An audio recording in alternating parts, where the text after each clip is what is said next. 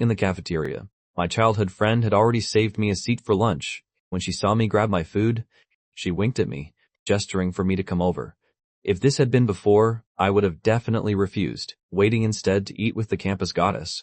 But now I obediently carried my tray toward her. Serena Blackwood curved her lips into a faint smile, waving me over. "This seat's free." Her voice carried an unexpected hint of anticipation. The guys sitting nearby looked like they'd just witnessed an earthquake. God, they couldn't have heard that right, could they?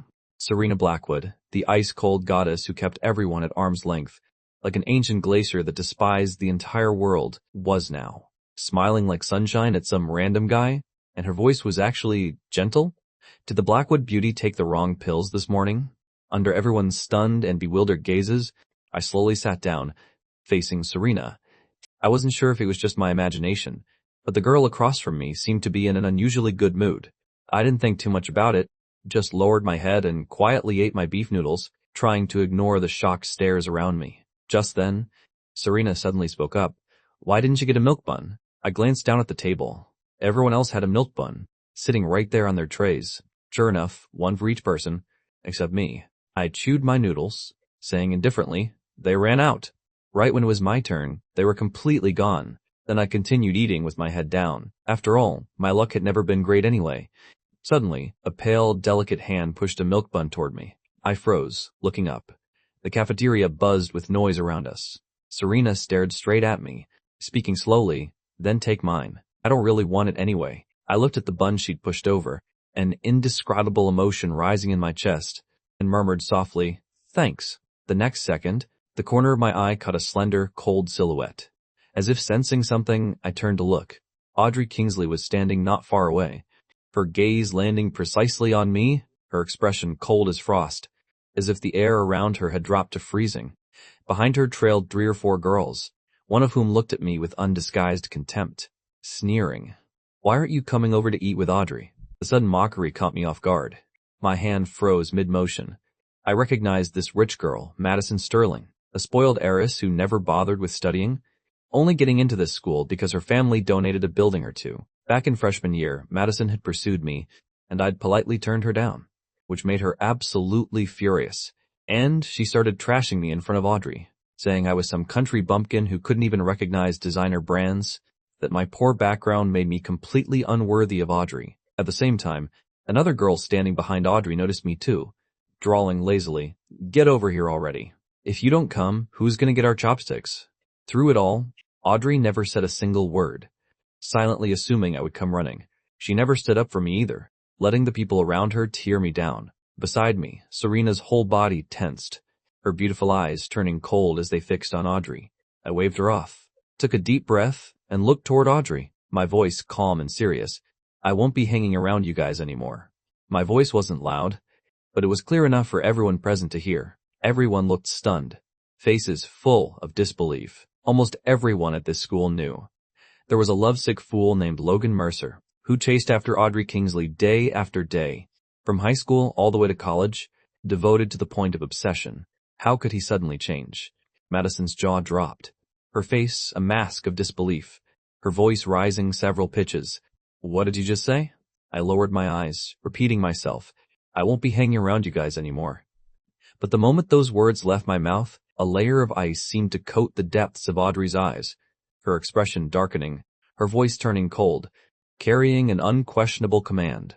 Each word an order. "Logan Mercer, come here." But I stayed right where I was, with no intention of getting up. The friends surrounding Audrey were completely frozen, exchanging bewildered glances. No one expected Logan Mercer to actually refuse. Did he take the wrong pills today? Or was this some kind of playing hard-to-get strategy? Audrey pressed her lips together, her eyes boring into me. A moment later, her face went blank as she turned and walked away, not sparing me another glance, as if nothing had happened at all. Only after they were completely gone did I finally let out a breath of relief, but my mood had been ruined by Audrey's group, and even lunch tasted bland now. I kept my head down, saying nothing, listlessly poking at my bowl with my chopsticks. Perhaps sensing the awkward atmosphere, the girls eating with us started trying to lighten things up. "Serena, do you know this handsome guy?" Serena smiled brightly, then spoke with mock seriousness. "Allow me to formally introduce him. This is Logan Mercer." She deliberately dragged out the last word. My eyelid twitched, my heart inexplicably clenching. Everyone at the table quietly perked up their ears, curiosity and anticipation flickering in their eyes. Serena paused for a moment, then added, my childhood friend. He's 2 months older than me. We grew up together since we were kids. The girls looked envious, practically dying of jealousy inside. Oh my God, why didn't they have a gorgeous childhood friend like that? Serena ignored the teasing looks around her, just letting her lips curve slightly. Her roommate, Chloe Parker, spoke up. Logan Mercer, you're Serena Blackwood's childhood friend. So if we round up, that basically makes you our honorary big brother too. The enthusiasm was almost overwhelming. My face was full of question marks. You could round up like that? The girls took turns chatting me up. Logan Mercer, that's actually a pretty cool name. Yeah, it sounds like a novel protagonist's name. Haha, after finishing lunch, I couldn't help but laugh, thinking to myself, eating with Serena's group was actually really comfortable. Her friends were genuinely warm and sincere, nothing like Audrey's rich kid friends, who always acted like they were above me, nitpicking everything I did, and all I could do was pretend I didn't understand their snide remarks. Having something to compare it to, I finally realized just how exhausting it had been before. On the other side, Audrey's mood seemed to have hit rock bottom. Throughout the entire meal, no one at her table dared to speak, afraid of setting her off. Behind her, Madison said with obvious hostility, unbelievable, that Logan Mercer is so hot and cold. Now he's latching onto Serena Blackwood instead. Audrey suddenly stopped walking, her brows furrowing, her expression turning ugly. Thunder rumbled across the sky, and, a second later, lightning tore through the clouds. As heavy rain came crashing down without warning, students hurried to open their umbrellas, complaining about the unpredictable weather. Madison walked beside Audrey, opening an umbrella to shield her, then sneered with contempt. I know what's going on. Logan Mercer's trying the whole playing hard-to-get thing. It's honestly pathetic. Another girl chimed in with a cold laugh. Like he can hold out. I bet within a week, they'll come crawling back. Madison shook her head. A week? I give it 2 days, tops. Just then, Audrey suddenly froze, her expression hardening in an instant. They followed her gaze into the distance, where a boy and a girl shared a single black umbrella, shoulder to shoulder, smiling at each other, looking like a couple in the honeymoon phase of their relationship. The heavy rain draped them in a hazy veil, making them look impossibly romantic. Everyone squinted for a better look, their eyes going wide one by one. Wasn't that Logan Mercer and Serena Blackwood? After a moment, Madison narrowed her eyes. Well, he's really committing to the act. Pretty clever strategy, actually. Audrey, don't fall for it. Everyone knew Logan Mercer was obsessed with Audrey Kingsley, had been desperately chasing her for years, and now that he wasn't getting anywhere, he must have come up with some petty scheme. They were all from wealthy families, and they'd seen these cheap tactics way too many times. Audrey stood frozen in place, her gaze cold as ice, her expression darker than the storm clouds overhead. A moment later, she turned and walked away without a word. Madison and the others followed close behind. The rain poured down even harder. Serena's dorm was pretty far from the cafeteria, and not even in the same direction as mine. Seeing that she didn't have an umbrella, I figured I might as well walk her back. Serena pressed close to me, practically plastered against my side. Noticing this, I extended my arm toward her, my voice low and slightly rough. Hold on to my arm. Serena blinked, slowly lifting her head, confusion flickering in her eyes. What? I looked at her seriously, repeating, hold on to my arm. It's raining hard. This'll make it easier to walk together. Don't girls always link arms like this? Serena lowered her head without responding, but inside she was screaming, oh my God, you idiot. He knew that was something girls did with each other. What kind of guy and girl just casually link arms? Just then, something must have crossed my mind, because I suddenly let out a soft laugh. When we were kids, you were always clinging to my arm or my neck. Couldn't pry you off. Not only did you threaten to strangle me, you also said you wanted to skin me alive. Forgot all that already? Hearing this, Serena looked up and shot me a glare. That was when we were kids. Maybe she really was worried about getting soaked, because after saying that, she let out a soft, and, as if possessed, reached out and hooked her arm through mine, pressing close against me. The distance between us shrank, bringing with it the soft scent of a girl, wrapping around me bit by bit. So close, too close, I blinked, suddenly realizing the umbrella handle was tilting, leaning toward her side. Serena suddenly spoke up. Your umbrella's tilted. You're going to get wet. I snapped back to reality, mumbling, as long as you're okay. Then I paused, adding casually, I like getting rained on anyway. The moment those words left my mouth, I felt a strange sense of déjà vu. The next second, a sharp pain shot through my head, my mind dissolving into chaos, my ears filling with a buzzing sound, and my whole body went limp, collapsing towards Serena. In my head, I saw them again. Memories from my past life, that dark evening in my previous life. As my 23rd birthday was coming to an end, I finally received a birthday message from Audrey. My heart pounded wildly, full of anticipation as I opened the chat. The next moment, I felt like I'd plunged into an ice pit. He's back in the country. I have to go pick him up. The cold message glowed on my screen, every single word stabbing into my eyes. My face went pale, my gaze hollow, my heart crushed in an invisible fist. It was the young heir of the Ashford family, the childhood friend who'd known Audrey since they were little, handsome, and wealthy. A perfect match for her in every way. Reading that message, even though I knew Audrey, didn't actually have feelings for that childhood friend. Even though I knew she was just doing it for her family's business deal with the Ashfords, the pain was still unbearable. Bitterness flooded through me. Boom, thunder crashed, and the sky opened up, rain pouring down in sheets. Merciless raindrops pelted my face. The next second, a red car's headlights blazed blindingly, hurtling toward me at a terrifying speed. About to slam right into me, my body went rigid, my face ashen, my throat bone dry, my vision blurring. In that instant, someone grabbed me from behind, pulling me forward, barely missing the red car by inches. I was dazed, seeing a familiar face right in front of me. I choked out, "Say, Serena." Time itself seemed to freeze in that moment. The world seemed to shrink down to just the two of us. Serena's whole body was tense. Her arms wrapped around my waist as she stood there, taking a deep breath, wanting to speak but holding back. After a long silence, she finally let go, her voice slightly hoarse. "It's been a while." My eyes reddened. It's been a while. Ever since I'd been with Audrey. I'd lost touch with Serena for so long. After graduation, we never saw each other again. Serena picked up the black umbrella from the ground, holding it over my head. Just finished a performance, happened to be passing by. Serena paused for a moment, her voice dry. Struggling to hold back, she whispered a birthday wish in my ear. In that moment, the tears I'd been holding back all day finally spilled over uncontrollably. I'd waited the entire day, never receiving a single birthday wish from Audrey, but here I was, hearing it with my own ears. Serena, whom I hadn't seen in years, saying to me, "Happy birthday, Logan Mercer." This memory was clearer, more detailed than the dream before.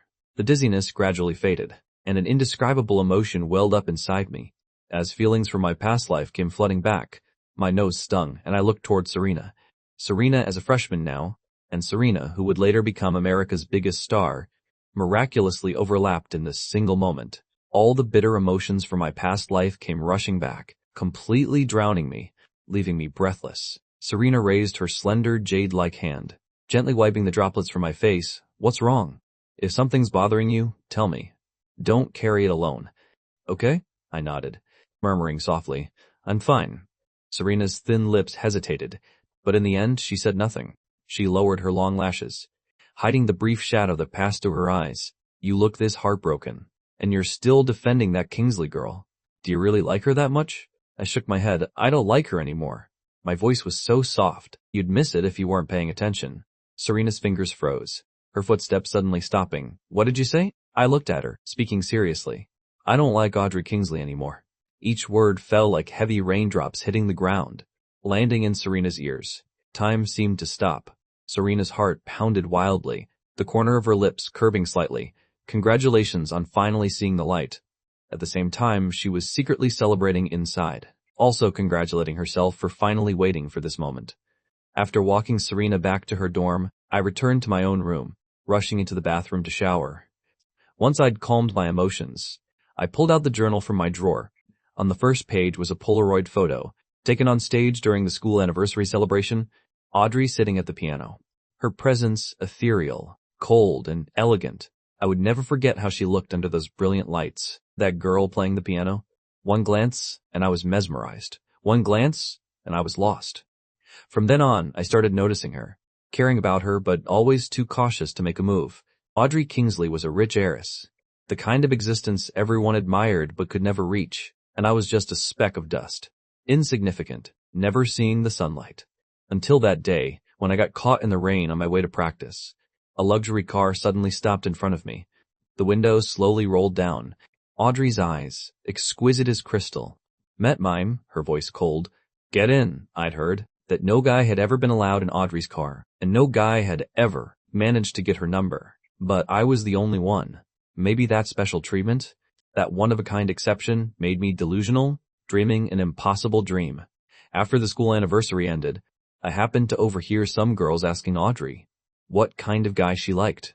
Audrey's calm voice drifted out from the room, proactive, enthusiastic, and obedient. So I made up my mind, pouring all my confidence and courage into pursuing her. Looking back now, it was honestly pathetic. If Audrey didn't like me, she could have just rejected me like she did all the other guys, turned me down flat. But instead, every time I was ready to give up, she'd give me that special treatment again, give me a sliver of hope. And because of that tiny hope, I held on to my sincere heart, burning with passion, only to be doused with ice-cold water in the end. Reality was never like a romance novel. How could a poor boy ever win over a rich princess? Thinking this, I tossed the journal into the trash, then picked up my phone, and without a shred of hesitation deleted Audrey. Along with all her friends, deleted everything, blocked everyone. It was time to turn the page completely. I would never make the same mistake again. I lay down on my bed, pulled up the covers, and for the first time felt my whole body relax, at ease. I drifted off to sleep, my dreams fragmented with memories from my past life, a melodious, sweet voice, gently tapping against my eardrums. The memories were chaotic and hazy. I could only vaguely make out a familiar girl looking at me, speaking seriously. You were never just a speck of dust. You're the brightest, most dazzling star. The next afternoon, my roommate Ryan and I both signed up for the basketball tournament. On the court, Ryan's face was full of surprise, asking quietly, "You're not messing with me, are you? You really don't like Audrey Kingsley anymore. Weren't you supposed to help her maintain her piano today? I actually thought you'd skip today's game." I nodded, looking at him. "It's true." "What, you think I'm lying?" Ryan lifted his chin. "I've never liked that girl anyway. But because you were so into her, I never talked shit about her in front of you. From now on, I'm going all out, walking around with that ice-cold face all day, like a damn refrigerator. And besides, those friends of hers making snide comments, right to your face. You couldn't dig up anyone that clueless even if you tried." Ryan spoke with animated passion, his eyes practically shooting fire. "Am I right, or what?" I nodded, saying nothing. Just then, the guys around us suddenly got excited. "Holy shit. Audrey Kingsley's here to watch basketball. Did she just look over at us, or what?" I turned to glance at her. Today's basketball game was an interdepartment match, economics versus computer science, but the audience's attention for this game was entirely focused on the stands. The two campus queens appearing in the same frame immediately drew the eyes of countless guys. Not far away, Audrey faced my direction briefly, her cold expression softening slightly. Behind Audrey, the girls also noticed where I was looking, contempt rising in their eyes, their expressions saying, "I knew it, called it. How long could he keep up the act? He's obviously just waiting for Audrey to show up." Madison grinned widely. "Obviously. Once the game's over, he'll definitely come running right over." The next second, someone nudged my shoulder. "Hey, Logan Mercer, is that your childhood sweetheart over there?" I was just about to turn and look when the girls courtside suddenly erupted in screams, cheering wildly, "Oh my God. Sebastian Cross is here. He's so hot, even hotter than my old celebrity crush. His looks are absolutely insane. I didn't have class this afternoon, so I randomly signed up to watch. And Sebastian Cross actually showed up. That face is literally God tier. Oh. That guy from computer science is gorgeous too. Who knew the freshman this year would be this good looking? So who's better between the two of them? Only children have to choose." Madison stared at Sebastian Cross, her eyes sparkling. "Obviously. Sebastian's definitely better. He's been trained by professional coaches since he was a kid, and he even made the junior varsity team in high school. Plus, he's hot." Beside her, Audrey nodded slightly, her pale hands delicately holding a water bottle. Then she shifted her gaze from Sebastian, looking toward Logan Mercer on the other side. As for me, the crowd was so loud that I couldn't immediately spot where Serena was sitting. My eyes swept across the stands and unexpectedly met Audrey's gaze.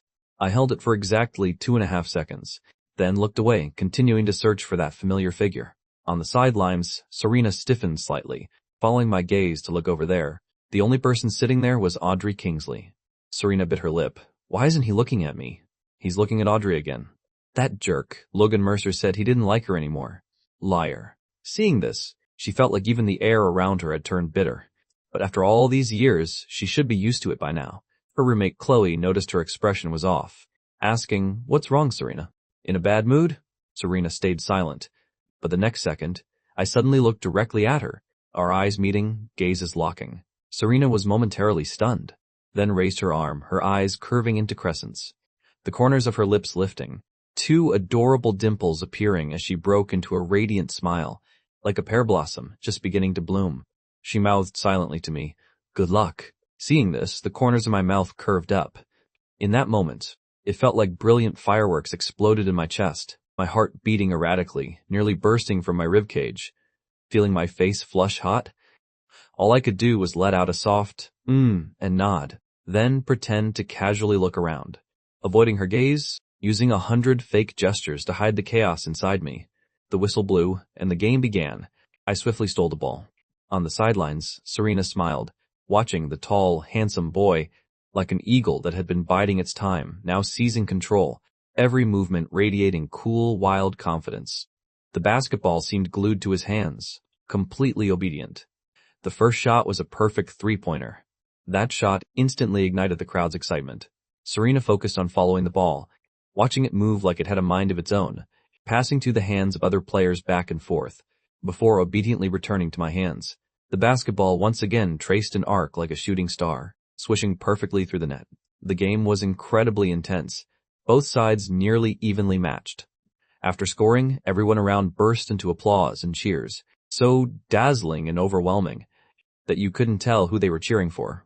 Sebastian Cross showed no emotional reaction whatsoever, seemingly indifferent to winning or losing.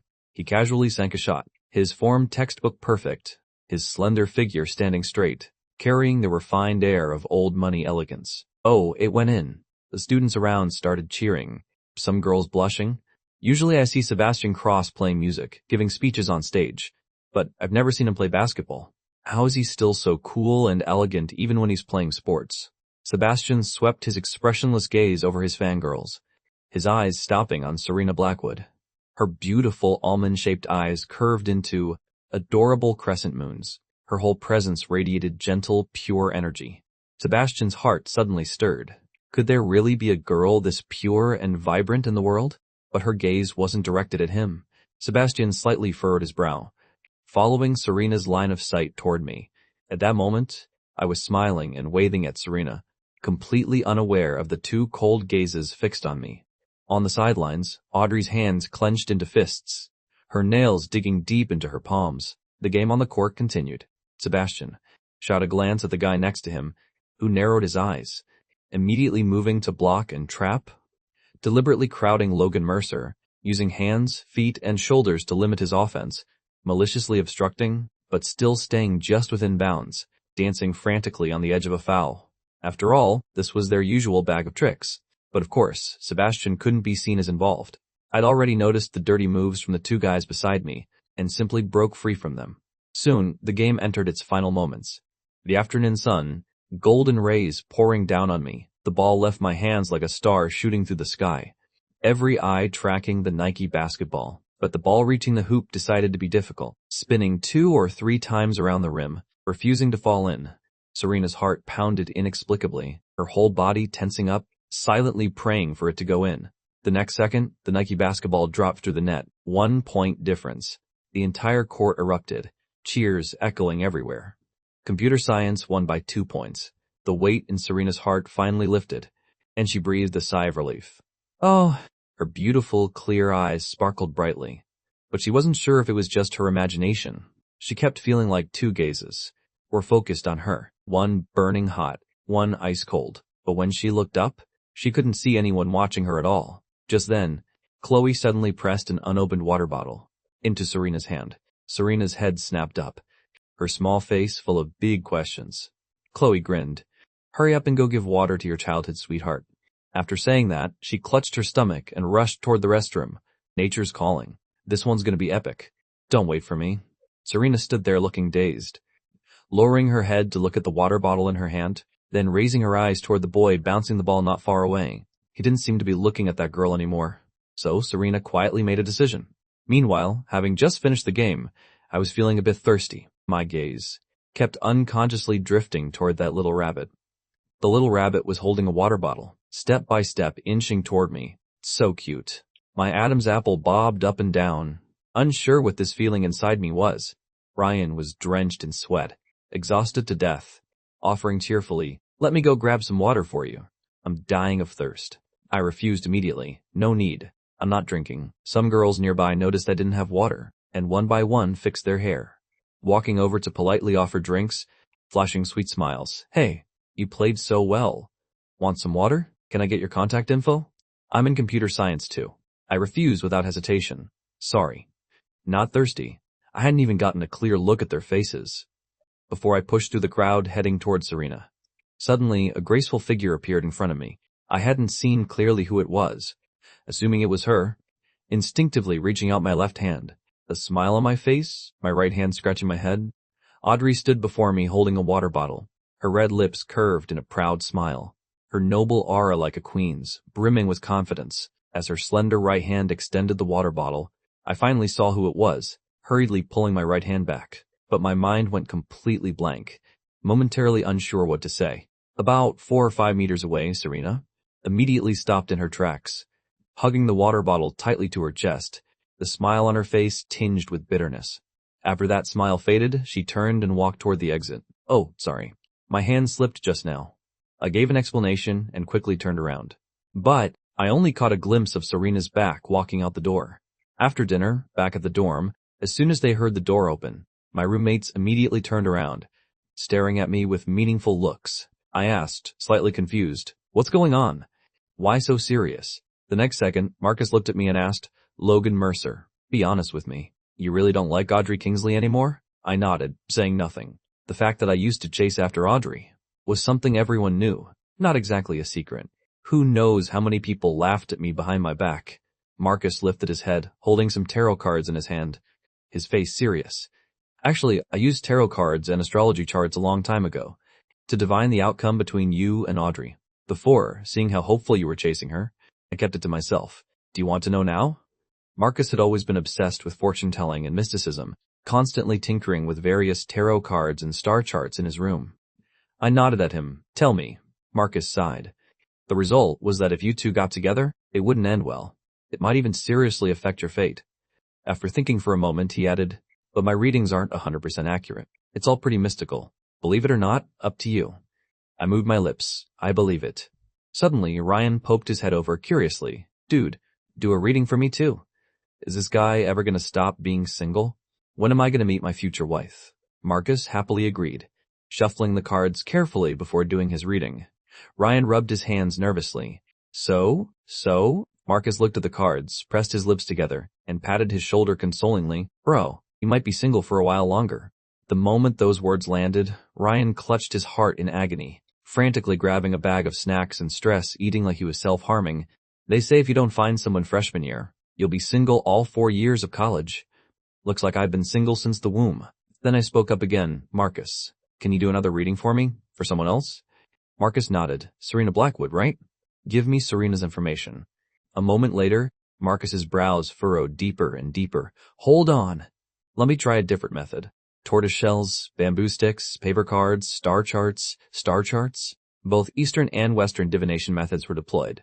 More than 10 minutes later, his expression grew increasingly serious. "Logan Mercer, you and Serena Blackwood are destined by fate, a match made in heaven. And in your past life, this life, even your next life, there's a very high chance you two will end up together."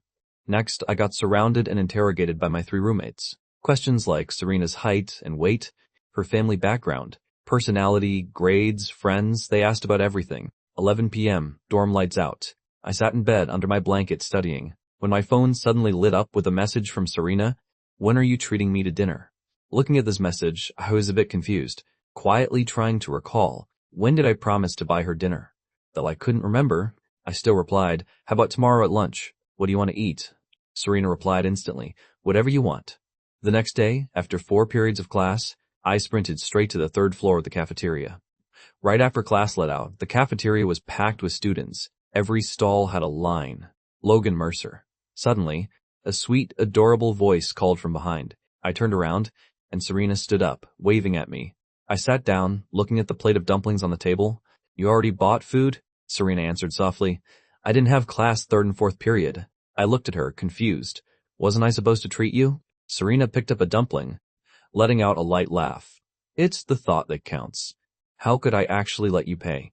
She hadn't even finished speaking when I pushed a cup of bubble tea toward her, passed by the tea shop, grabbed one for you. As if it were nothing special, Serena accepted the bubble tea, her fingertips gripping it slightly tighter.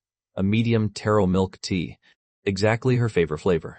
If she remembered correctly, that tea shop was pretty far from the guy's dorm. Was that really on the way? Serena lowered her head and took a sip of the taro at the bottom, smooth and fragrant, the sweetness spreading slowly, warming and filling her heart. Good? I raised an eyebrow, the corner of my mouth lifting slightly. As long as you like it. Serena's gaze slowly drifted toward me. I immediately lowered my eyes, pretending nothing happened. Serena suddenly laughed, softly calling my name, Logan Mercer. My eyelid twitched, and I let out an, what's so funny? Serena propped her chin on one hand, smiling as she said, Did you know? When you sneak glances at someone, it's really obvious. I suddenly remembered what happened at the cafeteria the other day, and opened my mouth to change the subject. Thanks for helping me out that day. Hearing this, Serena's eyes held a complicated mix of emotions, thinking carefully for a moment, then smiling, If you really want to thank me, go to the amusement park with me this weekend. I nodded, smiling. Sure. At the same time, the scene of the two of us together was secretly captured by someone lurking in the shadows. On the dark stairwell, a girl suddenly exclaimed in shock, Oh my God! Audrey, look at this. Audrey slightly furrowed her delicate brows, looking at the girl expressionlessly. The girl scratched her head, explaining, Logan Mercer's eating with another girl again. The next second, with a crack, Audrey stopped walking, the glass cup in her hand suddenly slipping to the ground, shattering into pieces. Clearly her mood right now was terrible. The girl got the hint, immediately zooming in on the photo, holding the phone screen up to her face. My friend took this. Logan Mercer's eating with another girl again. Audrey stared at my smile in the photo, her gaze cold as ice and snow. Just then, another girl said quietly, He already refused to hang out with us before, so he's probably not coming back, right? Hearing this, Audrey's expression darkened, her voice cold and firm, each word deliberate, impossible. Logan Mercer likes me that much, has been chasing me, for so many years. How could he just walk away? Madison stood beside her, scoffing with contempt. It's just the old playing hard-to-get trick. Don't fall for it. Your birthday's coming up soon. When we don't invite him, he'll get anxious on his own. The other girls chimed in. Right. I secretly heard before that Logan Mercer was preparing a birthday present for you. As soon as those words landed, giggles erupted around them. Hearing this, Audrey's brows gradually relaxed, the emotion in her eyes softening considerably. She believed Logan Mercer couldn't leave her. The next day, Sunday, sunlight filtered through the leaves, scattering fragments of shadow. At the amusement park, the entrance was packed with adults and children. Serena curiously took in everything around her, occasionally letting out a little gasp. I walked over to her and asked, What do you want to ride? Serena blinked, hesitated for a moment, then pointed at the nearest attraction. Can we do bumper cars? I nodded, sure. Serena immediately chose a cream yellow bumper car, obediently fastening her seatbelt, her heart racing, her eyes bright with anticipation. Ding! The game started. Serena slowly gripped the steering wheel, still carefully studying the gas, brake, and reverse, driving cautiously. Suddenly, wham! Someone slammed hard into her from behind. She jumped slightly and turned to look at the culprit. I was right behind her, raising my hand in a wave. Serena took a deep breath, puffed up her cheeks and hit the gas, spinning the wheel hard, refusing to back down, wanting to ram back. The result was she'd barely turned halfway when wham again. She got knocked sideways to the right. I'd bumped her lightly from the side. Compared to the hard hit before, this time felt more like I was teasing her. Seeing no reaction from her, I mischievously gave her another gentle bump. This time, calling it a bump was more like pressing close. Serena's small face tensed up. She lifted her head to look at me, her voice somehow carrying a hint of grievance, even a touch of pleading. Logan Mercer, stop bumping me. They played all day, riding almost every attraction. That night, in the most luxurious VIP room at Starlight KTV, under the dazzling chandelier lights, Audrey sat in the center seat, listening to the loud singing, irritation rising inside her, unable to help but frown. Everyone shut up. The noisy karaoke room instantly fell silent. the lively atmosphere vanishing in an instant. The temperature dropping suddenly, as if winter was about to arrive any second. Everyone exchanged glances, not daring to breathe too loudly. No one could guess what Audrey was thinking. If the main character wasn't happy, naturally no one else dared to make a sound. Last year's birthday was celebrated the same way, fun and lively. Ms. Kingsley might look cold and distant, but back then her mood was clearly pretty good. Why was today so strange? Compared to last year, everything was exactly the same, except for one missing person. Just then, a girl tentatively spoke up, her voice careful. Maybe we should invite Logan Mercer? Everyone quietly observed Audrey's expression. Hearing this, Audrey finally reacted. Nodding, the girl immediately understood and started typing a message. Madison wasn't happy about it, scoffing coldly. Audrey, Logan Mercer is definitely waiting for us to reach out. Isn't this just falling into his trap? Someone else chimed in. Exactly. The more we ignore him, the more anxious he'll get. Audrey was silent for a moment, then shot them a cold glance. Invite him. Only then did the girl press send. The next second, her eyes went wide, staring at her phone screen in disbelief, stammering, Logan Mercer. He. Madison crossed her legs, asking anxiously, what? Did he reply right away? The girl shook her head, her face full of shock. He blocked me. The moment those words landed, everyone seemed to realize something, pulling out their phones one after another to contact Logan Mercer. Oh my god, I'm blocked too. How am I blocked too? I've never even talked to him. No doubt about it, total annihilation. Only Audrey hadn't sent a message yet. Everyone exchanged glances, vaguely guessing something, but feeling like it couldn't be possible. Even if Logan Mercer deliberately blocked them, he absolutely couldn't block Audrey Kingsley. Audrey opened her phone, expressionlessly scrolling through her chat history, her beautiful eyes narrowing slightly. Almost all the messages were from Logan reaching out first, but there weren't that many messages overall, and he never talked about trivial, boring things, always being extremely careful, maintaining a polite distance, afraid of bothering her. On the other hand, her messages were much colder, like a machine without any warmth. Often just a single cold period, sometimes not even bothering to reply at all. Composing herself, Audrey slightly furrowed her brows, typed a question mark into the chat and hit send. No matter what, Logan Mercer shouldn't have, on the day before her birthday, gone and blocked all the girls around her. It was truly absurd. But the next second, a red exclamation mark suddenly appeared, glaringly bright, like a sharp knife, stabbing straight into her eyes. Message sent, but rejected by the recipient. She'd been blocked. If he'd just deleted her as a friend, the notification would say the other party had enabled friend verification. Audrey stared at the chat interface, her expression darkening, her cold, proud face suddenly cracking. Everyone watched her reaction, their hearts skipping a beat. Utterly shocked? No way. Logan Mercer actually had the heart to block Audrey Kingsley too? This kind of risky push-pull tactic I've honestly never seen before. He must have some expert coaching him from behind. Under the dim KTV lights, half of Audrey's face was hidden in shadow, her cold gaze gleaming, her voice icy. Call him. Use an unknown number to call Logan Mercer. Madison immediately pulled out her phone, hesitating, looking awkward, saying, it seems like none of us saved his phone number. Audrey's voice was cold, reciting the number from memory. By the time Madison dialed, everyone slowly realized what had happened. So it turned out, Audrey had Logan Mercer's phone number, memorized by heart. Meanwhile, at the amusement park, I was waiting in line for the bathroom. The bathroom line stretched on forever, even longer than the line for the roller coaster. Serena was holding my phone, standing leisurely not far away. Just then, my phone suddenly rang, an unknown number. Serena lowered her eyes, glanced at it, and didn't answer. Probably a scam call. But the phone kept ringing insistently, as if something urgent was happening, impossible to ignore. Only then did Serena swipe to answer. The next second, Madison's accusatory voice suddenly rang out, dripping with hostility. Logan Mercer, you've got some nerve. How dare you block us? Hearing this, Serena's beautiful eyes narrowed, returning to their cold demeanor. Madison Sterling, what's with your attitude? In the room, the phone was on speaker, and Serena's voice reached everyone's ears. They all froze in place. Why was it Serena Blackwood again? Why was Serena Blackwood answering Logan Mercer's phone? Audrey's face turned to ice, snatching the phone away, her voice unusually cold. Give the phone to Logan Mercer. In the brief span of 2 seconds, silence spread. Serena let out a soft laugh. What did you say? Audrey spoke word by word. Give the phone to Logan Mercer. But the next second, Serena simply hung up, In the room, no one dared to breathe loudly, all lowering their heads, one by one. Audrey's eyes were unusually cold. Logan Mercer had blocked her, then turned around and got cozy with another girl like this. Madison clutched her phone, her mind racing. It sounded noisy on the phone. They're probably outside somewhere. Want me to do some digging and find out what they're doing? Audrey gritted out a single word. Go.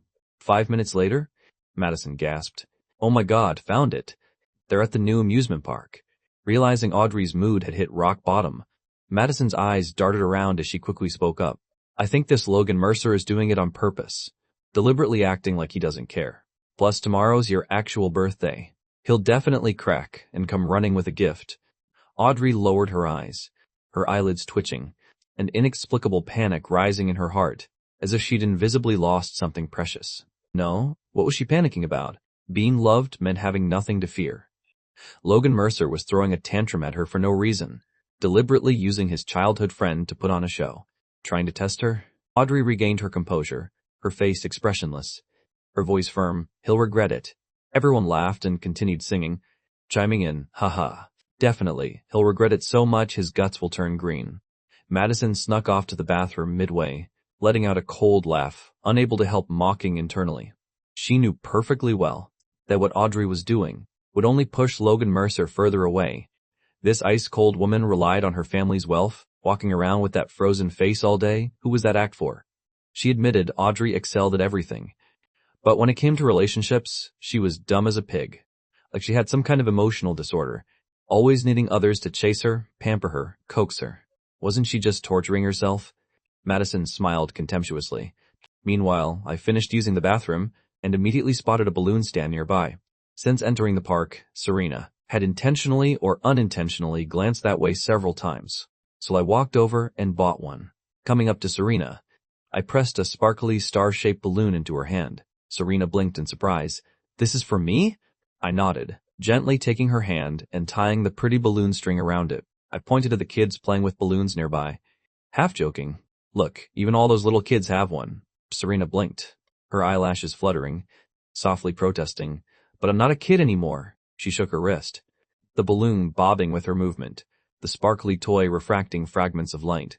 Just then, Serena looked toward me, mentioning casually, oh right, Audrey and her friends called you earlier. After saying that, her clear eyes fixed on me intently. I calmly scratched my head, no idea what they wanted, but it's probably nothing good. Besides, I don't want any more entanglements. I took my phone back, and without hesitation blocked the number that had just called, not a trace of emotional wavering. Watching my reaction, Serena couldn't help but smile. Let's go, time to head back. When we got off the bus, the sky had already grown dark.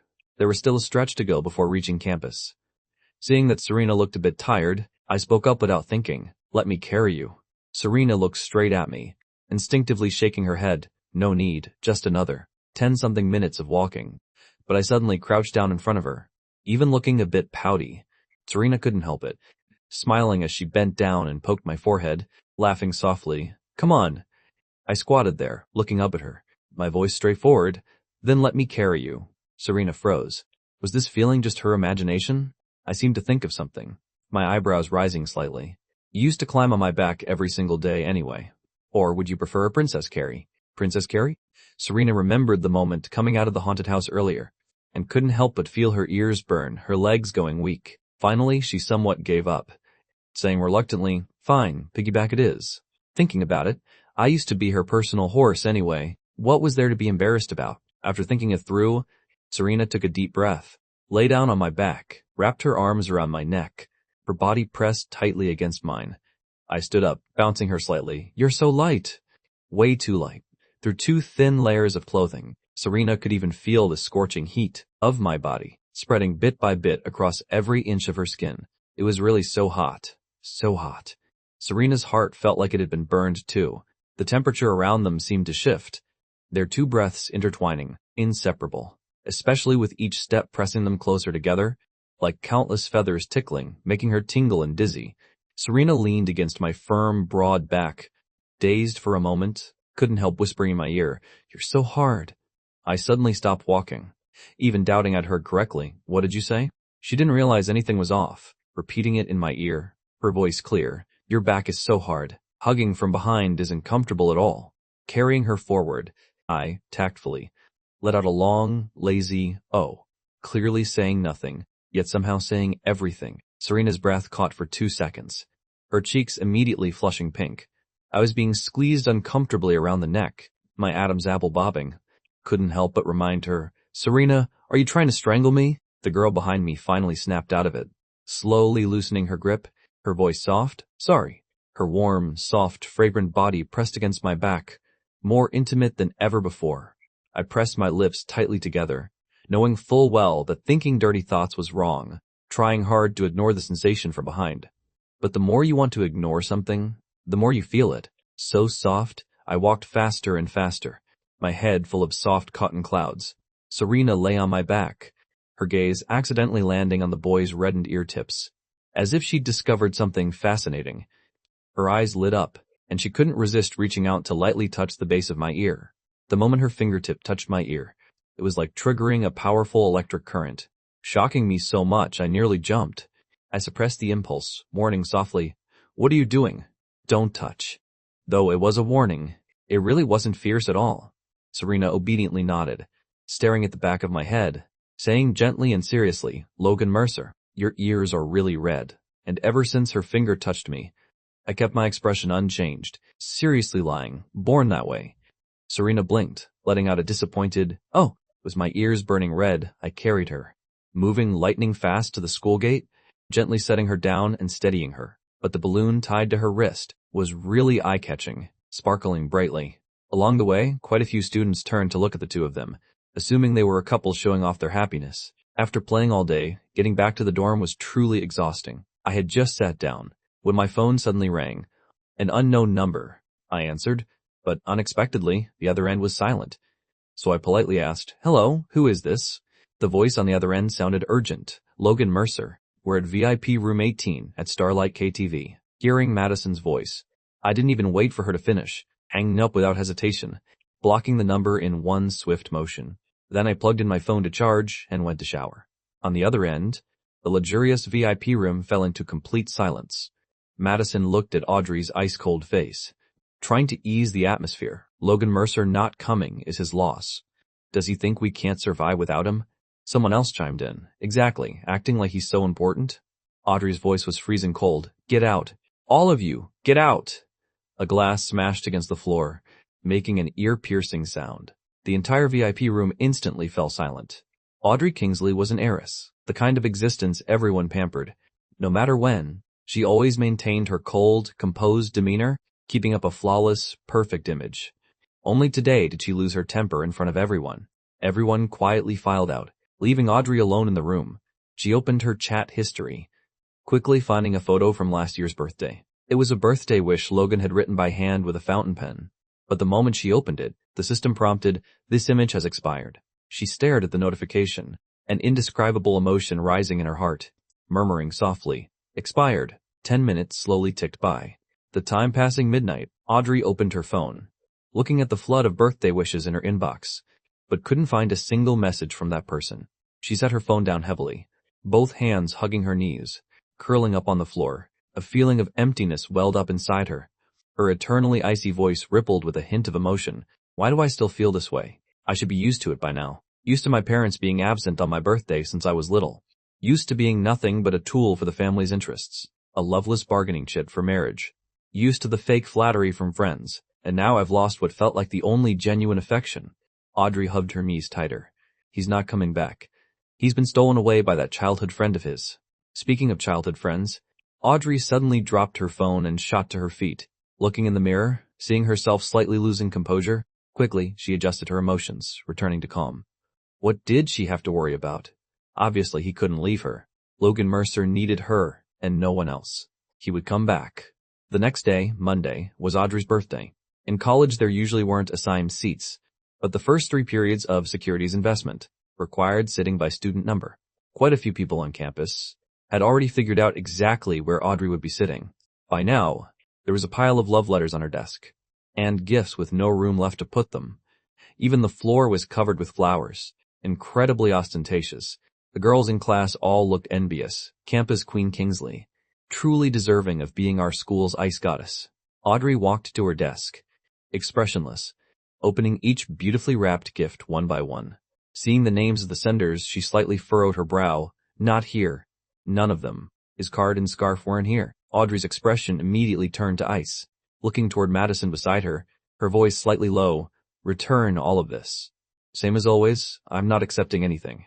Madison stepped forward obsequiously, clearing away the items. Even after searching through everything, my gift wasn't there. How strange. Could he really hold out this long? Madison asked while cleaning up.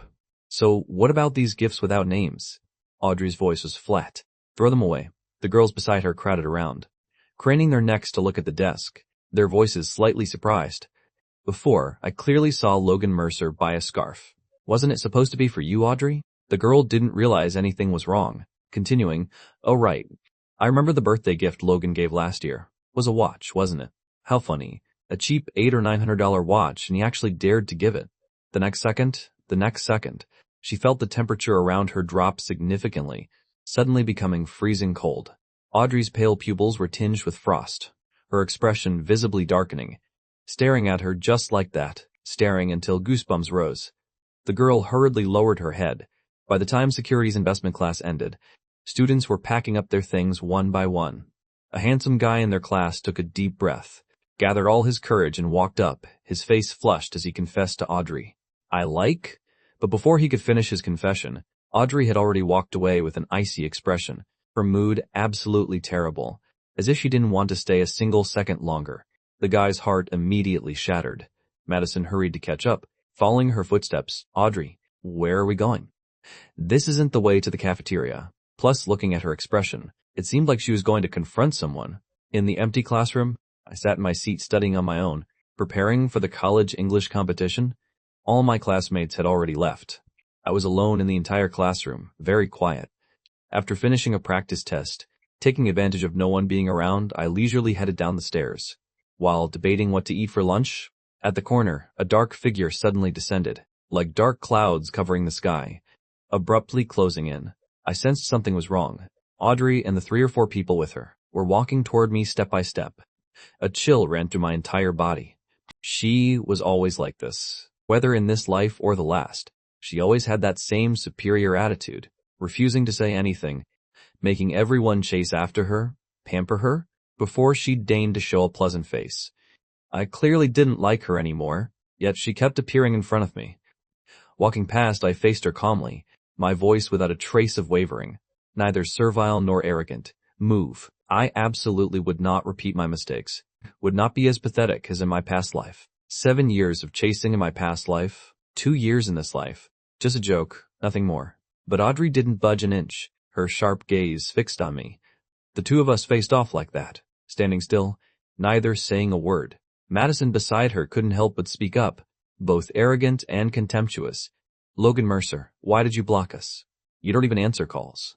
What's that supposed to mean? I spoke flatly. I already told you. I have nothing to do with any of you anymore. Audrey stepped forward, the distance suddenly shrinking, almost close enough to touch. She looked at me in apparent disbelief, asking, nothing to do with whom? I couldn't be bothered with her. Turning to leave. The next second, my wrist was suddenly grabbed. Audrey had a cleanliness obsession. She'd always hated physical contact. In my past life, every time we held hands, it was me initiating. She had never once touched me first. Yet now she was actively grabbing my hand. Audrey took a deep breath, practically gritting out the words, Logan Mercer. Stop making trouble. The next moment, a figure suddenly rushed over, forcefully pushing Audrey's hand away. Serena looked at Audrey with a hint of anger. Stay away from him. Serena pressed her lips together, gripping my sleeve tightly. Audrey glanced at Serena, then turned and walked away. I looked at Serena, asking softly, oh right, why are you here? Serena looked at me, saying, someone just told me Audrey was coming to find you, so I ran over right away. After saying that, she linked her arm through mine. Come eat with me. On the stairway, Audrey stood frozen in place, silent. Her expression ugly. Madison beside her spoke up. Logan Mercer is probably just throwing a tantrum, deliberately trying to provoke us. After chasing you for so many years, how could he just walk away like that? Hearing this, Audrey gradually regained her composure, expressionlessly walking down the stairs. Right, he's just deliberately throwing a tantrum. After saying that, Audrey thought about what I'd said before. Logan Mercer didn't like Serena Blackwood, They could never be together. He'd said it himself. He only saw Serena as a little sister he grew up with. He'd also said he only liked her, and in the future would only ever like her. So there was absolutely no need to chase after him. Once Logan Mercer calmed down and thought it through, he would definitely come back to her. In the luxury villa, Audrey preferred to live alone, not wanting to stay in the dorms, so she directly bought a villa near campus. Throughout the entire day, her face was cold as ice, ordering all the servants to leave. The servants bowed their heads and filed out one by one, clearly sensing that the young miss was in an especially bad mood today, the worst it had ever been. Strange, normally the young miss never showed any emotion, happy or sad, and today was clearly her birthday. In her room, Audrey slowly clenched her fists, unable to stop thinking about Logan Mercer, remembering the image of him arm in arm with another girl. He was definitely just throwing a tantrum on purpose, going to eat with his childhood friend Serena, going to the amusement park together. She couldn't care less. Thinking this, she calmly opened her backpack. But the next second, her fingertips froze, her whole body going rigid. Inside the backpack was a light brown scarf, the fabric very soft, very comfortable, like a warm ray of spring sunshine, slowly draping over a glacier, melting ice and snow. Though there was no name or card, Audrey was absolutely certain it was from Logan Mercer. When Madison found out, she had an "I knew it" expression, smiling lightly. Of course he couldn't hold out. In the end, he still came running to give a gift. This is what they call being lovesick. Audrey said nothing, her slightly anxious heart finally settling down. That's right, Logan Mercer liked her so much. How could he possibly not give her a birthday gift? Early the next morning, it was the weekend, and last night, there'd been a sudden heavy rain, causing the temperature to drop sharply. Students were changing into warmer clothes. Audrey rarely wore a scarf, immediately making quite a few girls swoon. She was already perfectly beautiful, cold and distant, with porcelain skin, and wearing the light brown scarf made her look even more elegant. Someone had already posted photos on the forum. The goddess looks this good even wearing a scarf? This is the first time campus queen Kingsley has worn a scarf to school. As expected, beautiful girls look good even in a burlap sack. Just then, a guy stood in place rubbing his eyes, staring at his phone screen in disbelief. The guy next to him was stunned. Oh my God! Isn't that the scarf you gave Audrey Kingsley before? The guy nodded. Yeah, that's right. I think I forgot to write my name. $9.99 with free shipping. I just casually tossed it in. I figured for sure it would get thrown away. Maybe rich people are so used to designer stuff. They want to try something cheap and rough. At the same time, the girls surrounding Audrey, all wore expressions of utter disbelief, standing there in shock. They absolutely never expected that Audrey would actually wear the scarf Logan Mercer gave her. Had she lost her mind? This was clearly cheap, low-quality stuff, probably $9.99 with free shipping. They wouldn't even use it as a cleaning rag. They had countless questions to ask. But when they met Audrey's cold gaze, they immediately shut their mouths, not daring to say another word. Madison silently clenched her fists, suddenly catching a glimpse of a familiar figure outside the door. Her eyes glinted, and she suddenly spoke up, raising her voice. Oh, Audrey, the scarf Logan Mercer gave you is actually quite nicely made. Who knows how much effort he put into it? And he specially gave it on your birthday to make you happy. Audrey coldly raised her eyelids, seeming to hear what she wanted to hear, before giving a soft, The moment those words landed, outside the bathroom, Serena's footsteps halted, her whole body suddenly going stiff. Serena stood frozen in place, silent, her fingers clenching tightly, trying to suppress the bitterness churning in her chest. But she couldn't manage it. The rain outside the window suddenly grew heavier, the entire campus, submerged in a thick curtain of rain. Rainwater splashed everywhere, falling cold into her heart. Serena wasn't unaware that Logan Mercer only saw her as a little sister he grew up with. She wasn't unaware of how much Logan used to like Audrey. Before, Logan would always prop his chin on his hand, secretly watching Audrey. He would take the initiative to tutor Audrey in math, would give Audrey all kinds of gifts, following Audrey like a shadow, his eyes full of joy, his heart full of anticipation. She knew all of this, knew it like the back of her hand. But what good was knowing? She had no right to ask, even less right to be jealous. Serena swallowed twice, lowering her sorrowful eyes as she turned to leave. Remembering what I'd said on that rainy day before, I don't like Audrey Kingsley anymore. That scene, thinking of this, Serena closed her eyes, took a deep breath, gradually calming down. Knowing his personality, he absolutely wouldn't go give gifts to Audrey anymore. There must be some misunderstanding here. She would tactfully get to the bottom of it. Because she understood. So she trusted. Outside the window, rain pattered down, weaving a hazy veil of mist. Even the air had become damp. My third period class this afternoon was a university-wide elective, International Finance Analysis Seminar. This course was scheduled for the second half of the semester, and today was the first class. Back when I'd just enrolled, I'd deliberately registered for it to be in the same class as Audrey. I silently sighed. Arriving at class on time, the large lecture hall of nearly 100 people was almost full. Audrey and her group sat in the front row, deliberately leaving an extra seat empty. The moment I walked through the door, all their eyes turned toward me. Audrey gently raised her eyelids, trying to search for some kind of expression on my face, but there was none, nothing at all. I didn't even bother to glance at her, calmly sitting in the corner of the very back row, excessively quiet, as if I no longer cared. Audrey's gaze instantly froze, a sudden hollow feeling rising in her heart. In this elective, most students were on their phones. The person sitting next to me had been playing card games the entire period. During the break, the professor held his cup of water and leisurely took a sip, standing at the podium saying, "Final grades will be based on a paper. Specific requirements are posted on the learning system. 2 people per group. Pair up yourselves and fill in the form once you're confirmed."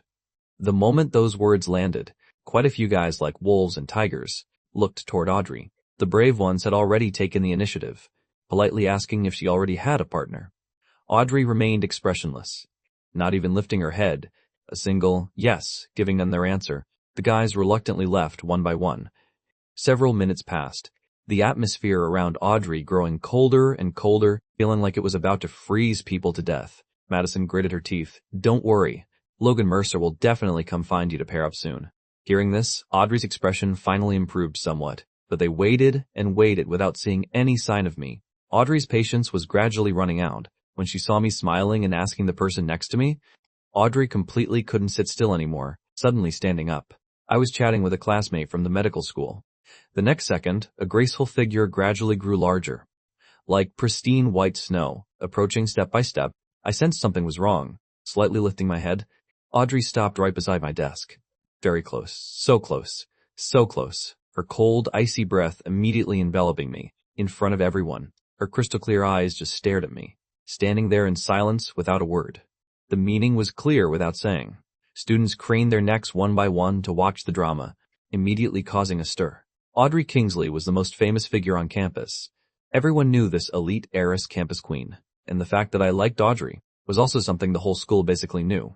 From the very beginning of the school year, I'd followed behind Audrey day after day, like a little lackey. Countless people liked Audrey Kingsley, but who was Audrey Kingsley? She was the moon in the sky, a top-tier heiress from an elite family, an existence that ordinary people could never reach in their entire lives. But this time, it was Audrey who took the initiative to find Logan Mercer to pair up. How could this be? Audrey stood before me, her expression pale, in those beautiful peach blossom eyes. A flicker of incomprehensible emotion showed through. She raised her hand, deliberately adjusting the light brown scarf around her neck, speaking word by word, "Pair up with me." Hearing this, I leaned back slightly, not a ripple in my eyes, shaking my head without much hesitation, declining softly, "Don't want to." My voice was very soft and very calm, but every single word clearly reached everyone's ears. He didn't want to again? How could this be? Everyone stood frozen in place, just wanting to lie down next to us and gossip like crazy. Oh my God. This was way too explosive. The moment those words landed, Audrey suddenly stepped forward, pressing closer, her distant demeanor suddenly cracking. Her face was cold as if she'd heard the most ridiculous joke in the world, her voice becoming even more icy. "What did you say?" I silently increased the distance, seriously repeating word by word, "Don't want to." After saying that, I looked away, no longer watching Audrey's expression. The classmate beside me was full of shock. The next second, suddenly feeling the air freeze solid. All they could see was Audrey standing there stiffly, her entire face nearly about to crack, darkening to the point of almost dripping ink. Everyone around gaped in shock. Logan Mercer rejected Audrey Kingsley, and directly said no twice, so badass. When the bell for class rang, Audrey let out a cold laugh, noble and dignified, full of pressure, leaving one final remark before she left. "Logan Mercer, my patience has limits." She coldly returned to her seat, her expression icy. Audrey's friends exchanged glances, all seeing the shock in each other's eyes. The person who followed Audrey around every day had actually rejected Audrey Kingsley. How could this be? He clearly liked Audrey so much. Had even studied hard enough to get into this school for Audrey's sake. Wasn't he afraid of overplaying his hand?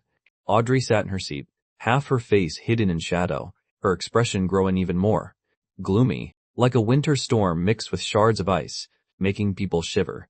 Just then, a girl beside her carefully said, "Audrey, please don't be angry." Audrey coldly looked at her, a thick warning showing in the depths of her eyes.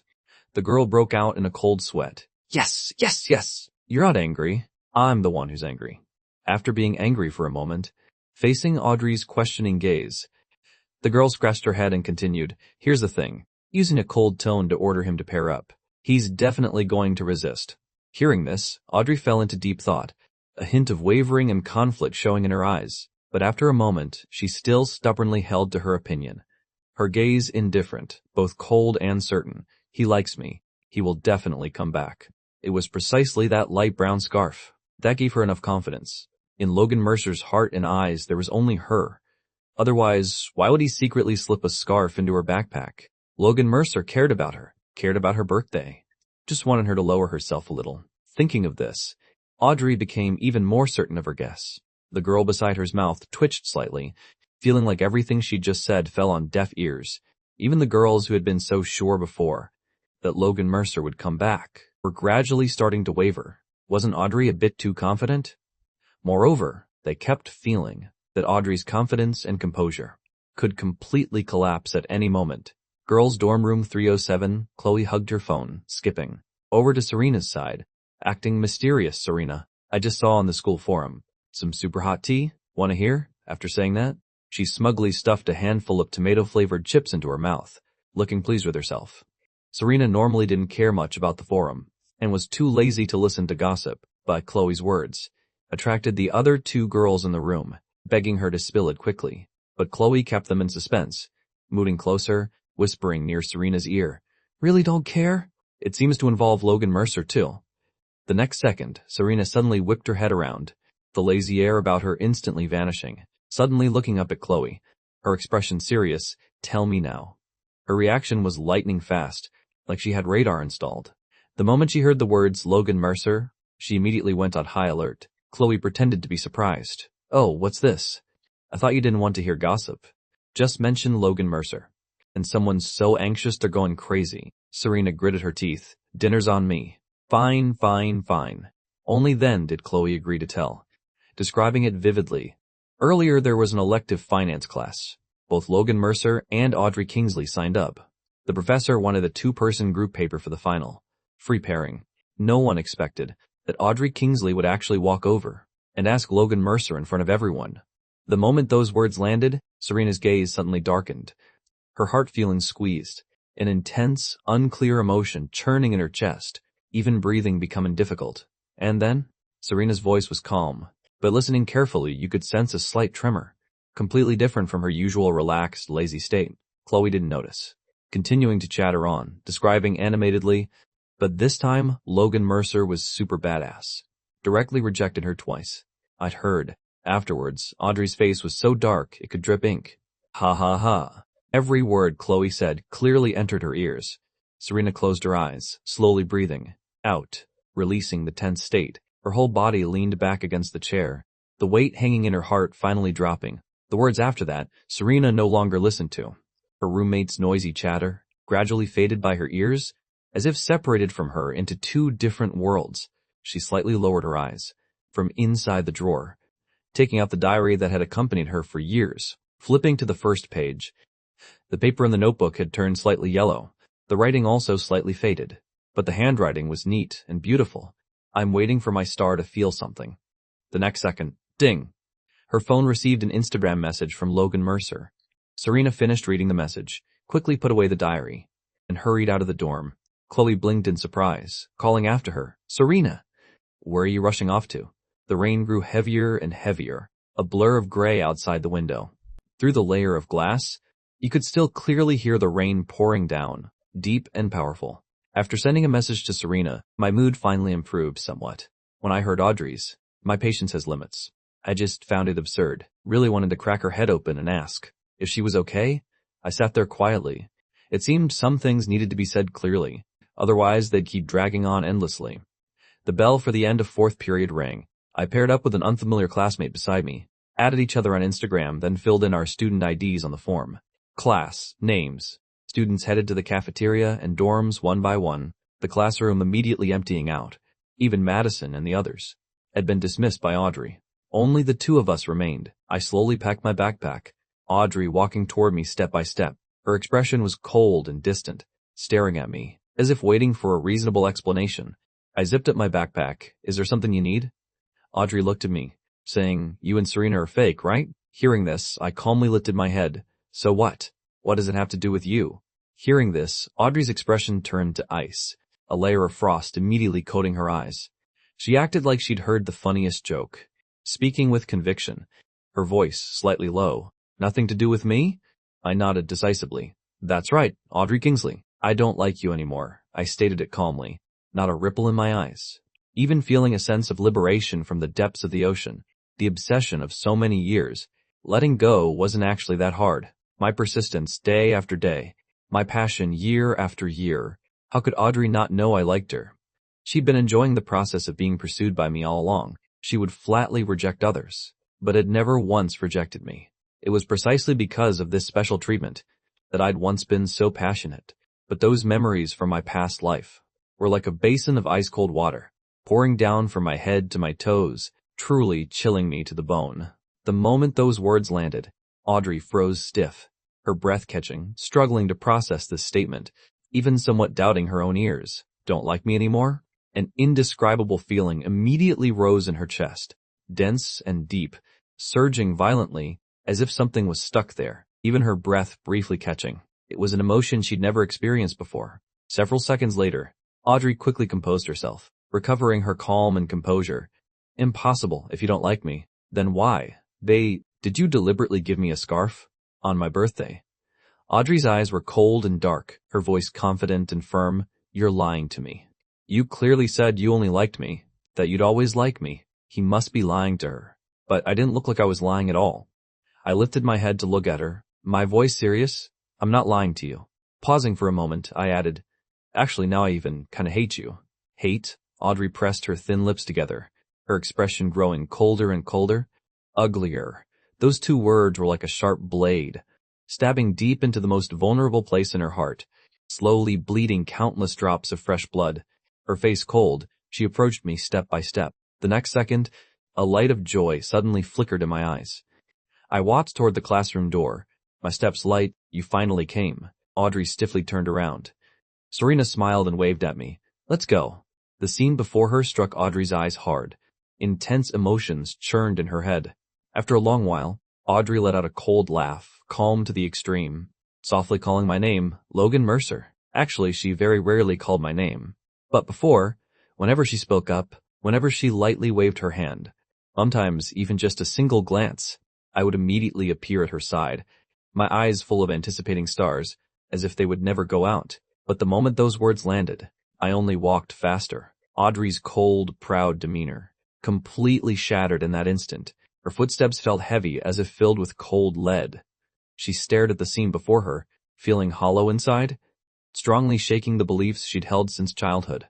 Serena walked up to me, reaching out to take my hand. We walked away without looking back. Watching our figures leave side by side, Audrey had never thought her emotions would fluctuate this much. She yelled after us, Logan Mercer, if you dare leave with her, don't ever come back. Audrey's voice carried certainty and confidence. Back in high school, she'd casually mentioned that I seemed pretty close with Serena. The very next day, I started avoiding Serena, afraid she'd misunderstand. But now, I still leaned close to Serena, as if I hadn't heard anything. Walking to the stairway, our figures growing smaller and smaller, as if we'd truly decided something. Audrey stood in place, her expression suddenly changing. She raised her voice. Logan Mercer, come here. She wanted to maintain control like always, but her delicate face couldn't help but twist. The rain outside the window grew heavier and heavier. My figure also completely disappeared into the curtain of rain. Audrey took a step back, slowly closing her eyes. Who knows how long passed before she opened her eyes, returning to her usual calm composure. She hypnotized herself again and again, becoming even more certain in her heart. He wanted to provoke her. That's why he deliberately put on this act in front of her. The sky was overcast, rain pattering down. I lowered my head to look at Serena, asking softly, "What did you need me for?" In the rain, Serena held an umbrella, stuffing the bag in her hand into my arms. "Came to deliver something to you." I looked down into the bag, surprise and joy in my eyes. "How did you know I wanted this?" There was the coffee I liked best, and also a gaming console that had been really hot lately. This console was actually really hard to buy. I blinked. "Thanks, but why are you suddenly giving me these things?" Serena seemed to have anticipated I'd ask this. Her voice lazy. "Won them in a raffle." "I'm a girl. I don't know how to play." She paused for a moment, turning to look at the academic building not far away, pretending to ask casually, "I really like the scarf you gave me. Did you give one to anyone else?" I tilted my head to look at her. The white scarf I'd given her wrapped around her neck, really matching her vibe.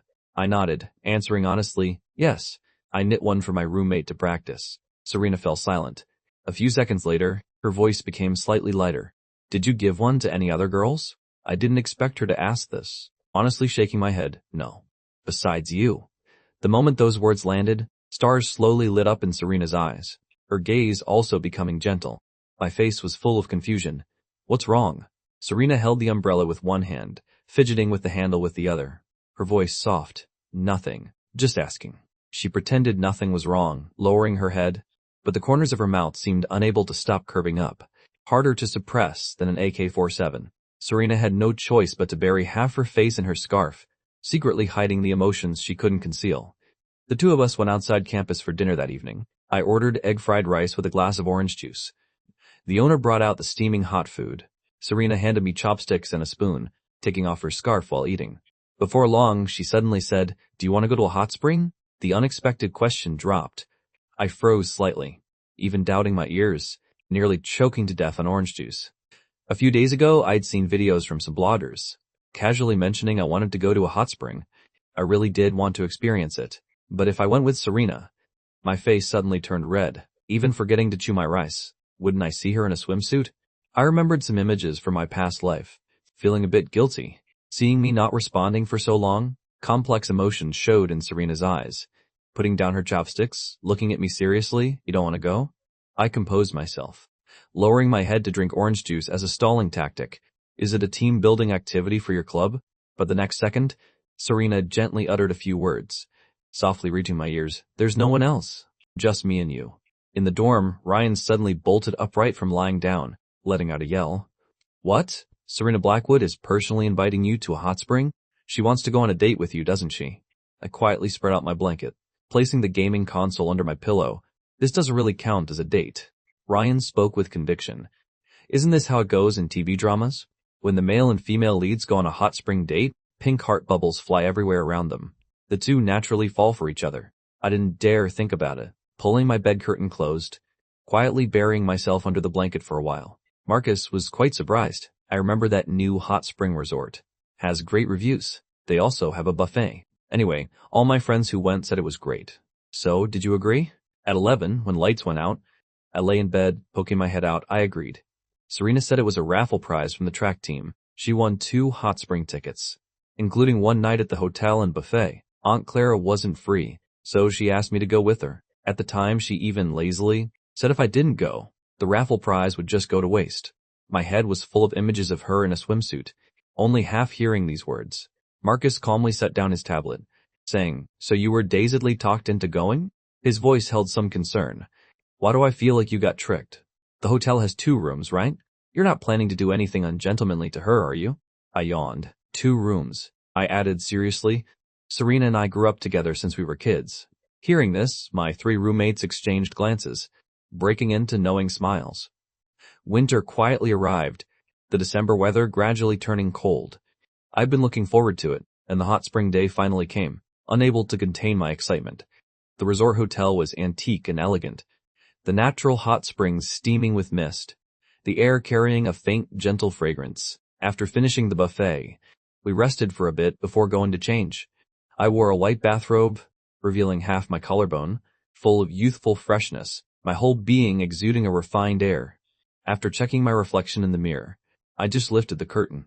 When I saw a graceful figure, the girl's skin was flawless and smooth, dazzlingly fair, her long, slender legs carrying ultimate allure.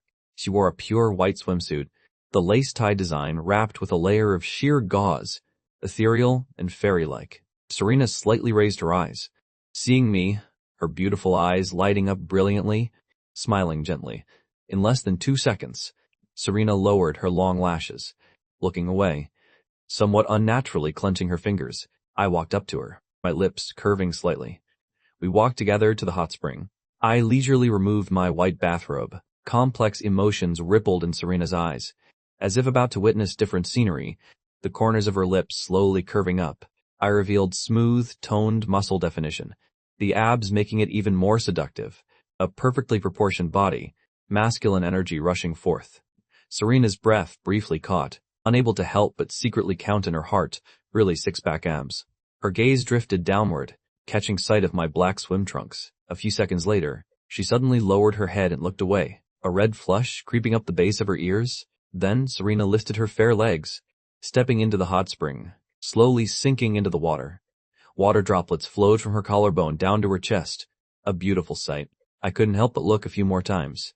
Serena slowly leaned against the pool edge, her tone meaningful. "Logan Mercer, come here." When she softly called my name, her gaze became mysterious, like a silent invitation.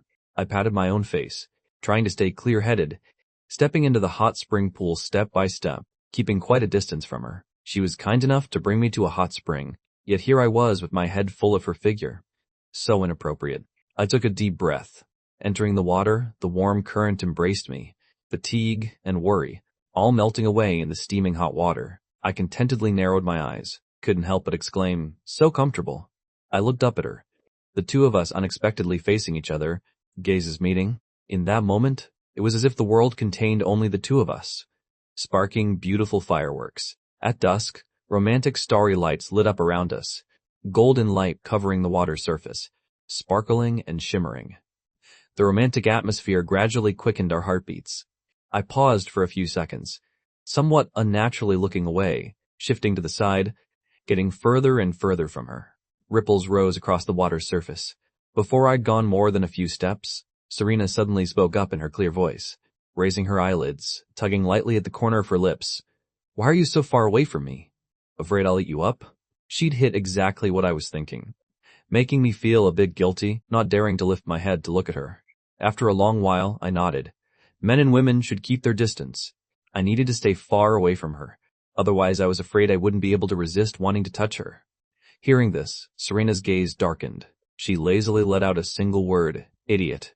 Serena turned around, her back facing me. Who knows what she was thinking? Who knows? How long passed? When suddenly the sound of splashing water came from behind.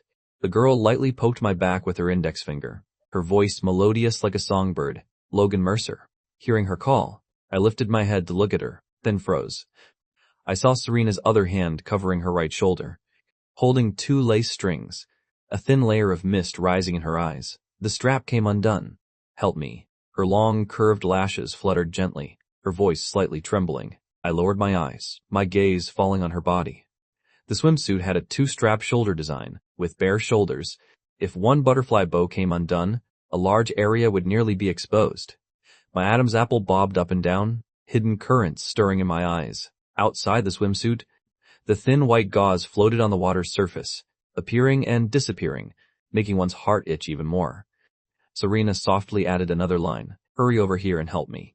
After a long while, I finally moved, slowly walking behind her, taking hold of the 2 white lace strings.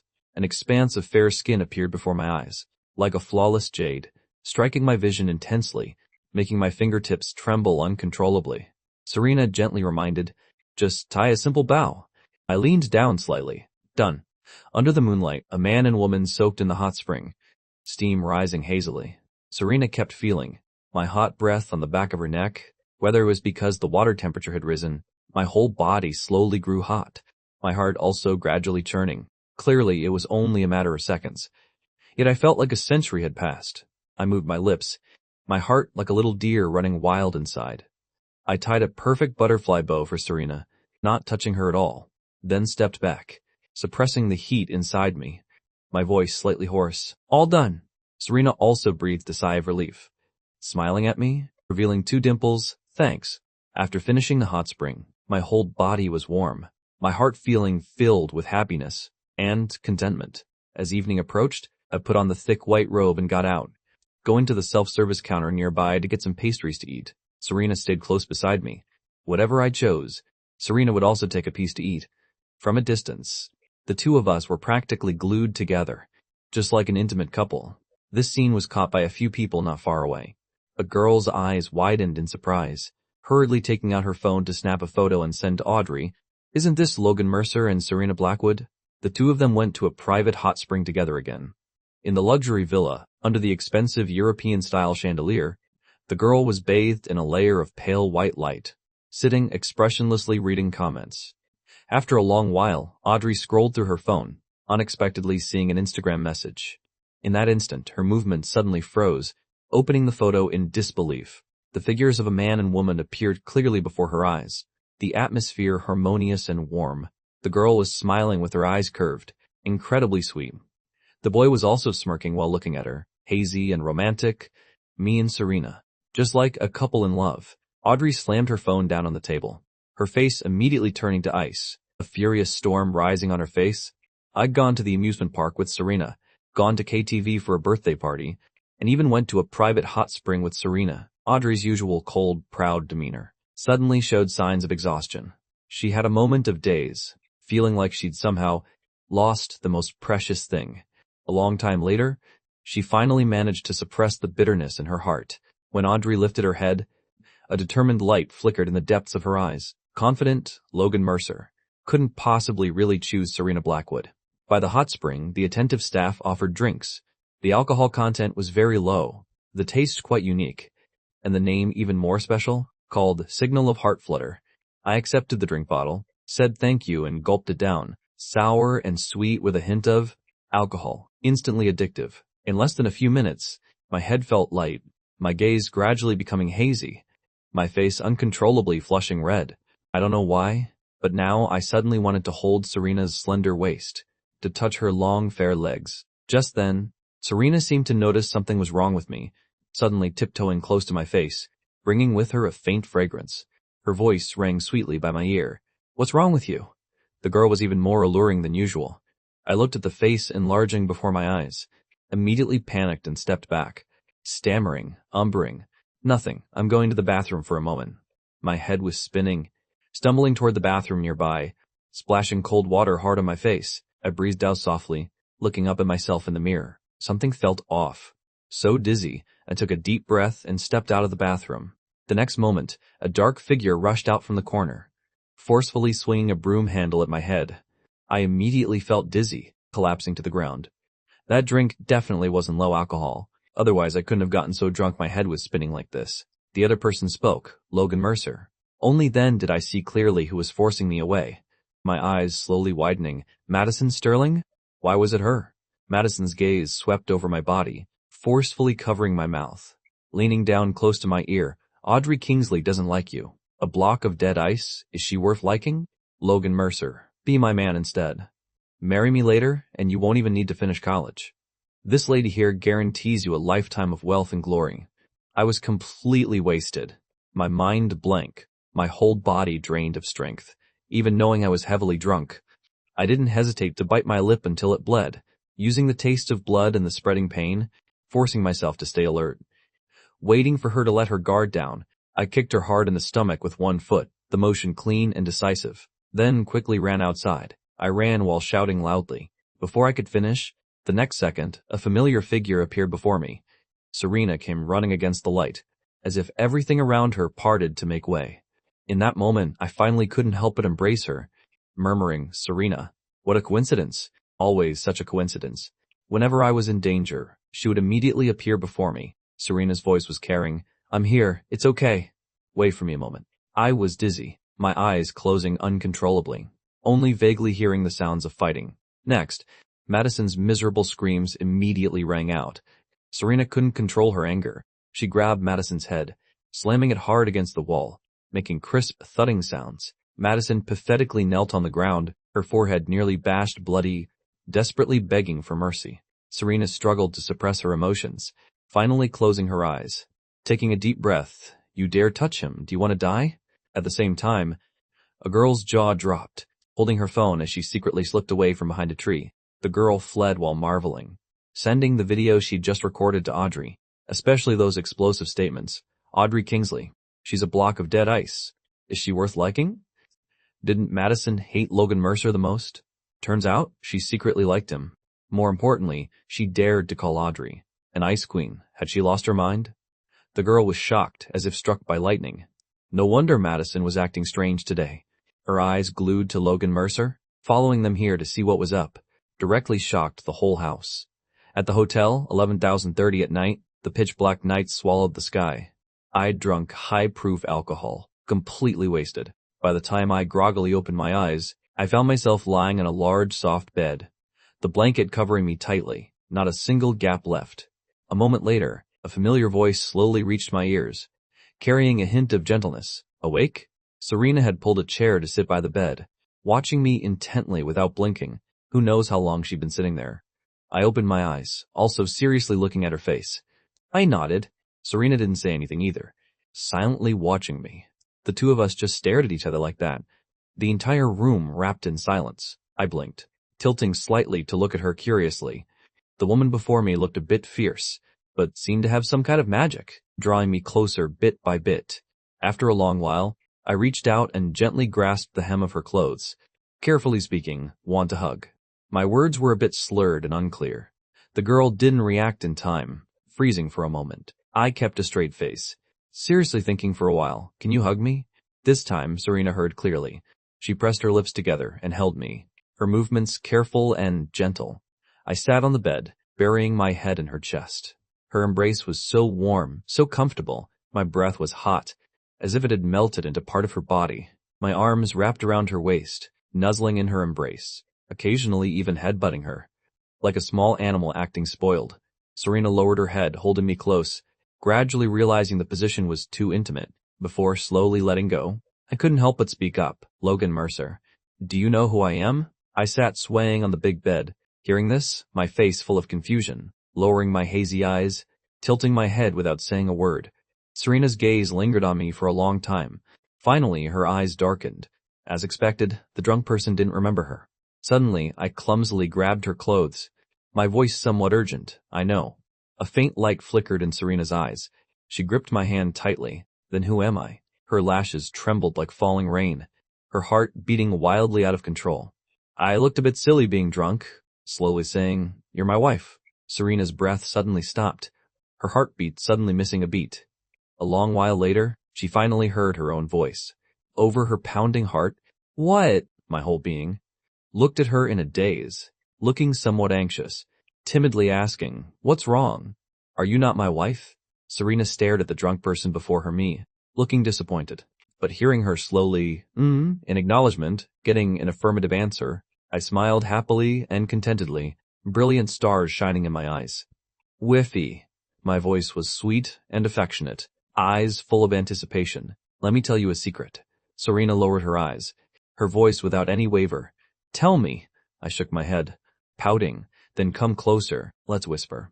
Don't let anyone else hear." The room clearly had no one else, but Serena still leaned close to my face. Next, she heard me lower my voice. "Serena, we were together in our past life. We were husband and wife, with a real marriage certificate." Every word made the strings of Serena's heart tremble, taking a long time to return to normal. After the surprise, she lowered her head with a bitter smile, feeling like she was hurting herself. "Past life, this life, and all that, just talking nonsense." Serena sighed, the corners of her mouth curving up involuntarily. Even if it was just my dream, she was still very happy.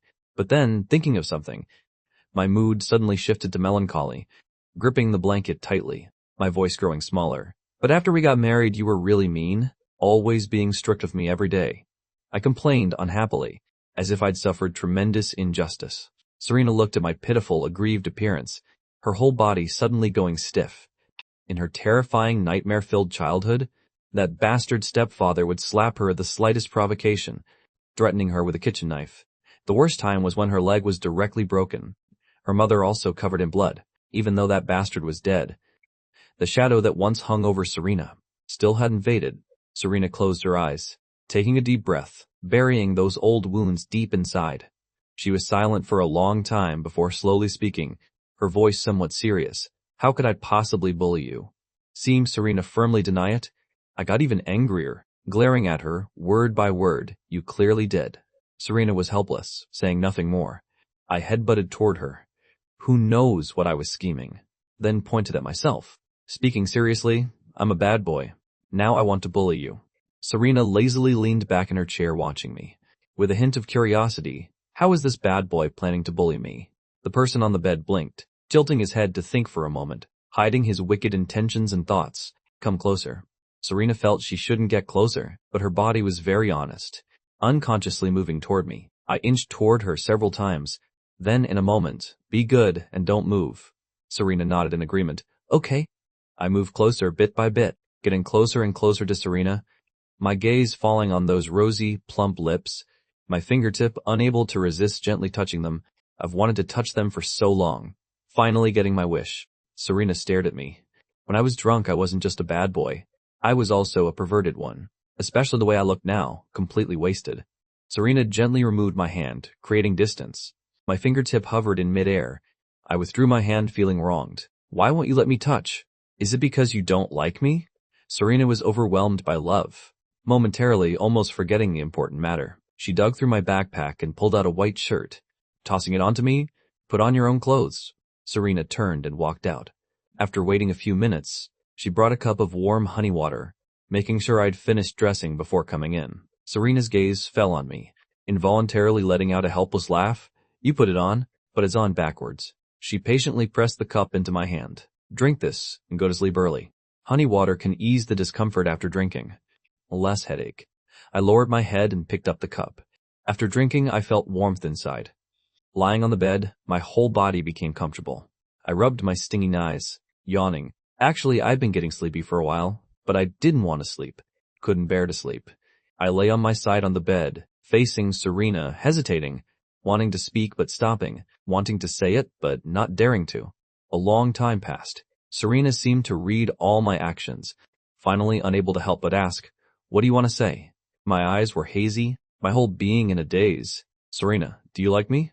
I carefully looked up, watching Serena's expression with both anticipation and nervousness. But I waited for a very, very long time, and she remained silent, as if struggling, suppressing something. She didn't speak, and the room suddenly fell into a strange silence, frighteningly quiet. Time ticked by, minute by minute. Serena silently clenched her fist, gripping so hard her knuckles turned white. She suddenly really wanted in this moment to tell me all the secrets buried in her heart, to confess the bitter one-sided love of over 10 years. But I was drunk. Would I remember any of this when I woke up? Serena's expression was dazed. In that moment she thought so much, finally giving in, helplessly lowering her head. Because of Audrey Kingsley, she'd once been avoided by me, could only watch with open eyes, as I drifted away from her bit by bit, so she didn't dare to gamble. I curled up in the blanket looking at her. "Serena, don't you like me? Even just a little bit? Not even a tiny bit? I'm not asking for much. Just a little bit is enough." In the end, Serena just took a deep breath, complex emotions rising in her heart. "It's very late. Get some rest. Logan Mercer, good night." Hearing this, I knew Serena was deliberately avoiding my question. In that moment, all kinds of sadness and disappointment intertwined. Serena turned and walked toward her hotel room next door. When she had her back to me, her eyes held a few more shades of loneliness and melancholy. I gathered all my courage and stood up, hugging her from behind. "You don't want me anymore either. Please don't go, okay?" Serena turned around to comfort me. "You really are drunk. Okay, I won't go. I'll stay here with you. Get back in bed." I went back to lie on the bed, like a small animal scooting to one side, leaving a super wide space on the bed. "Then sleep here with me tonight." Time suddenly stood still. Serena's mind couldn't quite keep up. Seeing her not responding for so long, I shook her hand, my face full of sincerity. "You said you wouldn't leave me alone. Get in quick. I've already warmed it up for you." There was only one bed. Of course we'd have to sleep together. But Serena's cold face turned gloomy. No, she flatly refused me. I froze for 2 seconds, somewhat in disbelief. She leaned against the chair by the bed, her lashes trembling with patience. "I'll sit here with you while you sleep." I lay on the bed, lifting my head, my round eyes watching her, hesitating. Finally, I still scooted over to her side, nodding. Okay. Serena went to turn off the lights, leaving only a very dim yellow lamp. She sat on the chair by the bed, her voice carrying more tenderness. Go to sleep. I'll watch over you. I lay on the soft pillow, rubbing my eyes. Then you can't sneak away. While I'm sleeping? Serena softly memmed. I won't go. Getting an affirmative answer, I happily closed my eyes. Late at night, everything was silent. Madison was completely drunk, beaten until her bones were nearly broken, her nose full of blood. But she hadn't walked more than a few steps when a powerful fist landed on the bridge of her nose. Before she could even react, she was kicked in the knee. The sound of bones breaking rang out, the pain heart-wrenching and bone-deep. Hot blood gushed from Madison's nasal cavity. Forced to kneel on the ground, she angrily lifted her head. The next second, her expression suddenly froze, complex emotions spreading through her body. Audrey Kingsley looked down at her from above. The Kingsley family rules were very strict, always requiring the heir to maintain a perfect state, not letting others see emotions, keeping joy and sorrow hidden. She'd always maintained a cold demeanor. Only at this moment, her eyes were full of rage, those eyes as if stained with countless drops of fresh blood.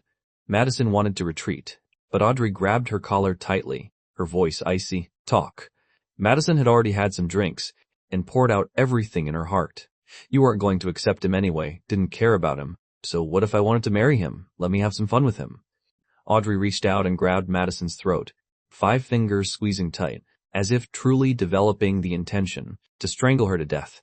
Audrey clenched her fist, punch after punch landing hard on Madison's face, her voice bone-chillingly cold.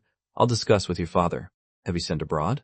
Madison was choked until she could barely breathe, her whole body drowning in the feeling of suffocation. She collapsed to the ground, face covered in blood. Over 10 years of endurance and resentment, mixed with high-proof alcohol, exploded in this moment. Madison lay on the ground, breaking into a twisted smile, her voice grating. Audrey Kingsley, you have emotional issues. Quote, you're really just torturing yourself. Brushing us off, mocking and belittling Logan Mercer, that was you. Stringing him along and never responding, that was also you. Now what are you pretending to be lovesick for?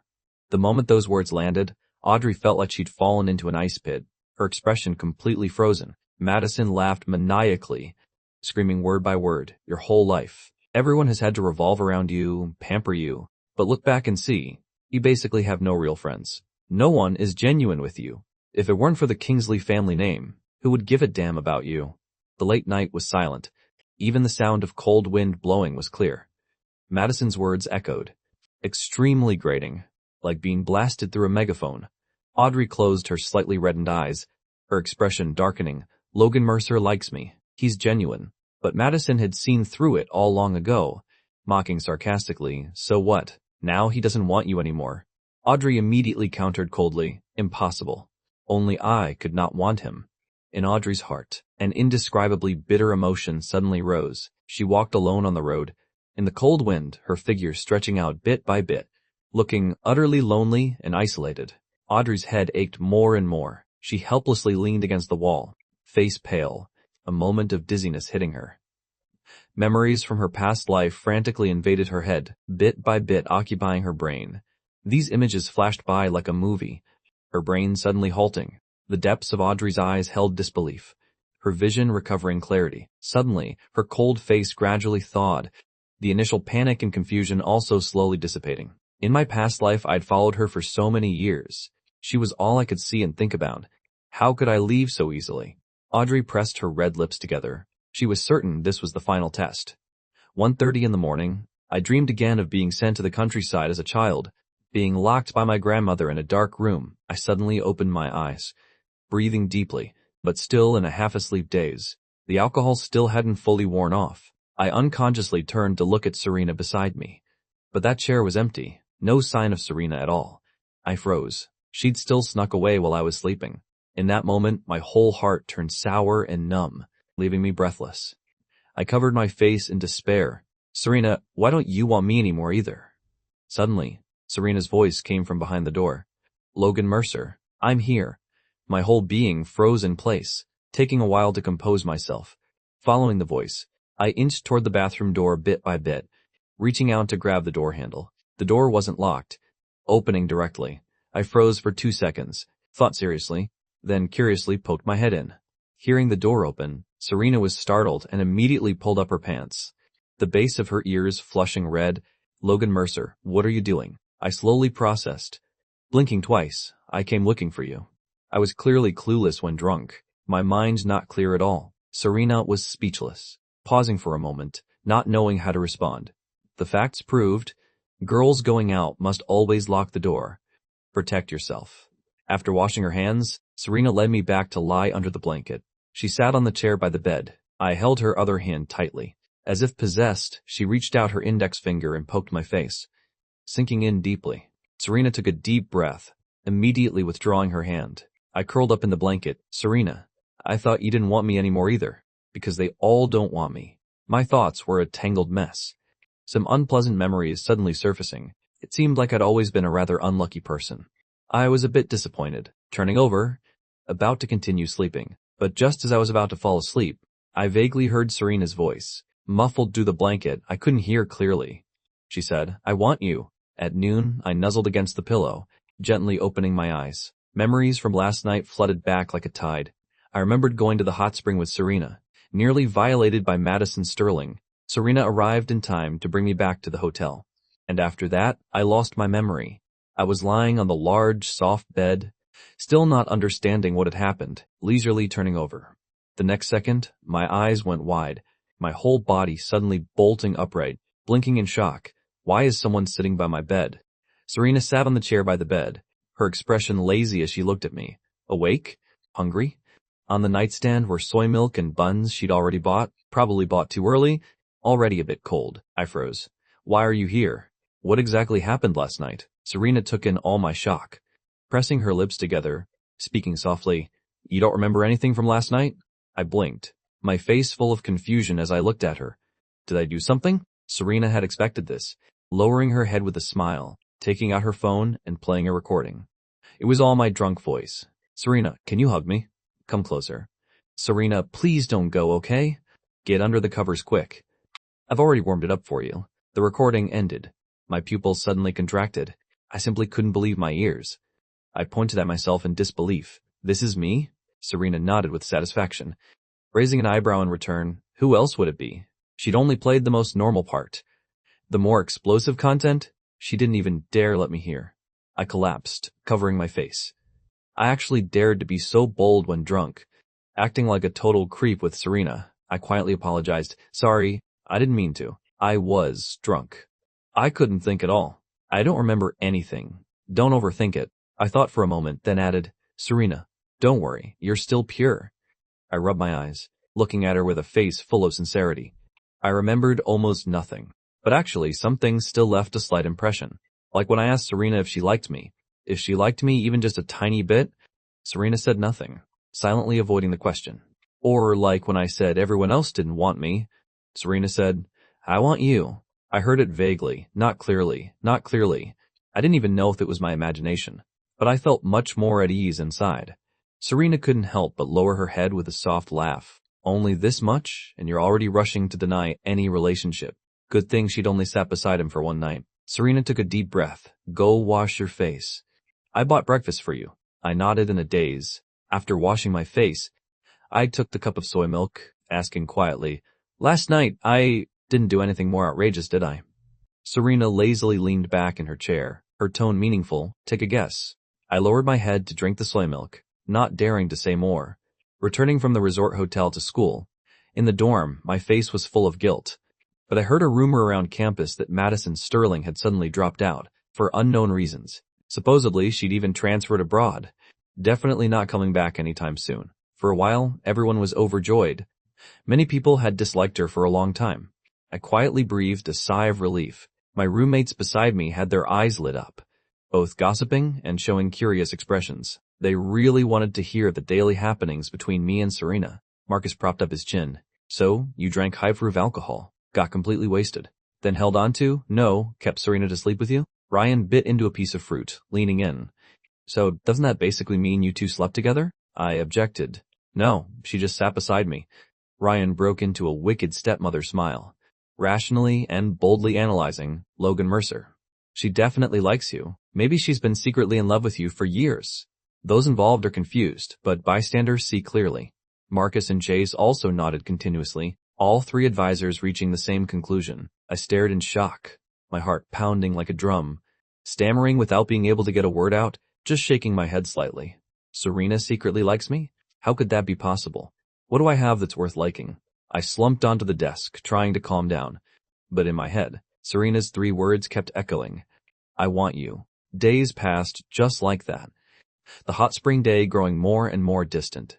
Serena kept feeling like it wasn't real, the hazy romance of that night, that deeply affectionate wifey, as if it were just a big dream of hers, something that fundamentally didn't exist. Only when she opened the recording and my voice played did her heart gradually settle.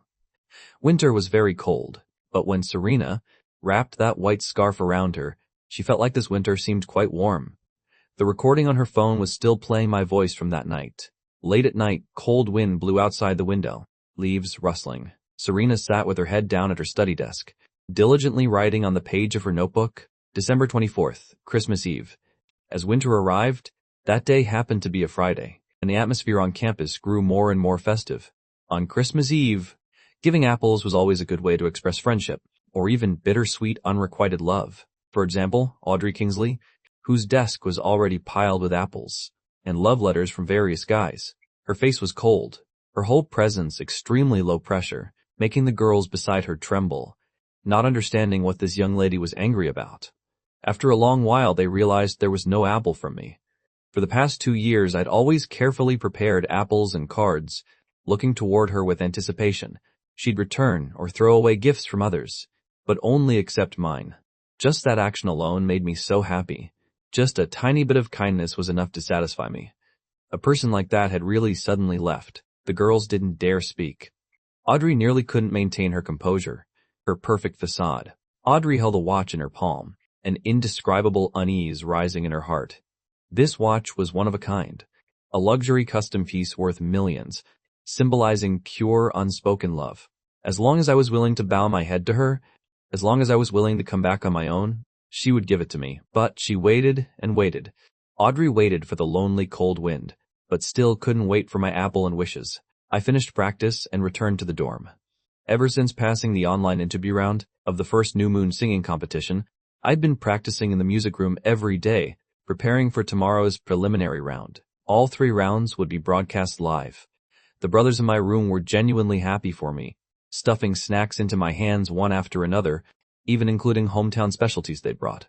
Marcus lifted his chin, saying, "When you start singing, we'll all go to the live stream room and spam 66. If anyone dares diss you, I'll report the hell out of them."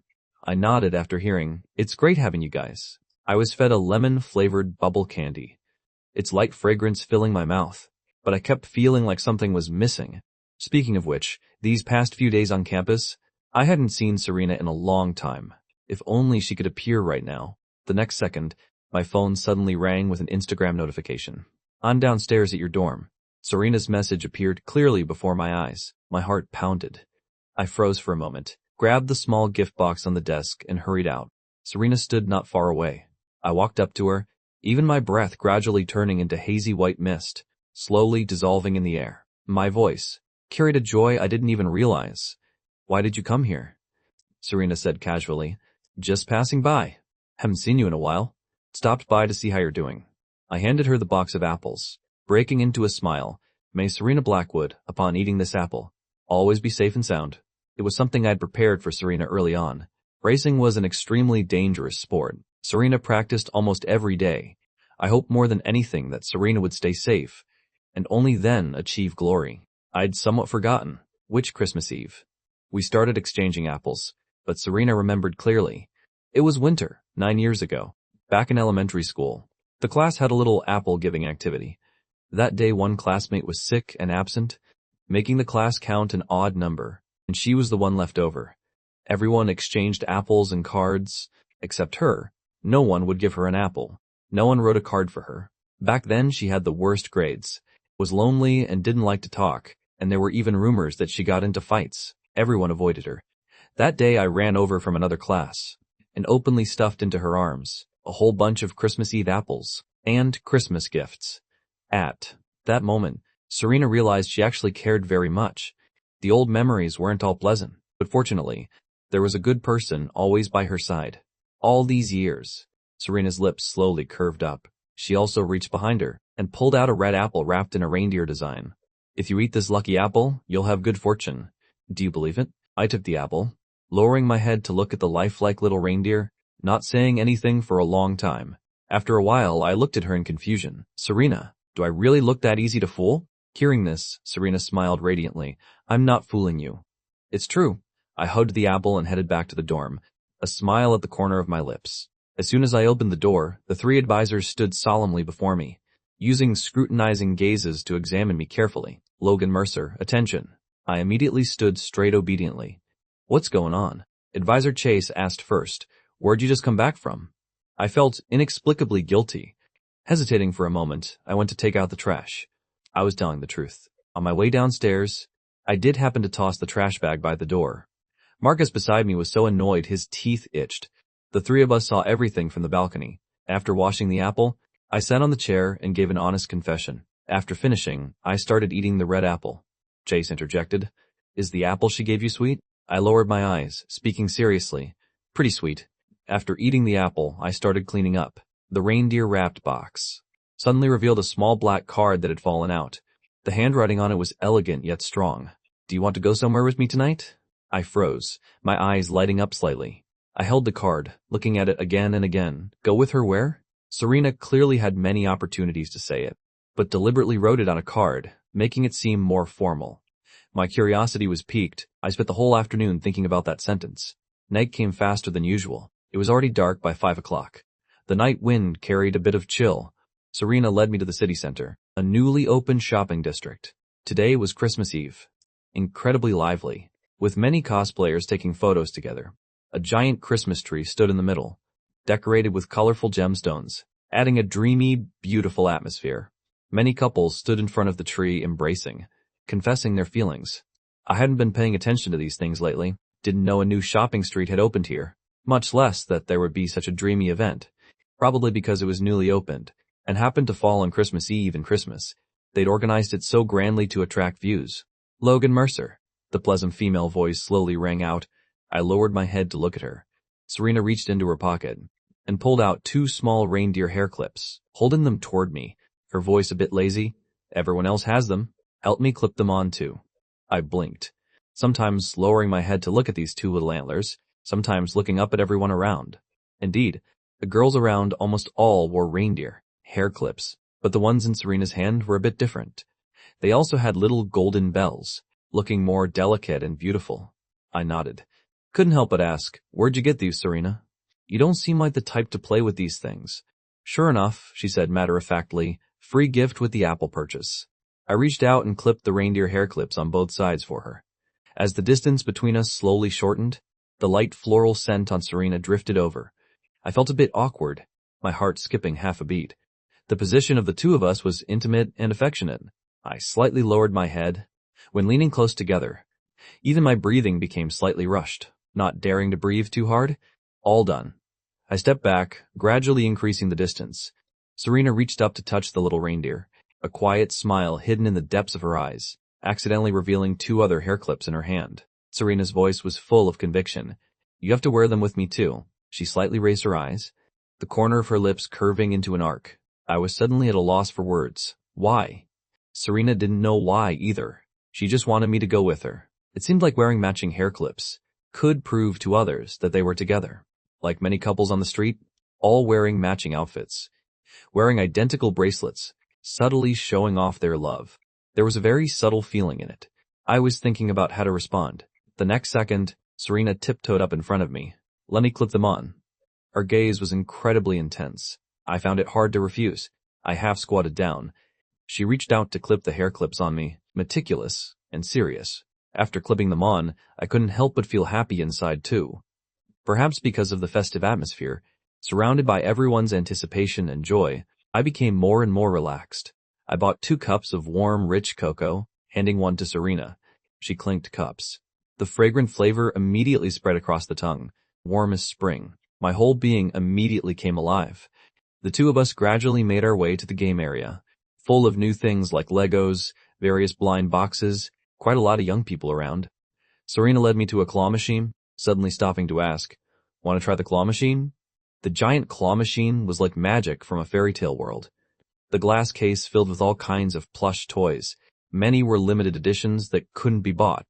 I also really wanted to experience the joy of winning a plush toy. Still thinking about whether to play, Serena had already finished exchanging for tokens. Serena looked at me, her voice carrying extreme allure. "Logan Mercer, how will you know if you don't try?" Serena inserted the token first, one hand gripping the joystick for the claw, pressing the button. The claw slowly descended, precisely grabbing a small plush dog. Watching the plush dog being lifted by the claw, I felt like my heart was also being lifted, bit by bit rising higher. I slightly held my breath, not daring to breathe hard. But the next second, the smile forming at the corner of my mouth suddenly disappeared. That plush toy suddenly dropped, right at the spot just centimeters from the exit. Failed. But Serena had no reaction, as if it was an expected result. I moved closer, kindly consoling, "That was really good already. Try again, maybe you'll get it." The distance immediately shortened. Serena's gaze fell on my plump, soft lips. 2 or 3 seconds later, she immediately looked away. She inserted another token to try again, but all 3 times, each time she was just a tiny bit short. At the crucial moment, the claw would release. I felt sorry for her, but Serena remained calm, pressing a token into my hand, tilting her head to look at me seriously. "Give it a try." I instinctively refused. "But I have really bad luck." "Why don't you keep playing?" Serena lowered her head with a smile. "As you saw, 4 tries, all misses. My luck is probably even worse." I had no choice but to insert the token, stubbornly stepping forward. I had almost no hope, but still seriously operated the controls. The claw aimed at the avocado bear in the middle, tensely pressing the red button. The claw firmly grabbed the bear, lifting it into the air. The next second, with a clunk, I blinked, unable to believe it, reaching from below to retrieve this avocado bear holding flowers. "Serena, I actually got it." Serena leaned against the claw machine. She couldn't help but smile along with me. Great job." This was the first time in my life I'd ever won a plush toy. Serena refused to believe in bad luck, trying a few more times, but either she couldn't grab it, or she'd grab it halfway and the claw would suddenly release. Not a single success. A few kids standing nearby watched anxiously, innocently looking up to say, "Sister, you have to try harder. You're not even as good as your boyfriend." Serena looked at the little kids and didn't deny it, just smiled lightly, lazily responding, "This guy really is better, so I have to let him play." I heard the word "guy," my chest feeling slightly warm, another token being pressed into my hand. This was the last token. Under everyone's attention, it was hard to avoid some pressure. I took a deep breath. Moving the joystick, the target was the little brown dog Serena had tried to grab earlier. After confirming I'd aimed right, I seriously pressed the button, my expression solemn. What I didn't know was that while I was seriously trying to win the plush toy, Serena was also seriously watching me, seeing the claw firmly grip it, the little dog rising bit by bit. Finally, with a clunk, it steadily dropped into the exit. "Got another one." The kids nearby clapped wildly. I immediately squatted down, picking up the plush dog from the exit. "Serena, look, I got another one." I don't know if it was just my imagination, but I kept feeling like every time it was my turn, the claw was especially strong. I felt like I was incredibly powerful right now. My face was full of proud expectation of praise, like a happy little reindeer. Serena's heart felt like it was being gently tickled by a feather, completely melted. It was just winning a plush toy. Yet I was so happy, so easily satisfied. In this moment, Serena suddenly felt everything she'd done was worth it. Both our eyes held bright smiles, the depths of our eyes carrying twinkling light. "Logan Mercer, you're very lucky. You're the one who most deserves to be visited by luck." Looking at the 2 plush toys in my hands, then looking at Serena, I said, "I'll share half my luck with you." The streets were bustling, the air echoing with Christmas piano melodies, beautiful to the point of feeling unreal. Clearly the surroundings were noisy and lively, but Serena gradually couldn't hear the sounds around her. Only "I'll share half my luck with you" remained. In that moment, some indescribable emotion spread wildly. Just 1 second of facing each other, and she couldn't help but become immersed. The smile at the corner of Serena's mouth couldn't be suppressed. She looked away. "Logan Mercer, follow me." I didn't ask why, nodding and following her through the crowd. The 2 of us stopped in front of a newly opened toy store, but the crowd surged like a tide. Basically impossible to get in. Extremely packed. A little boy up ahead suddenly fell to the ground, crying out in pain. By the time I'd helped the boy up and looked up, I couldn't find Serena's familiar figure anymore. I stood in place looking around, but no matter how much I searched, I couldn't find her, suddenly feeling a bit panicked inside. The next second, a warm sensation traveled from my wrist, tingling as it seeped into my skin, spreading through my entire body. "I'm here." Serena grabbed my wrist, leading me forward. The small patch of skin where we touched was almost on fire, burning hot and impossible to ignore. The shopping center on Christmas Eve was especially lively, people coming and going in front of the game area. Being held by the wrist by Serena, I slowly came to my senses, my ears immediately flushing red. The moment Serena stopped walking, I pulled my hand back like I'd been shocked, my face full of awkwardness. I completely didn't dare face her, just wanted to bury my head in the ground. Almost the very second I pulled my hand away, Serena immediately noticed the change in my emotions. Also noticing me quietly shifting to the side, Serena's movements paused for a moment, her expression somewhat dazed. She lowered her eyes, silently withdrawing her hand, suppressing the constantly fluctuating emotions in her heart. After a moment, she recovered her composure, her voice calm, asking, "Want to try the lucky draw?" My attention was captured. I looked up and followed her gaze. This was a new opening event. Just scan the code to log in, like and follow the public account, and you'd get one direct draw. I didn't really want to do this stuff. It was pretty troublesome. Most importantly, I had bad luck. I'd never won anything. But the exquisite limited edition prizes filling the store made my heart flutter. I nodded. "Sure." Serena scanned the code and operated first. 2 or 3 minutes later, from among the red envelopes in the staff member's hands, she casually picked one. I craned my neck, carefully moving closer to look. The paper inside the envelope was blank. Unfortunately, no win. I was a bit disappointed, hopelessly liking and following the public account. Looking at the red envelopes in the staff member's hands, I was quite hesitant inside. The staff member also smiled brightly at me and Serena. "Pick one, handsome." I nodded, casually taking an envelope, slowly opening the paper inside. The words "Grand Prize" appeared clearly before my eyes.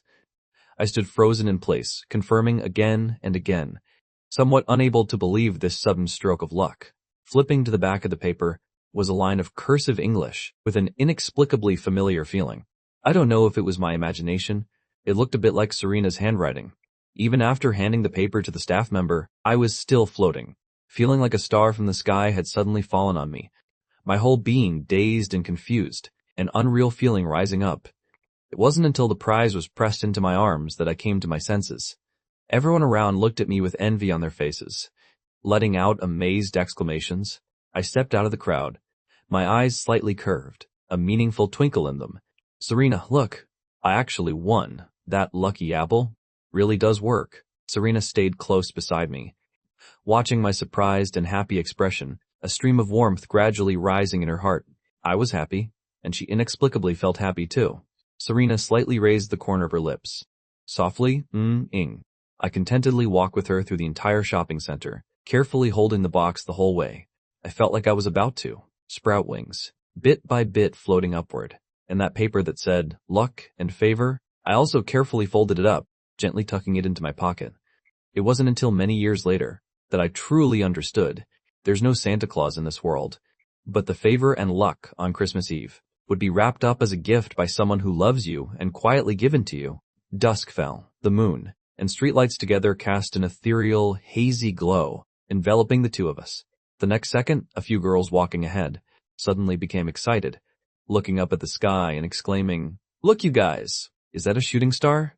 I also looked up with them, but no matter how much I searched, I couldn't find anything. Another girl looked confused. "Where? How come I don't see it? Are you tricking me?" "Not tricking you. There really was one just now." "There's another one." The girl immediately excitedly took out her phone to take photos. I slowly looked up, the entire sky reflected in my eyes. Suddenly, a flash of light appeared in the pitch-black sky, carrying a sparkling pink tail as it streaked across. The night galaxy, vanishing in an instant. This was a pink shooting star. I felt like I was dreaming. What kind of day was today anyway? First winning plush toys twice in a row, then winning the prize draw, and even witnessing a shooting star streak by with my own eyes. Today really was my lucky day. Serena stood beside me, also looking up at the sky. gazing at the beautiful scenery together with me. Neither of us expected that the real miracle was just beginning. A dazzling meteor shower slowly began, countless shooting stars drawing beautiful arcs, brilliant as diamonds, like arrows poised to launch, igniting from air friction, converging into thousands of rays of light, making one mesmerized at first glance. The girls ahead were so excited they wanted to jump, basically unable to speak. I was also rarely silent. I'd never seen a shooting star with my own eyes, let alone a meteor shower. I hurriedly raised my phone to record video, wanting to capture this magnificent moment. But the recorded video couldn't compare to witnessing it firsthand. This was a romantic poem Christmas Eve gave to them, a brilliant painting the vast universe drew for them. I thought I would never forget this lucky day, engraving it in my heart for a lifetime. I suddenly thought of something, patting Serena's shoulder. Serena, quick, make a wish. Shooting stars have an ancient legend. As long as you sincerely make a wish, the wish might very well come true. Okay, let's wish together. Serena pressed close to my arm, her lips curving up uncontrollably, also closing her eyes to make a wish like me. Theoretically speaking, making wishes like this was completely useless, but people live. For just those few moments, you can't always be rational. A moment later, 2 wishes, along with the meteor shower, flew across the sky together, passing through the universe, falling into some unknown corner. May my competition tomorrow go smoothly. May I bravely shine on stage, getting closer to my dream. May she shine brilliantly like a shooting star, but never fall. After wishing, I secretly opened my eyes, sneaking a glance towards Serena. The next second, I unexpectedly plunged into the deep darkness of Serena's eyes. 4 eyes met, stirring hearts. My heart stopped beating for a moment. Perhaps it was feeling the shock of nature. Perhaps today was too exciting and joyful. I didn't immediately turn away like usual. This time, our gazes seemed to be communicating, neither looking away. I quietly and seriously looked at her. Actually, I really liked Serena's eyes, especially the beauty mark adorning below her right eye. The moment the corner of her eye slightly curved up, the brilliant meteor shower filling the sky became her backdrop instead. I paused for a moment, a wave of panic rising in my heart, because I seemed to see a sparkling, brilliant shooting star approaching Serena's deeply affectionate eyes. The next day was Saturday, Christmas Day, also the preliminary round of the first Star Moon singing competition, right at 6 p.m. The live broadcast on the musical theater stage was in full swing. Serena stood at the front position on the second floor, her gaze sweeping over the contestants below, without any emotion. This competition was organized very professionally. The stage was bright and spacious. The lights were dazzling. The contestants were ordinary people, facing such a grand stage, plus the cold, scrutinizing gazes of the judges. Live singing inevitably made them nervous, making it hard to show their true ability. 8 p.m., the competition was halfway through. Whether judges or audience, all gradually felt some aesthetic fatigue. The next second, a spotlight hit center stage, refracting a silver ray of light, pouring into Serena's eyes. The girl's previously wandering gaze finally focused in that moment, her heart also beating wildly like a drum. He's here, her prince. Below the stage, the MC calmly introduced number 99, Logan Mercer. In the live stream camera lens, on screen the young man wore a simple white vest, his whole being looking humble and restrained, seemingly a bit afraid to look directly at the camera. The hundreds of thousands of viewers in the live stream room paused for a few seconds, then started taking screenshots frantically. When the first second of the music sounded, I slowly raised the microphone, closed my eyes, and began singing in the center of the vast stage. In that moment, all 4 sides became incredibly quiet, leaving only the young man's clear, warm voice spreading through the air, cleansing and purifying the soul. As soon as I started singing, as public, all eyes and lights focused on me. I was definitely nervous. Otherwise, I wouldn't have closed my eyes. The fingertips of my other hand slightly curled, beading with a thin layer of sweat. But when I closed my eyes, everything before me was pitch black, and Serena's figure kept appearing in my mind. Thinking of her, I seemed less nervous. The clear, powerful vocals merged with the accompaniment, covering the softest place in people's hearts. I'd practiced this song countless times. The details were fine, but I always felt like something was missing, my vocal coach said. It was because I hadn't fully understood this song, lacking soul, so I couldn't sing out the feeling of freedom and openness the original wanted to express. I'd also been sad about it until last night, that magnificent and beautiful meteor shower. I don't know if it was because the wish came true, but my state of mind had completely changed. I bathed in the brilliant lights. In this moment, I seemed to truly understand what it meant to enjoy the stage. I lifted my head, slowly opening my eyes, seeing the expressionless judges, countless audience members holding up phones, cameras from all directions, all the lenses transforming into shooting stars, falling in the night. The world seemed to freeze in that moment. Time also stopped. But there was still one person I unexpectedly met, Serena's blazing, fiery gaze, becoming more and more filled with confidence.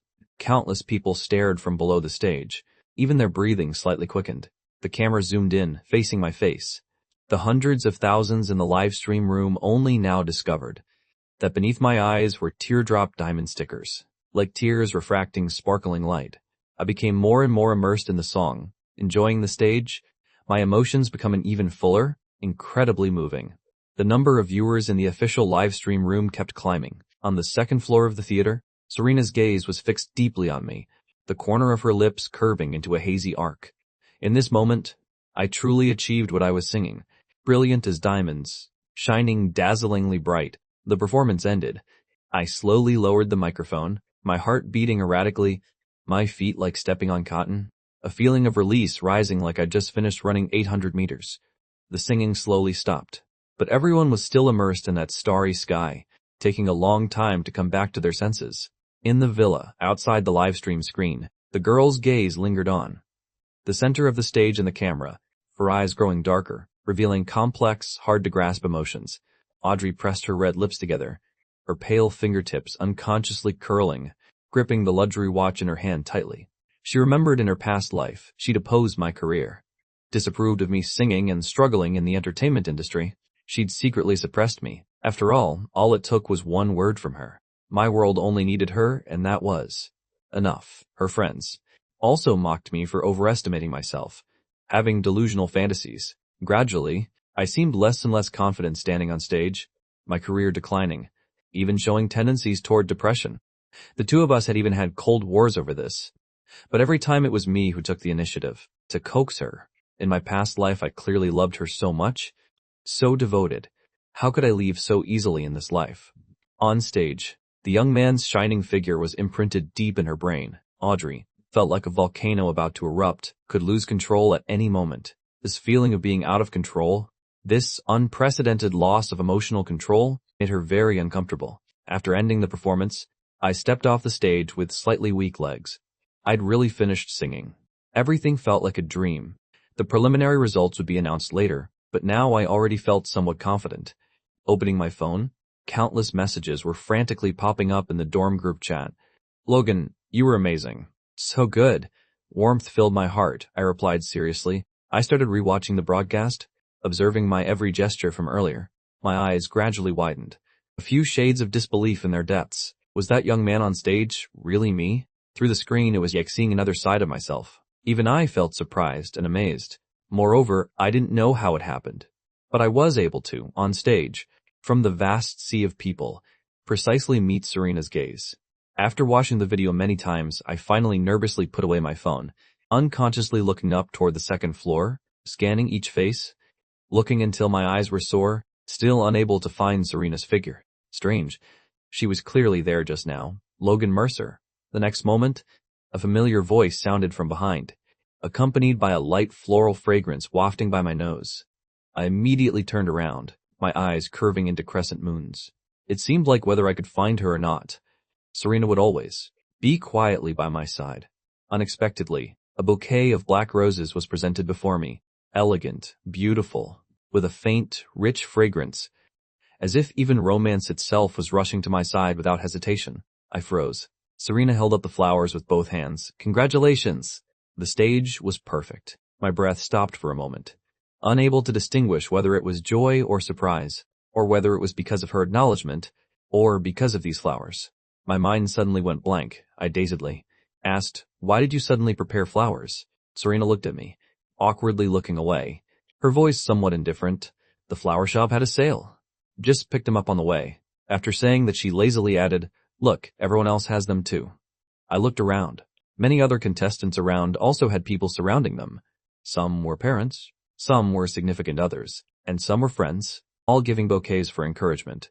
The old man selling flowers nearby must have been laughing all the way to the bank. I still hadn't taken the flowers, kept feeling like this kind of surprise was something I didn't deserve. Serena slowly spoke up. You don't like them? I came to my senses, my mouth faster than my brain, blurting out, I like them. How could I not like them? I took the exquisite bouquet, once again softly repeating, Serena, I really like them. I slightly lowered my head, noticing the English card in the bouquet, suddenly freezing. It could be romantically translated as, let me protect you. The moment I saw this English phrase, my heart suddenly tightened. This must have come with the bouquet, right? Right, it definitely was. Serena herself had said she saw the flower shop had a sale, so she picked them up. She definitely didn't think this much about it, right?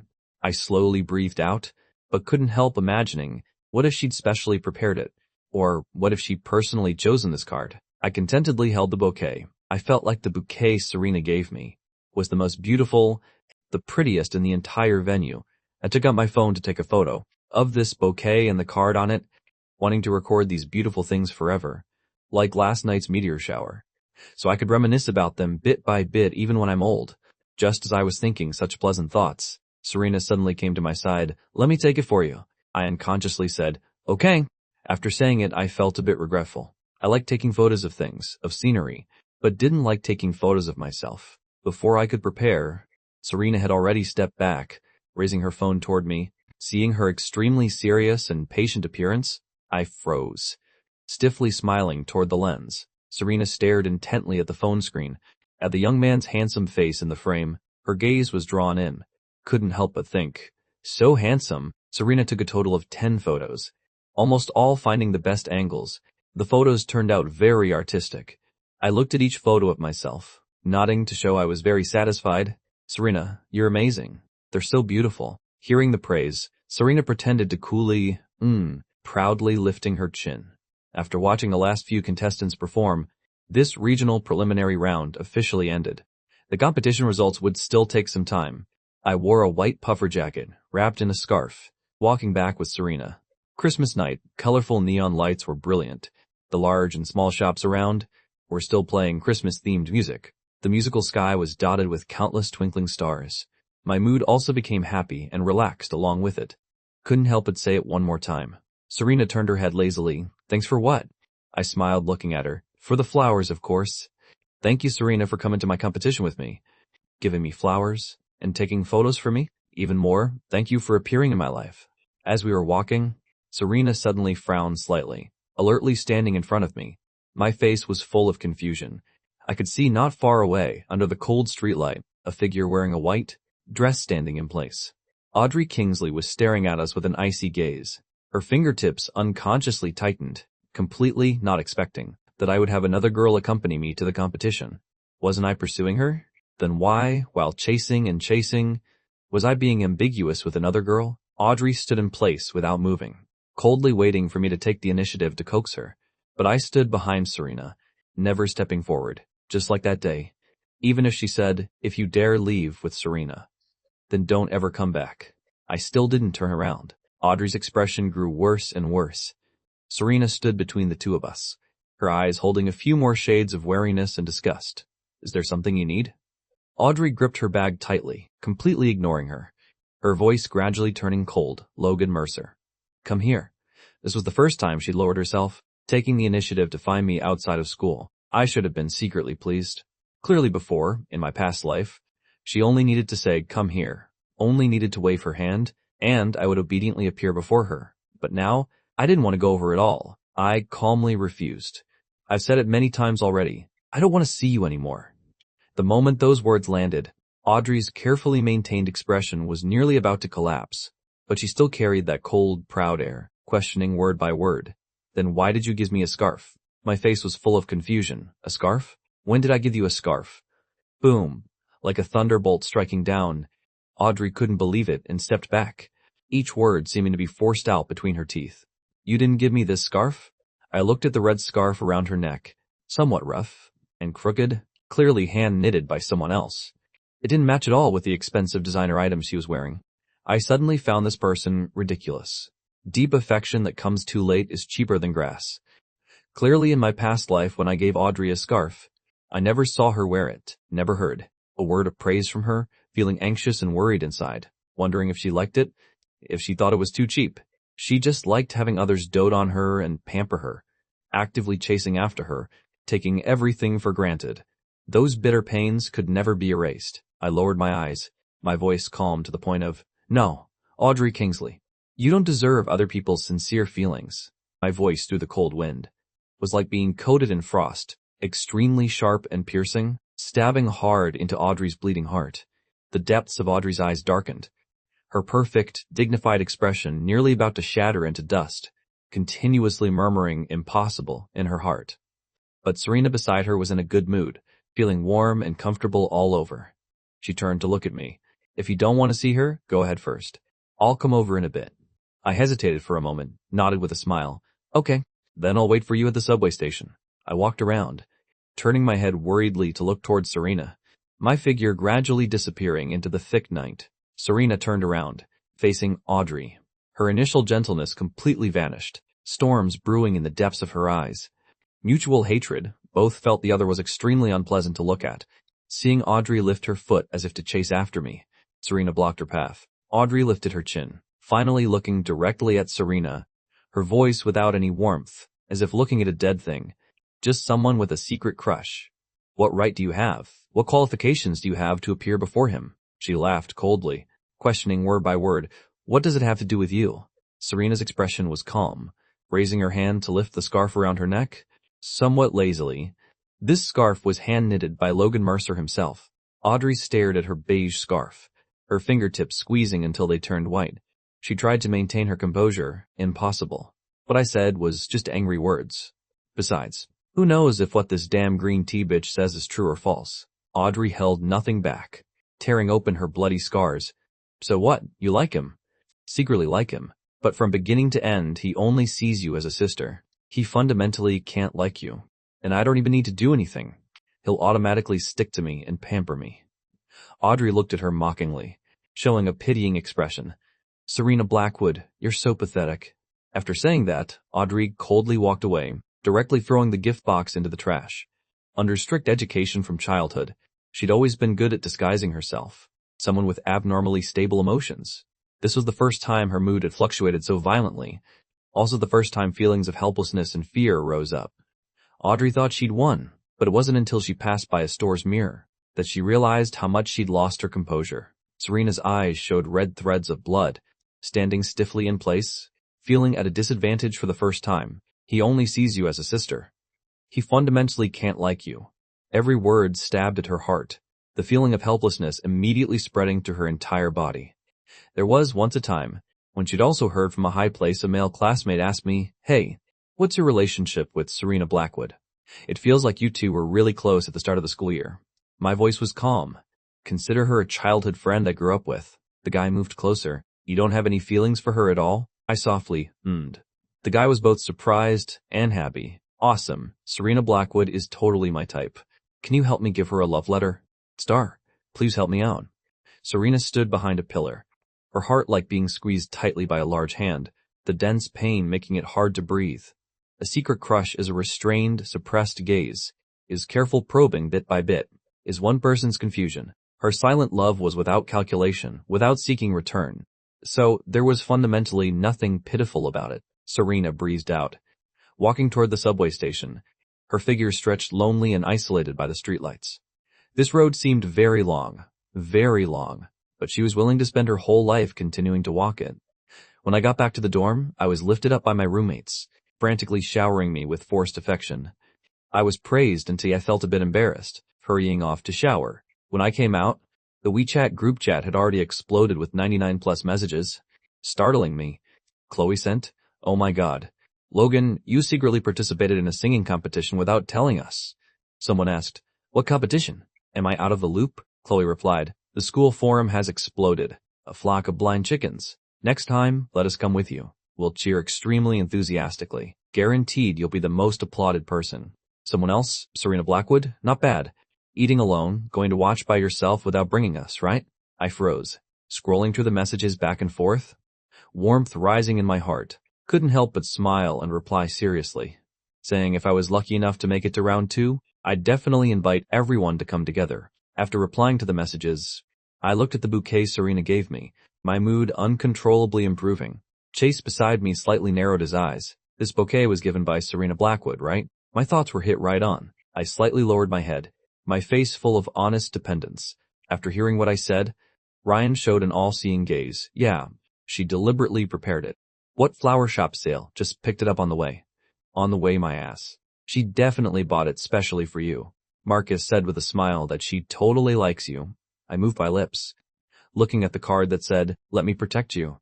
The tips of my ears inexplicably heating up. The next second, Marcus's eyes lit up, suddenly coming up to me. "Oh, right. Logan, do you know when you came in just now? What was different about you?" I had a bad premonition, looking up blankly. Different how? Marcus raised his eyebrows. Your whole body reeked of the sour smell of love. Who was staring at a bouquet of roses, giggling stupidly? If he hadn't said it, I'd be fine, but as soon as he did, my whole body got goosebumps. Was it really that obvious? The December weather grew colder and colder. Every breath turned into a layer of white mist. These past few days at school, I hadn't seen Serena at all. An indescribable feeling rising in my heart. New Year's holiday. December 31st, I went home together with Serena. High-speed train for an hour and a half. It was nearly 6 p.m. when we got off at the station. On the way, Serena had both hands in her puffer jacket pockets, her chin buried in her scarf. Her voice gentle. "Coming over tonight too? My mom won't be home." I pulled my suitcase with one hand, tilting my head to glance at her, then quietly turned back. That sentence felt a bit strange, as if the two of us were sneaking around doing something forbidden. Every year on New Year's Eve, I was alone, so I would run over to Serena's house next door, watching TV together, crossing from one year to the next with her. It seemed to have become a given. I nodded. Of course I'm coming over. The two of us walked side by side, almost no one around. I took out my earphones and asked, "Want to listen to music?" In this moment, I suddenly wanted to listen together with Serena. I didn't even know why I had such an impulse. Serena took one earbud and put it in her ear. I played a song from my favorites list. A Korean song I'd listened to on repeat many times. Angel. When the intro started playing, a strong feeling of destiny rushed over. The two of us seemed separated from the world around us. At this moment, only the two of us remained. My gaze unconsciously fell on Serena, not expecting that Serena also happened to look up at me, our gazes meeting in that moment. The two of us were very close, as if even our warm breath was intertwining with me. Even each of Serena's distinct eyelashes could be counted. In this moment, my gaze seemed to be glued, unable to look away. The next second, a small snowflake slowly drifted down from the sky, landing on Serena's forehead. Everything was like a slow-motion scene in a movie. I looked up at the sky. Snow was falling all over. H-man, Trimper. I smiled happily. "Serena, look, it's snowing." This was the first snow of this winter. Reaching out my hand, snowflakes fell onto my gloves, finally melting away bit by bit. Serena looked up at me.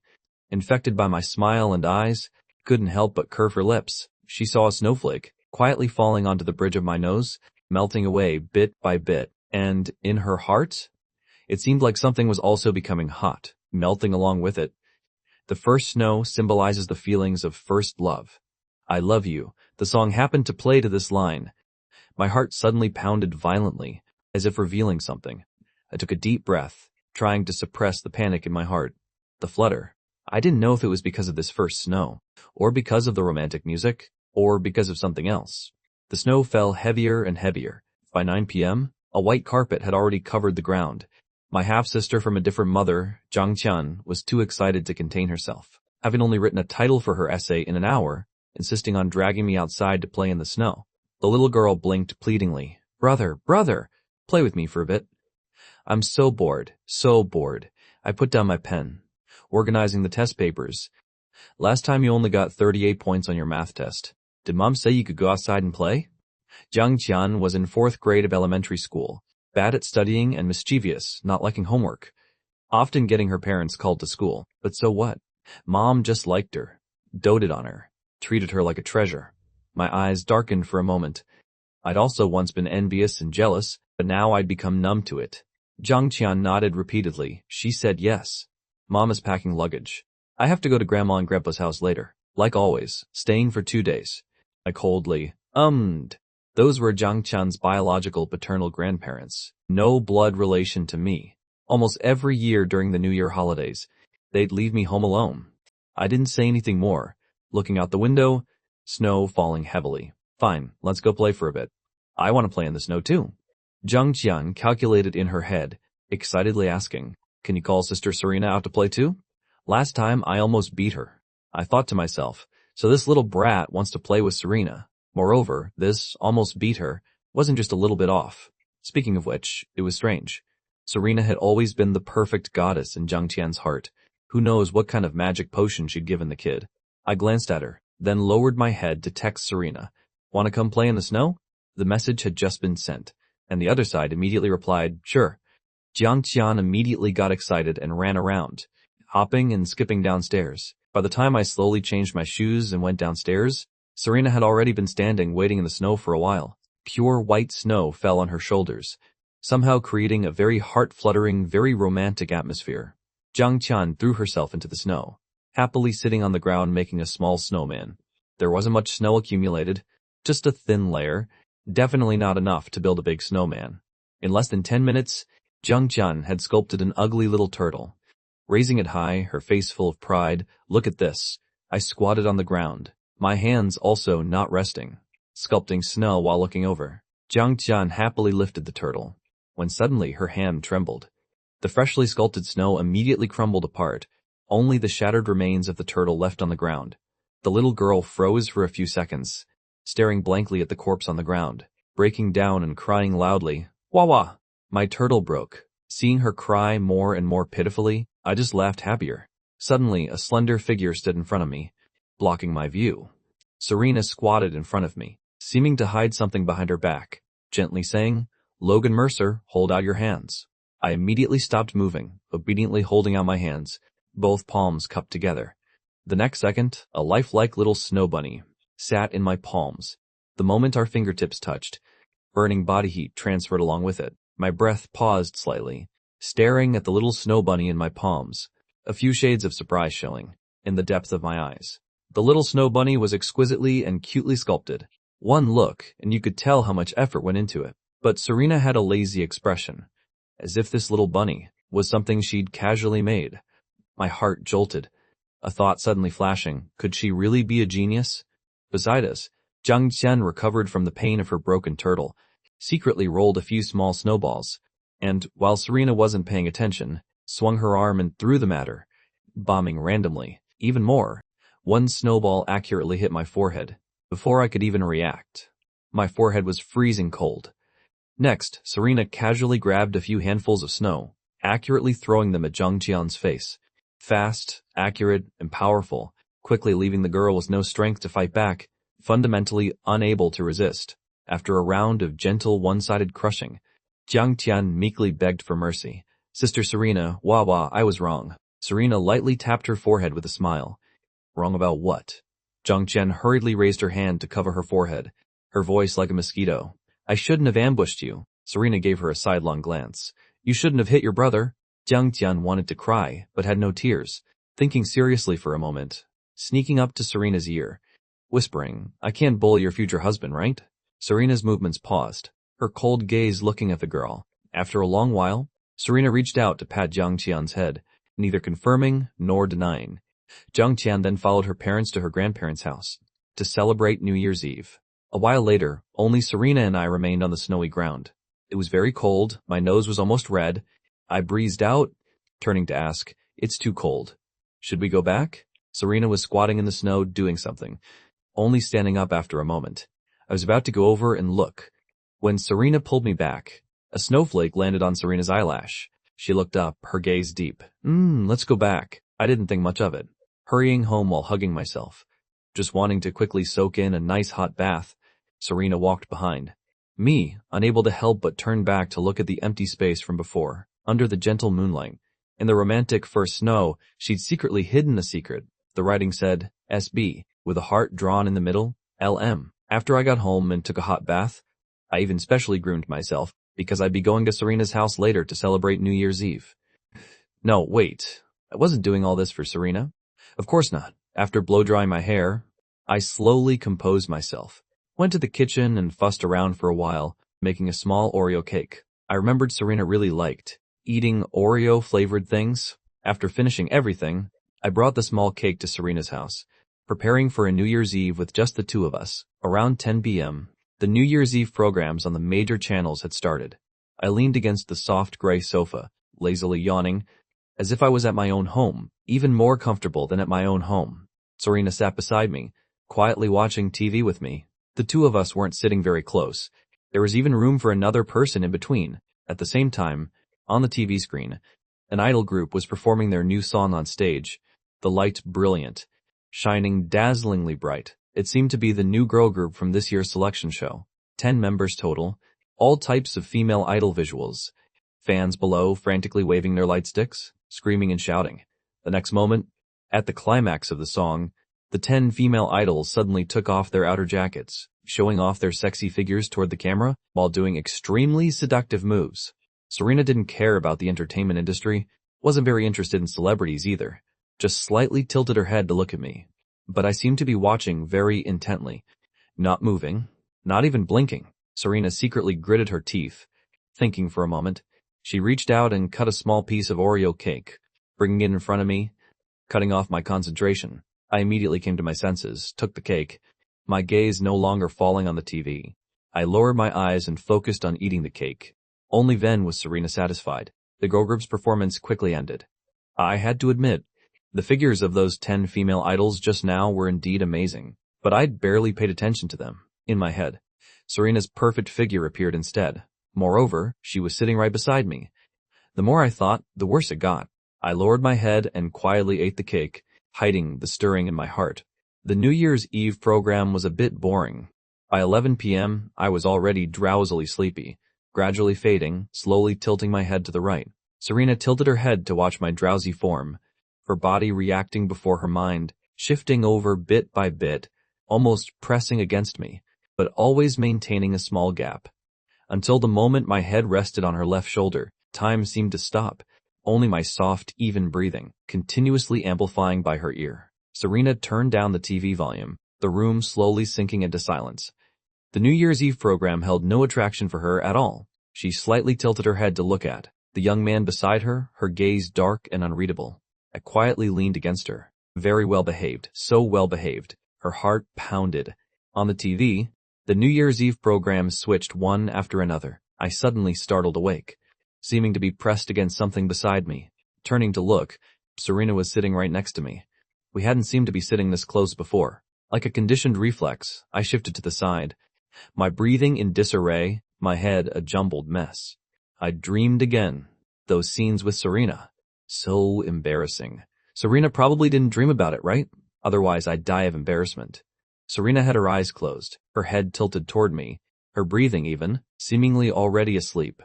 When she closed her eyes, her whole being lost several shades of coldness, revealing a few shades of gentleness and vulnerability. My body couldn't help but quietly move back to the earlier position, pressing against her, using my shoulder to support Serena's head that was about to fall, until Serena's hot breath drifted over, tingling and spreading throughout my body. I finally snapped awake, my whole body burning. But I didn't dare move, fundamentally didn't dare move. My gaze firmly fixed on the TV, upright and serious, my eyes as solemn as when taking the party oath. But the programs on TV, I really wasn't watching at all. My mind was in chaos. Naturally, I also didn't notice the corners of Serena's lips slowly curving up in the darkness. It wasn't until fireworks crackled outside that Serena opened her eyes. Sitting up straight, Logan Mercer. I tilted my head to look at her. The New Year's Eve program on TV had entered the final countdown. All the guests came on stage, chanting in unison, 3, 2, 1. At the same time, Serena's pleasant voice sounded by my ear. Happy New Year. I broke into a smile. Happy New Year. The cozy little room had a romantic atmosphere.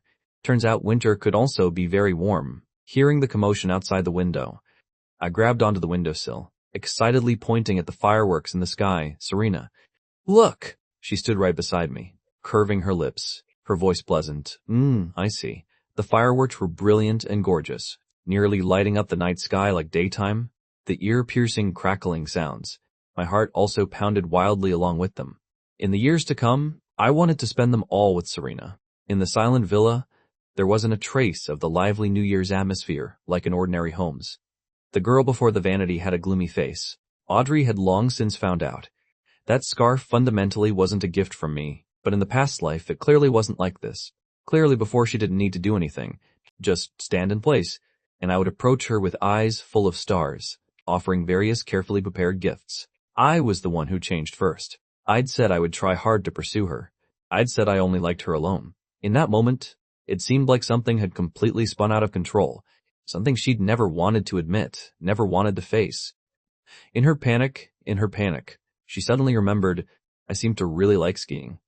In her past life memories, the two of us had once had a cold war over the entertainment industry issue. She didn't want me out there flirting with others. I could only revolve around her. The Cold War hadn't lasted long before I caved first, eagerly running to find her, eyes full of anticipation, inviting her to go skiing in Switzerland together. But she'd refused without hesitation, not going. The Kingsley Group was in its most critical year. She was too busy to get away. Moreover, she wanted to teach me a lesson. Wanted to use excessive behavior time after time, cold rejections time after time, to ensure I would never leave, would love her unconditionally forever. Even every time she rejected me, seeing the sad, disappointed emotions in my eyes, she would feel tremendous joy and pleasure from being valued by me, being cared about by me. In the relationship, she assumed she was always in the dominant position, but she didn't expect that after being rejected, I really did go to Switzerland alone. From then on, more and more disappointment seemed to accumulate in my eyes. Audrey stared at a snowflake, carrying obsession and certainty. She was certain that deep down I was still waiting for her. That's right, as long as she took a little initiative, I would, like in the past life, follow her with eyes only for her. The skiing regret from the past life could be made up for in this life. The short New Year's holiday quickly passed. As soon as finals week arrived, all the college students became obedient. Feeling the collapse of impending doom, Ryan in the dorm broke down screaming, "Goddamn advanced mathematics. I don't even understand the questions. Please, Professor, save me. If you save me, you'll be my goddess." Marcus was frantically drilling practice problems, nearly going insane. Grinding his teeth, I only skipped 2 classes this semester, and both times I got caught. Who could be more broken than me? Skipping class feels good for a moment. Finals cremate you at school. I'd always studied seriously. After exams, I started packing my luggage, pulling my suitcase alongside Serena, walking side by side toward the school gate. Just as I was about to get my earphones, suddenly an exquisite, expensive ticket fell out of my bag pocket. I was about to ask. After a moment, I picked it up from the ground to examine. Zermatt Ski Resort, Switzerland. VIP all-inclusive couples ticket. I moved my gaze downward. The signature was 3 very simple letters, AK.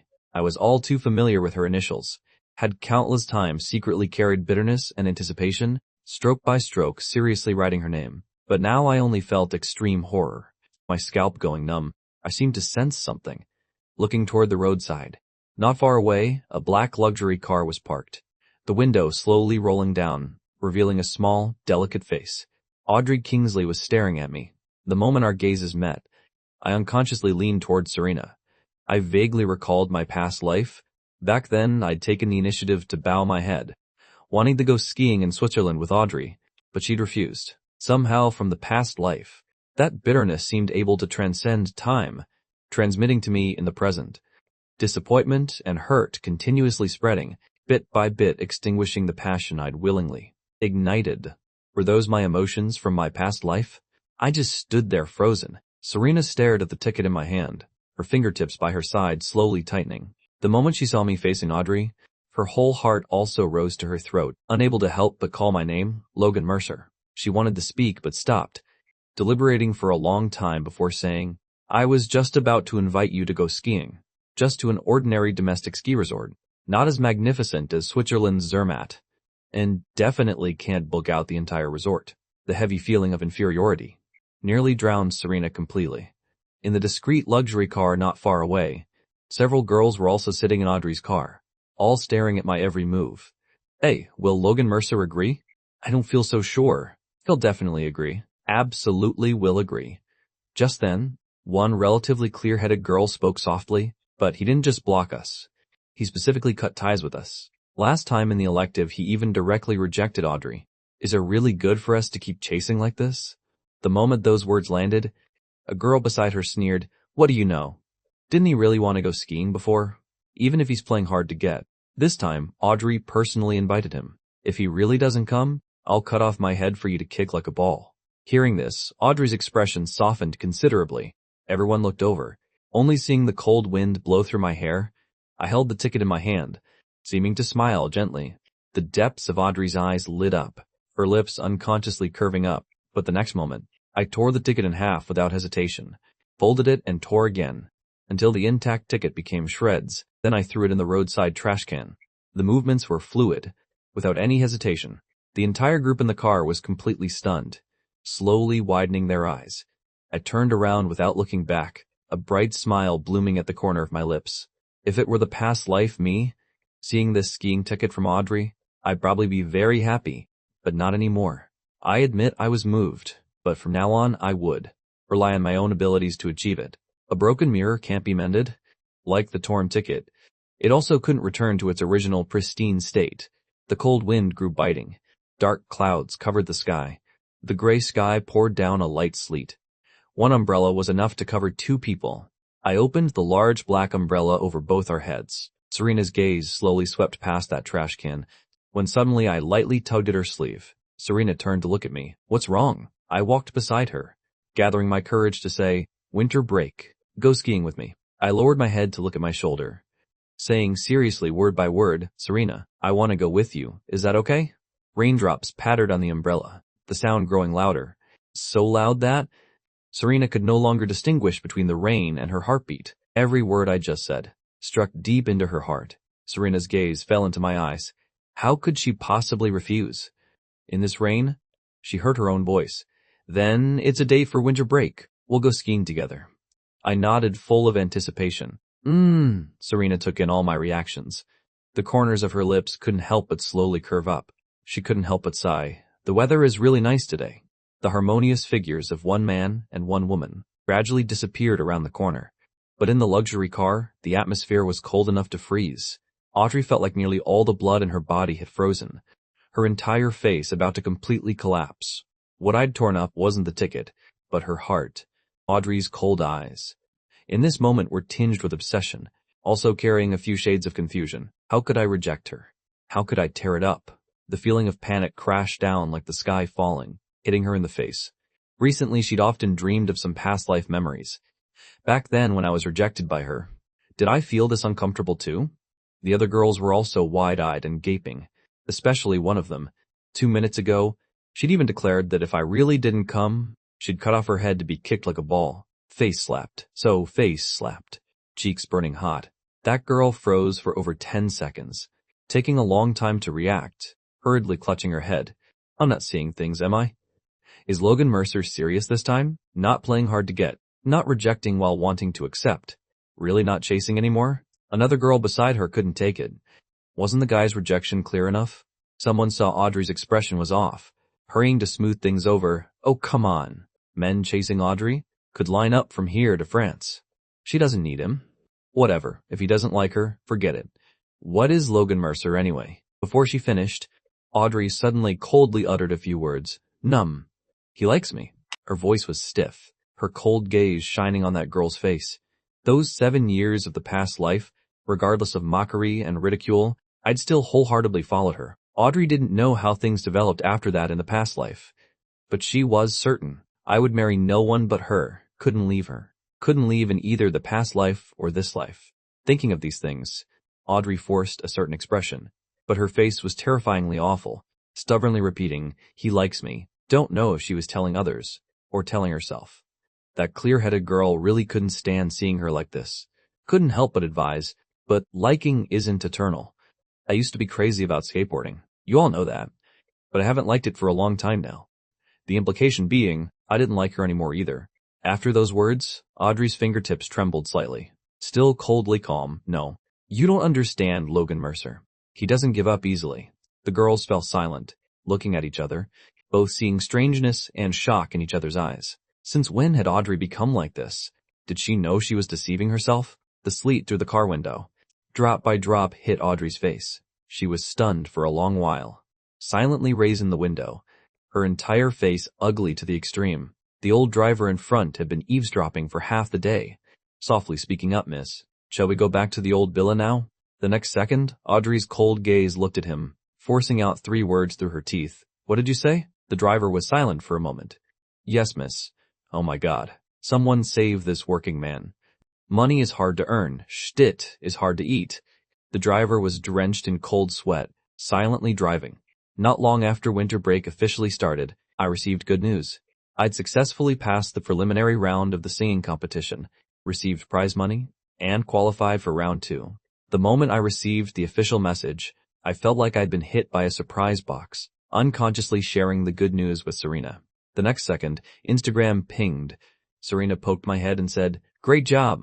I'll go with you for round 2 too." I held my phone reading the message over and over, somehow feeling like that poke was as if Serena had really reached out to pat my head.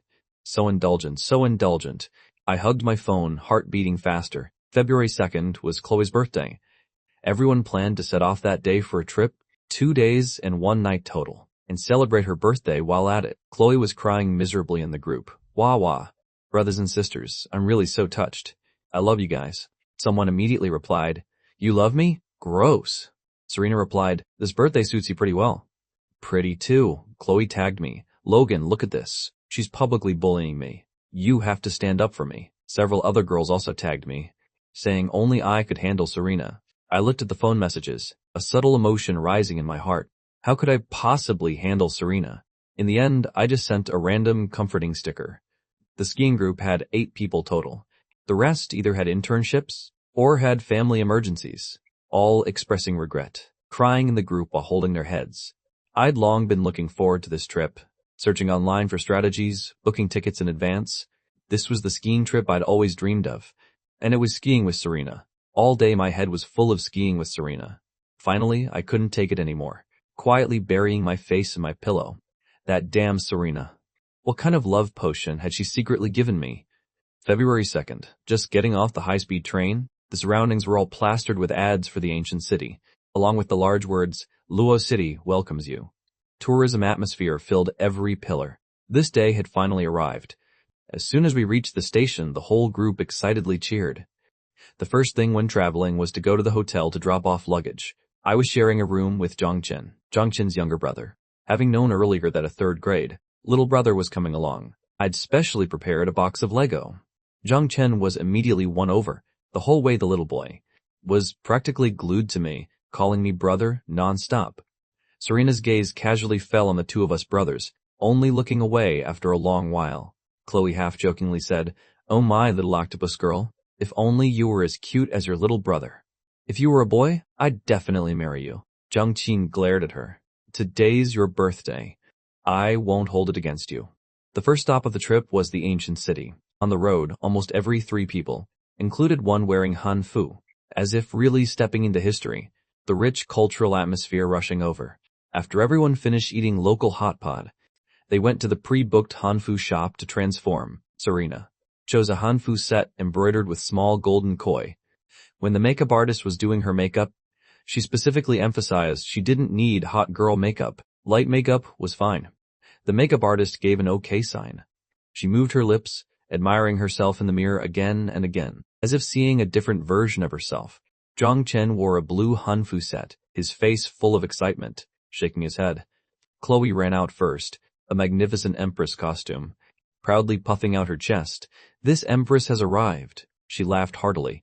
I quietly said from not far away, Empresses have already flooded everywhere. Chloe turned her head. Sure enough, a whole group of women had all chosen magnificent empress costumes. I wore a red general's ancient costume, golden clouds embroidered on the wrists, my whole being like a blazing flame, yet also like being draped in sunlight. Sharp brows, keen eyes, high-nose bridge, truly spirited and vigorous. A young general in brocade robes on a galloping horse, under Serena's burning gaze. Even my breathing slowly paused. Zhangchen beside us lit up, wow-ing, clapping his hands, saying, Sister Serena and Brother Logan are wearing matching outfits. Hey! The moment those words landed, the meaningful gazes of the girls floated over. A string of question marks rose on my forehead. I looked towards Serena, then lowered my head to look at my clothes. Sure enough, it couldn't be refuted. At first glance, they really did look like matching outfits. At my waist, I even wore a koi fish ornament, looking exactly like the little koi on her clothes. The whole way my mind was racing, deliberately walking at the back of the group, secretly holding up my phone and pointing the lens at Serena. For some reason, I wanted to capture this beautiful appearance of hers and set it as my Instagram chat wallpaper. I took a deep breath, appearing calm and composed on the surface, but actually even my hands were trembling slightly. I secretly opened the first photo. The result was completely blurry because my hand shook, not even 1/10 of her real beauty. Entering the scenic area, I quietly walked behind her, pretending to be calm, while the girls were playing around, finding the right moment, messes, and faxes of refilled actions office. I raised my phone from the side and took several shots in succession. But right at the moment, I pressed the shutter. I don't know if it was my imagination, but I kept feeling like Serena seemed to have casually turned to look at me, the elegant curve of her lips carrying enchantment and indulgence. An illusion? It was definitely an illusion. Like a guilty thief, I immediately put away my phone, my chest pounding. Seeing Serena still looking cold, I finally breathed a sigh of relief, thinking to myself she probably didn't notice. There really were a lot of tourists around. I opened my album only to discover an old man had gotten into the shot, completely blocking Serena, couldn't even capture a single hair. I continued scrolling down, gradually becoming absorbed. There was one that was passable for a chat wallpaper. The graceful appearance of a young woman. She wore red, the corner of her mouth slightly curved up. Suddenly, my phone was gently taken away. The screen happened to stop on that photo. Let me see how they turned out. I didn't know when. Serena had appeared before me, without anyone noticing. She lowered her head to look at the secretly taken photos, letting out a soft laugh. Not bad, just a bit blurry. Oh no, I'd been caught. The tips of my ears instantly turned red, taking a long time before I could lower my head. Caught taking secret photos, and the subject saw them on the same day. I was so embarrassed I wanted to burrow into the ground. I mumbled, "These quick shots, casual photos, are the most natural." I unconsciously touched my nose, pretending to be calm, definitely not secret photos. The depths of Serena's eyes held a few shades of helplessness. She laughed softly, going along with my words. I know they're not, and didn't expose me. Who told me I was this cute, even when lying? The whole group walked to the famous check-in spot of the scenic area. Zhang Chen proactively raised his hand, wanting to take photos for me and Serena, saying we were in matching colors. Today we definitely had to take a photo together. I hurried to stand under the city wall. Serena leisurely followed, like a little tail stuck behind me. Suddenly, Zhang Chen put his hands on his hips and commanded with conviction, "You have to hold hands. Hurry up, little couples have to hold hands." How much Lego and snacks had Brother Logan given him? He had to assist properly. I was about to raise 2 fingers in a V sign, when Zhang Chen even winked at me, with an expression of, "You get it, bro? I'm helping you out." I didn't want to get it at all. At this moment, my hand hanging by my side felt a stream of warmth. It was Serena's hand gently touching mine. My hand passed through the gaps between her fingers, gently holding her hand, the corner of my lips gently curving up. Just like that, our 10 fingers interlaced. Serena's fingertips pressed tightly against my hand. Zhang Chen held up the phone, taking photos of us from various angles. Suddenly, Serena slightly tilted her head. Her warm breath, Logan Mercer. Hearing my name. Like a conditioned reflex, I immediately turned, looking down at her. The two of us faced each other right at the moment the shutter was pressed. Serena smiled lazily. "Nothing." At this point, Zhang Chen waved at us. "Done." The little boy proudly lifted his chin, turning toward the group of girls behind to show off. "What do you sisters think? Am I good or what?" All the girls nodded, giving him a thumbs up. That assist was beautiful. On the phone screen, brilliant lanterns cast down, a layer of warm light. A man and woman stood before the ancient city wall, both wearing red hanfu, gazes meeting, 10 fingers interlaced, frozen into a heart-stirring ancient painting. One girl said sourly, oh my, no wonder I felt so full. Turns out there's a whole pile of dog food here, not even together yet, can't even compare. Already this sweet, what happens when they get together? Wouldn't they be stuck together every day? Someone immediately chimed in. I bet Logan and Serena will definitely get together this year. If not, I'll take a huge dump in front of the school gate. Everyone laughed heartily then. Randomly found an enthusiastic passerby, asking them to take a group photo. Chloe was the birthday star today, naturally standing in the C position. As soon as the photo was taken, a girl posted it on social media, even specially changing the location to show off. The content was, landed in Luo City, the beautiful trip begins. While strolling through the market, everyone split up, meeting up at the designated time. Serena and I walked together. When I saw the ring toss game, my gaze was deeply attracted, completely unable to move. Especially since the guy currently tossing rings was extremely skilled, hitting a whole pile of souvenirs at once. The owner was nearly grinding his teeth. Watching someone else succeed, I was eager to try. More importantly, I'd fallen in love at first sight with the folding fan at the farthest end. Serena, I want to play this. Serena was like a little tail, following behind me. I did what I said. After paying and holding 10 rings standing at the starting line, I tragically discovered that folding fan was really far away. But I didn't want anything else. I stubbornly wanted that one. At this moment, Chloe and 2 other girls also happened to walk by, standing aside to watch, all cheering me on. I took a deep breath, throwing a ring toward the folding fan. The result was no exception. The first several all ended in miserable failure. The 7th one was just a tiny bit off. My heart nearly shattered. The owner, though, was happy as could be, smiling brightly at me. He liked this kind of customer the most, both stubborn and loved to play, couldn't hit anything no matter what. I gave up on myself. Whatever, just casually throwing one. Unexpectedly, the next second, the silver ring landed firmly around the owner's neck. I couldn't believe it, my eyes widening.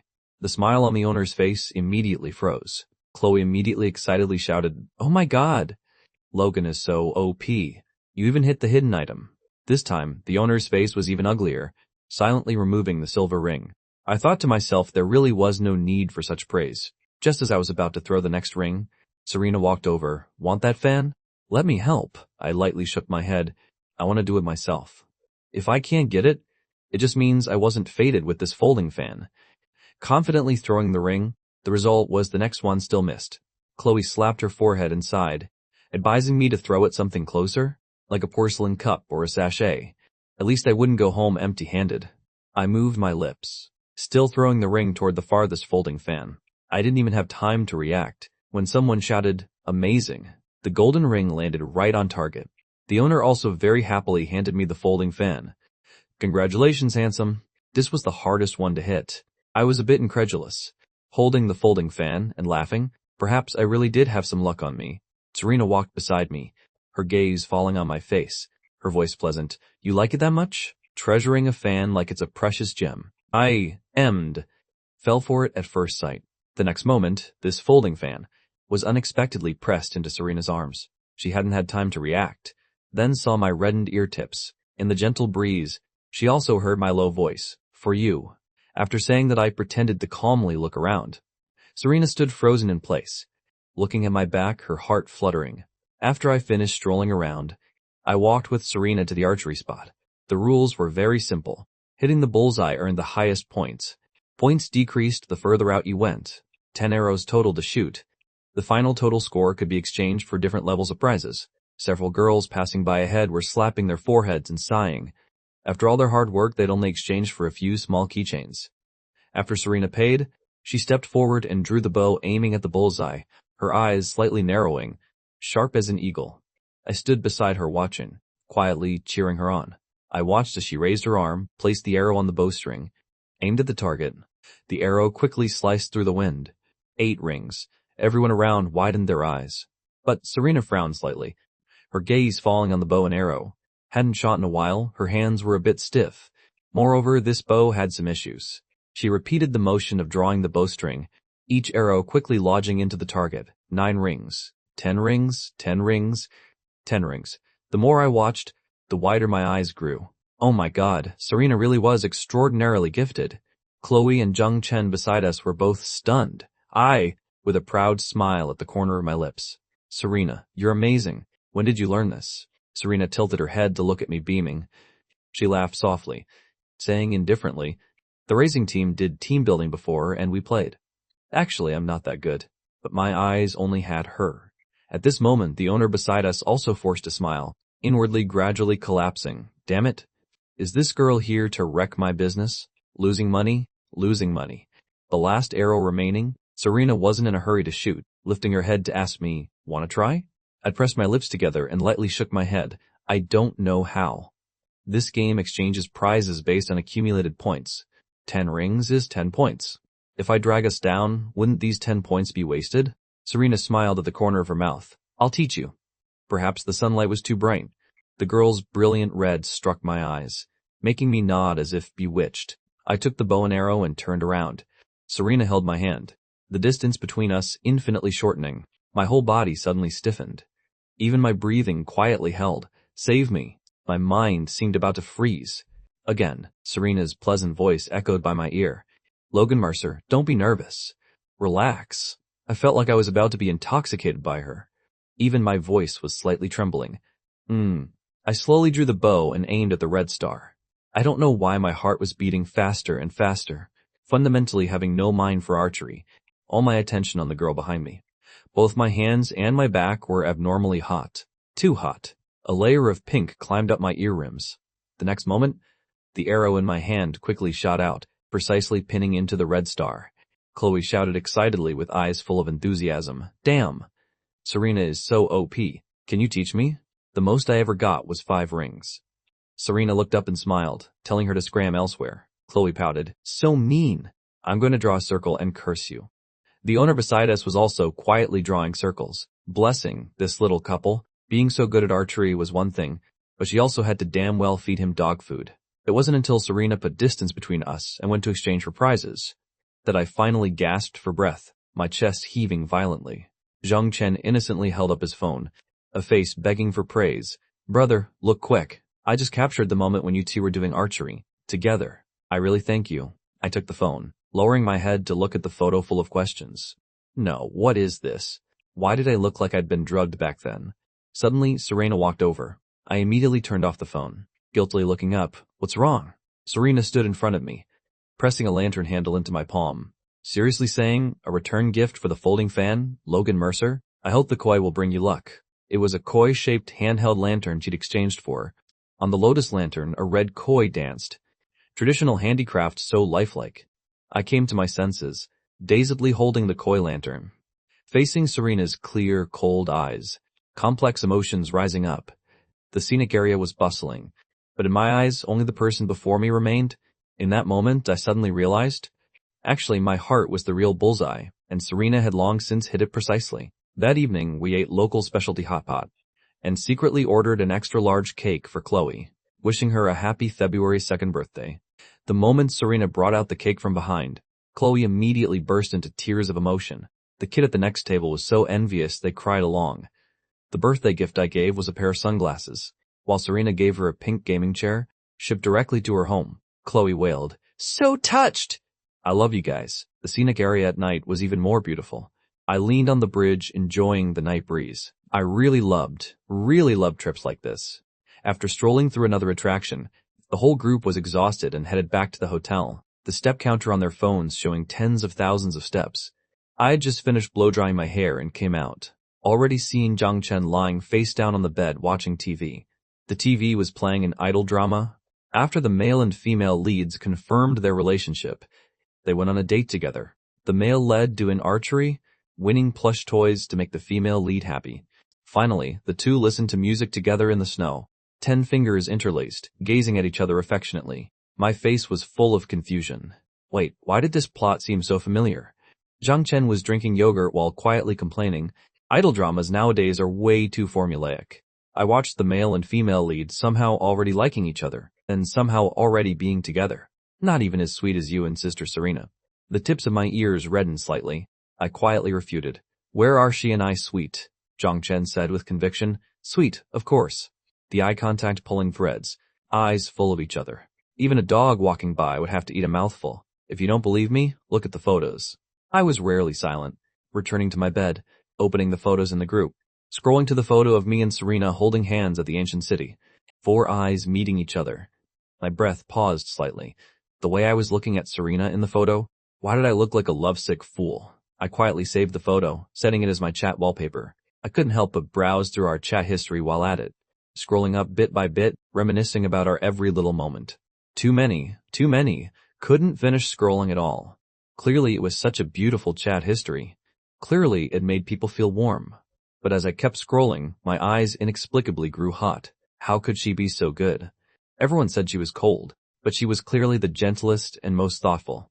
Every time I received a message from Serena, I always couldn't help but feel happy. Serena also almost always replied to me immediately.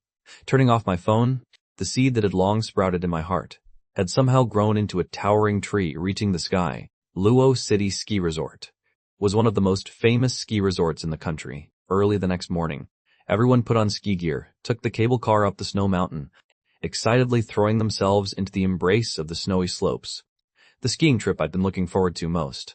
Standing at the peak of the snow mountain looking down into the distance, feeling like I'd also become much smaller, I wore a gray-black outfit, wearing goggles. My helmet even had 2 wolf ears, accentuating my broad shoulders and narrow waist. The next second, my head was lightly patted twice. I immediately turned around and glared at the culprit. "Why did you pat me?" Serena stood right behind me, high ponytail tied up, wearing goggles, in a white ski outfit, adding a few shades of pride to her steady temperament. The girl's lips slightly curved up, her pleasant voice echoing by my ear. "Saw you looking handsome, so I couldn't help wanting to pat you." I moved my lips, not to be outdone, reaching out to lightly pat Serena's helmet. "Then you're cute too." The girls beside us were sour to death, frantically patting each other's heads, accompanied by an ode, "You're cute too." Serena immediately gave them a knife-like glare. The gentleness in her eyes completely vanished, switching to fierce and cold. Right now, compared to just before, was truly 2 extremes. The girls begged, "Ma'am, spare us." Skiing began. Everyone scattered to play. Zhangqin followed Zhangqin to the safer, flatter children's area. I was still thinking about how to ski when Serena had already rushed down first, testing it out for everyone. A girl called from above, "Sister Serena, slow down! Don't fall." But Serena seemed to have great athletic talent. She practiced racing motorcycles. Her core body strength was extremely good. Clearly she was also a first-time skier. But she moved freely on the slopes, graceful and unrestrained, immediately attracting the attention of quite a few guys around, even drawing the attention of some girls. I followed along, learning the movements from Chloe and the others, imagining I would also be like Serena. Very cool and beautiful. I don't know how long passed. I'd learned somewhat decently, carefully moving the snowboard bit by bit. The idea was beautiful, but reality was cruel. The moment I moved, my whole body lost control and fell backward, my butt slamming into the snow. Serena finished her run and came back, when Chloe suddenly threw herself into a hug. "You're amazing. Let me hug you to rub off some of your talent." Serena laughed softly. "Sure, go ahead and rub. Everyone gets a turn." Not long after, another girl directly made her move, pushing Chloe aside happily. "My turn. I want to rub off some glow too." After all the girls had touched their luck and rubbed off some glow, only I remained. I stood in place, silently watching the girls laugh and play happily. Suddenly, a slender figure entered my vision. Serena walked up to me, slightly spreading her arms, her voice pleasant. "Logan Mercer, come rub off some luck too." I froze for a few seconds. Softly asking once, Serena received a response, stepped forward and hugged me, her small face buried in my chest. My mind froze for 2 seconds, then I took the initiative to embrace her body. I thought I'd be like the other girls, just hugging for a few seconds, but when I was about to let go, Serena was still hugging me tightly, not letting go. I held my breath, feeling her soft body, saying softly, "Serena, you're amazing, good at everything you do." The moment those words landed, Serena's gaze became gentle. Softly, her voice low and warm, the girl's hot breath was all exhaled onto my chest burning hot. My heart nearly wanted to jump out of my body. All signs showed I seemed to really be done for. I just buried my head like that, obediently staying in her arms. Serena's eyelids slightly drooped, deeply feeling my heartbeat, her fair face tinged with a faint pink. I don't know how long passed. Serena put some distance between us. Done hugging, she turned around with a natural expression, an appearance of calm coolness, actually trying to hide her flushed cheeks. In order to openly and legitimately hug you, I hugged everyone. The two of us put distance between us. I had just breathed a sigh of relief, when Serena suddenly extended her hand toward me. "I'll take you skiing together." My breath paused for a moment. In my past life when I went skiing alone, I fell so badly my ankle was severely sprained. I'm still a bit scared even now. But if Serena was there, I seemed to be completely wrapped in a thick sense of security. Even that little bit of fear and worry completely dissipated. I reached out and took her hand. my heart inexplicably beating faster. Okay. Serena and I held hands facing each other, slowly skiing down from the mountain peak, coordinating in perfect harmony, like a pair of butterflies lightly dancing, fluttering over the snowy slope. Not far away, Zhang Chen held up his phone taking photos and videos of us. On the screen, one white, one gray. The romantic atmosphere was too thick. They looked so good together, he just wanted to push their heads together. Zhang Chen was enthusiastically shipping them, grinning, when he lost his balance and fell onto the snow. Ow! He cried out in frustration. Zhang Chen helplessly pulled him up. I told you, don't play with your phone while skiing. Cold wind rushed over. I held Serena's hand, tightly looking down the mountain. Serena slowly picked up speed, looking at me, saying softly, Relax. Can you handle this speed? I nodded, my eyes sparkling with unusual light. Yes. If I could stay forever in this moment, it seemed like that wouldn't be bad either. I was no longer nervous and scared, gradually getting excited. Two figures glided past the howling cold wind, also gliding past this pure white snowy slope, leaving behind a perfect trail. This winter seemed especially romantic. Finally, the whole group gathered in a circle, taking check-in photos at the ski resort. Having experienced the free and unrestrained wind, having also experienced passionate and wild youth, the trip ended. When everyone returned to take the high-speed train, as if suddenly pulled back to reality, all having strong withdrawal reactions, forming a thick sense of contrast. The girls cried miserably, Wawa, I feel like we just got here. Why do we have to go back already? I don't want to. Press 1 to go back to day 1. Wawa, that was so fun. Sisters, let's continue next time. I sat quietly, just smiling and nodding in agreement with their words. Suddenly, Serena tilted her head and called my name. Logan Mercer. I tilted my head to look at her. The high-speed train ran steadily and quickly on the tracks. Serena tentatively touched my index finger. Come see the ocean with me during summer break. In the luxury villa. Audrey, these are the photos you requested. Audrey had already gone more than 10 consecutive days without a good night's sleep, the dark circles under her eyes growing heavier. She forced herself, coldly zooming in on the photos, on the pure white ski slopes. A man and woman held hands skiing down. Intimate posture, romantic atmosphere. In the scenic area, two people in matching hanfu strolling through the lantern festival, smiling at each other, like a couple in love. Audrey suddenly snapped the pen in her hand, cold as if dropped into an ice cellar. She stared at the person on the phone screen, extreme emotions nearly drowning her completely. How could this be? Audrey's blood flowed backward. She couldn't believe it, talking to herself. How could he go skiing with another girl? The confidence built high in her heart collapsed completely. Audrey helplessly fell backward. In her head, as if from very far away, a voice came, telling her to bow her head, telling her to go beg, telling her no matter what, don't regret it. Two girls beside her quickly caught her. Couldn't help but speak the words buried in their hearts for a long time. Audrey, we think Logan Mercer really isn't coming back anymore. He's doing pretty well now. We feel the same way. Especially Madison Sterling. Before she used to mock him to his face every day. If it were us, we would have fled long ago. Audrey, if you really like him, you have to say it. The next second, Audrey suddenly turned her head, coldly looking at her. I like him? Clearly he's the one who likes me. He's the one chasing me relentlessly. Audrey forcefully pushed her away, striding forward, her back lonely and tattered, as if she would completely collapse the next second. Lunar New Year arrived. Other families were lively and warm, while I spent the entire New Year alone at home. After showering and blow-drying my hair, I hadn't looked at my phone for a while, and it was still on silent mode. The February weather was cold. Past 11 p.m., it suddenly started pouring rain. Suddenly, several urgent knocks on the door unexpectedly rang out. I walked out with a face full of confusion. Through the peephole, I saw Chloe standing at the door calling, Logan, Serena is drunk. Help her. I immediately opened the door, my expression tinged with worry. Drunk? 4 or 5 familiar girls stood at my doorstep, with expressions of, what do we do? Save us. Seeing me like seeing a lifeline. In the middle of the group, Serena had her head lowered. She wore a black puffer jacket, her whole body almost leaning on Zhang Qin, seemingly already drunk. Zhang Qin supported one of her arms, seriously saying, Serena, she's drunk for some reason. We unanimously decided to hand her over to you. I nodded, stepping forward. My nose caught the faint smell of alcohol drifting in the air. Not the overwhelming, unpleasant kind. On the contrary, it was light and even slightly fragrant. The depths of my eyes were confused. She's really drunk? The girls frantically nodded. Of course she's drunk. drunk to the point of not knowing up from down. Feels like she'd do anything. By the time I reacted, Serena was suddenly pushed hard by Jongkeen, her whole body thudding against the wall, staggering like she was about to fall. My nerves tensed, almost unconsciously stepping forward to catch her. The girl's entire weight leaned against me, her mouth still breathing lightly. I had just helped her stand straight. When the next second the girls had vanished, running while shouting, "We have urgent business. Going ahead first. Logan, we're counting on you." I stood there gaping, frozen for 2 seconds before hurriedly saying, "Wait, don't go yet."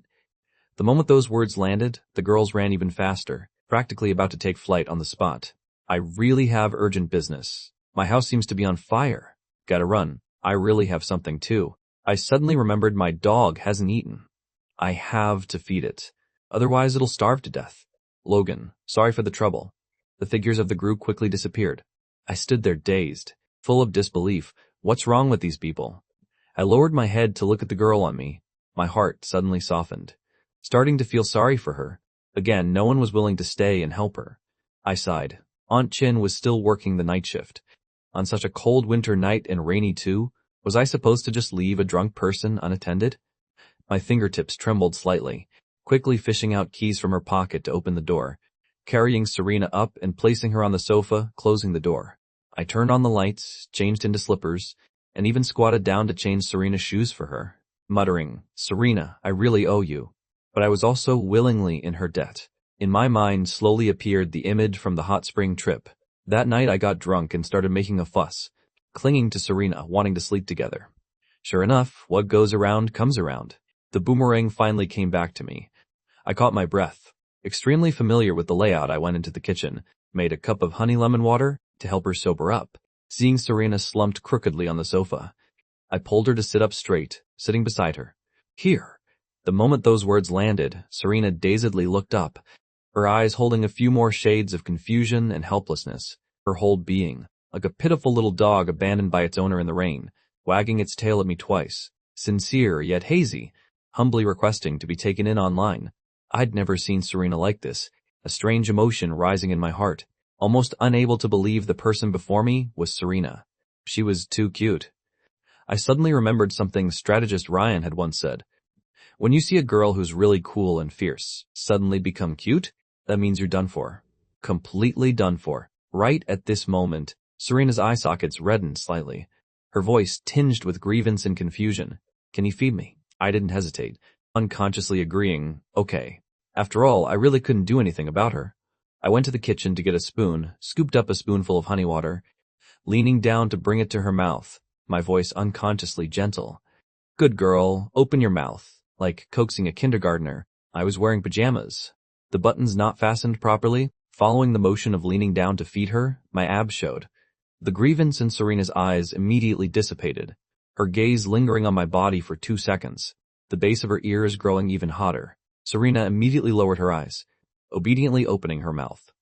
I coaxed her to drink the water spoon by spoon, unable to help but smile. Drunk Serena was really well behaved, especially innocent, especially cute. Who said she looked fierce anyway?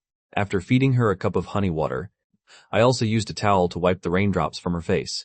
Meticulous and gentle. I saw the base of her ears and the skin of her neck turning red, becoming even more certain she was definitely drunk. Only drunk people get flushed faces and red ears. I tentatively extended my index finger, waving it in front of her eyes, moving my lips to ask softly, "Serena, who am I?" I only saw Serena tilt her head, eyes half closed, looking lazy. After a long time, she still didn't say anything. I thought about it, whatever. Serena right now. Probably didn't even know who she herself was. How could she recognize me? Wait, doesn't that mean I can do whatever I want? 2 little people suddenly popped up in my head. Devilstar wore a face full of mischievous smiles.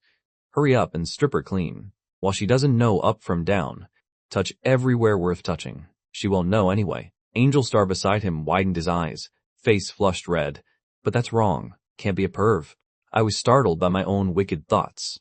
My earlobes tinted pink. I silently clenched my fist, shaking my head hard. Since when did I crave Serena this much? I painfully rubbed my temples and started directly taking off her jacket. The room had the heater on, blowing out streams of warm air. I helped her take off her outer puffer jacket, planning to tuck her into the blankets later, that way she wouldn't catch a cold. At this moment, Serena drowsily lowered her head, mumbling in her dream, "Hug hug." My fingertips tightened slightly, hesitating for 2 or 3 seconds. I spread my arms and gently embraced her. I lowered my eyes, fundamentally not daring to look at her, just carefully burying my face in her shoulder. Not even understanding myself why I did this, just longingly hugging her. Serena was already drunk. I was just satisfying this small request of hers. It probably didn't count as taking advantage of her. The girl mumbled out 2 syllables. I leaned against her shoulder, finally hearing what she said clearly. Turns out it wasn't hug hug, but baby. I suddenly lifted my head, immediately letting go, feeling extremely awkward and embarrassed inside, guiltily touching my nose. She fundamentally didn't want to hug me. She was just talking nonsense while not sober. All of it was me being delusional. I raised my hand to pat my face, rationality gradually returning. I picked up Serena, preparing to carry her to the bedroom, planning to throw this unconscious drunk onto the bed and immediately flee. Pushing the door open, Serena's bedroom was clean and tidy. The only unfamiliar spot was probably the nightstand. There were displayed all the little plush toys I'd given Serena, all different colors, not matching the rest of the room. I had just placed her on the bed, when unexpectedly my knee slammed hard into the edge of the bed. My legs went weak. My body suddenly tilted, losing control and falling forward without time to make any reaction. The next second, I was in an extremely dominant posture, pressing Serena completely underneath. The two of us sank into the big, soft bed, hearts about to explode. My face lightly touched Serena's lips. The warm and soft sensation was like an electric current, immediately striking me, spreading through my entire body, both numb and soft, stimulating every nerve, meaning Serena had kissed my cheek. I sprang up like a spring, raising my hand to cover my right cheek, my face instantly flushing red. Late at night, the world was covered in a layer of hazy moonlight. The room immediately sank into silence, only the sound of even breathing continuously amplifying by my ear. Serena seemed to have completely fallen asleep, without any reaction. She had her eyes tightly closed, her lashes casting a small shadow. I quickly covered her with a blanket, turned off the lights, and fled home like escaping with my life. The whole way, I could clearly feel my own emotions. In my heart, it was like there was a little reindeer, frantically running around everywhere. It was an emotion that, even when facing Audrey, I never had.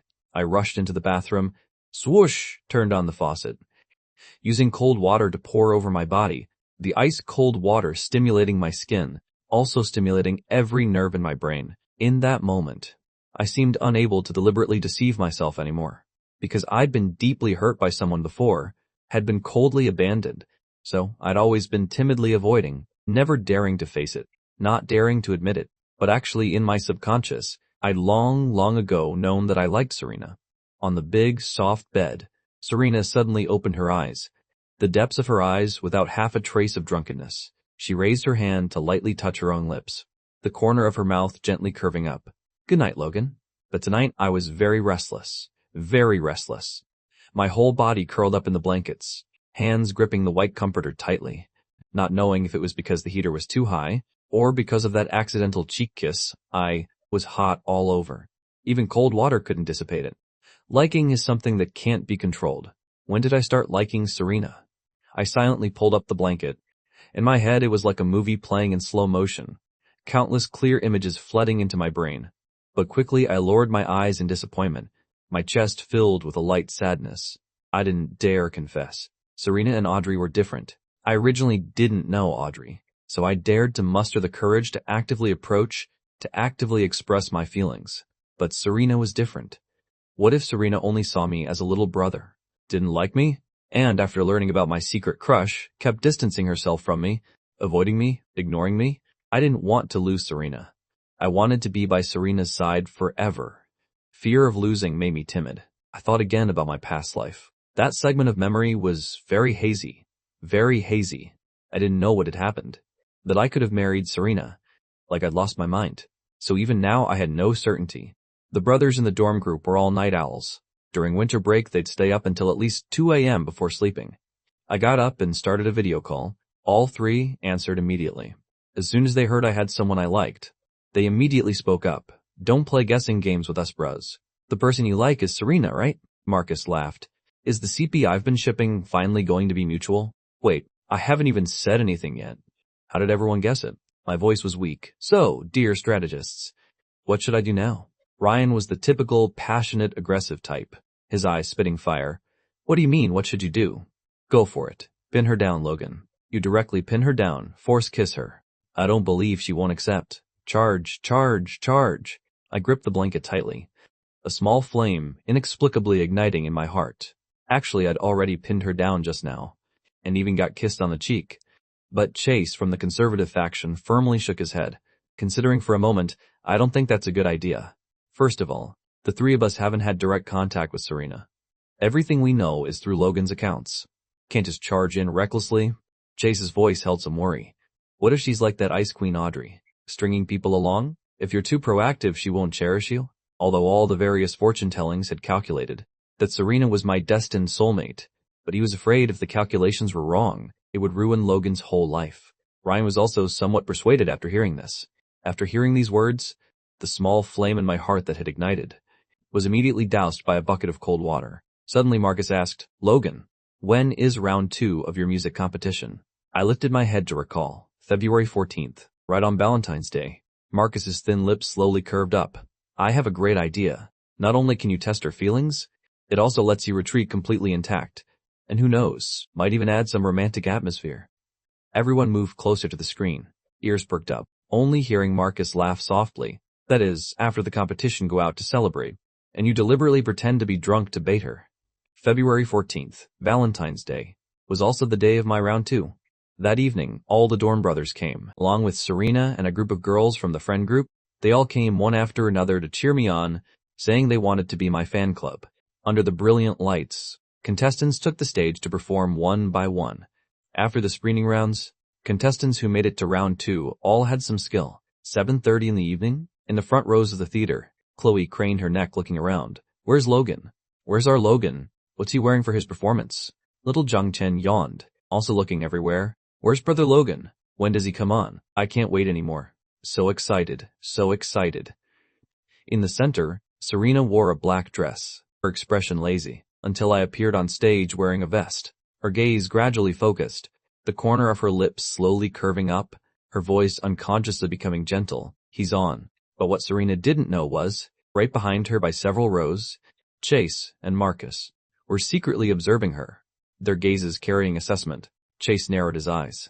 This girl is grinning from ear to ear. Look at that lovesick expression of hers.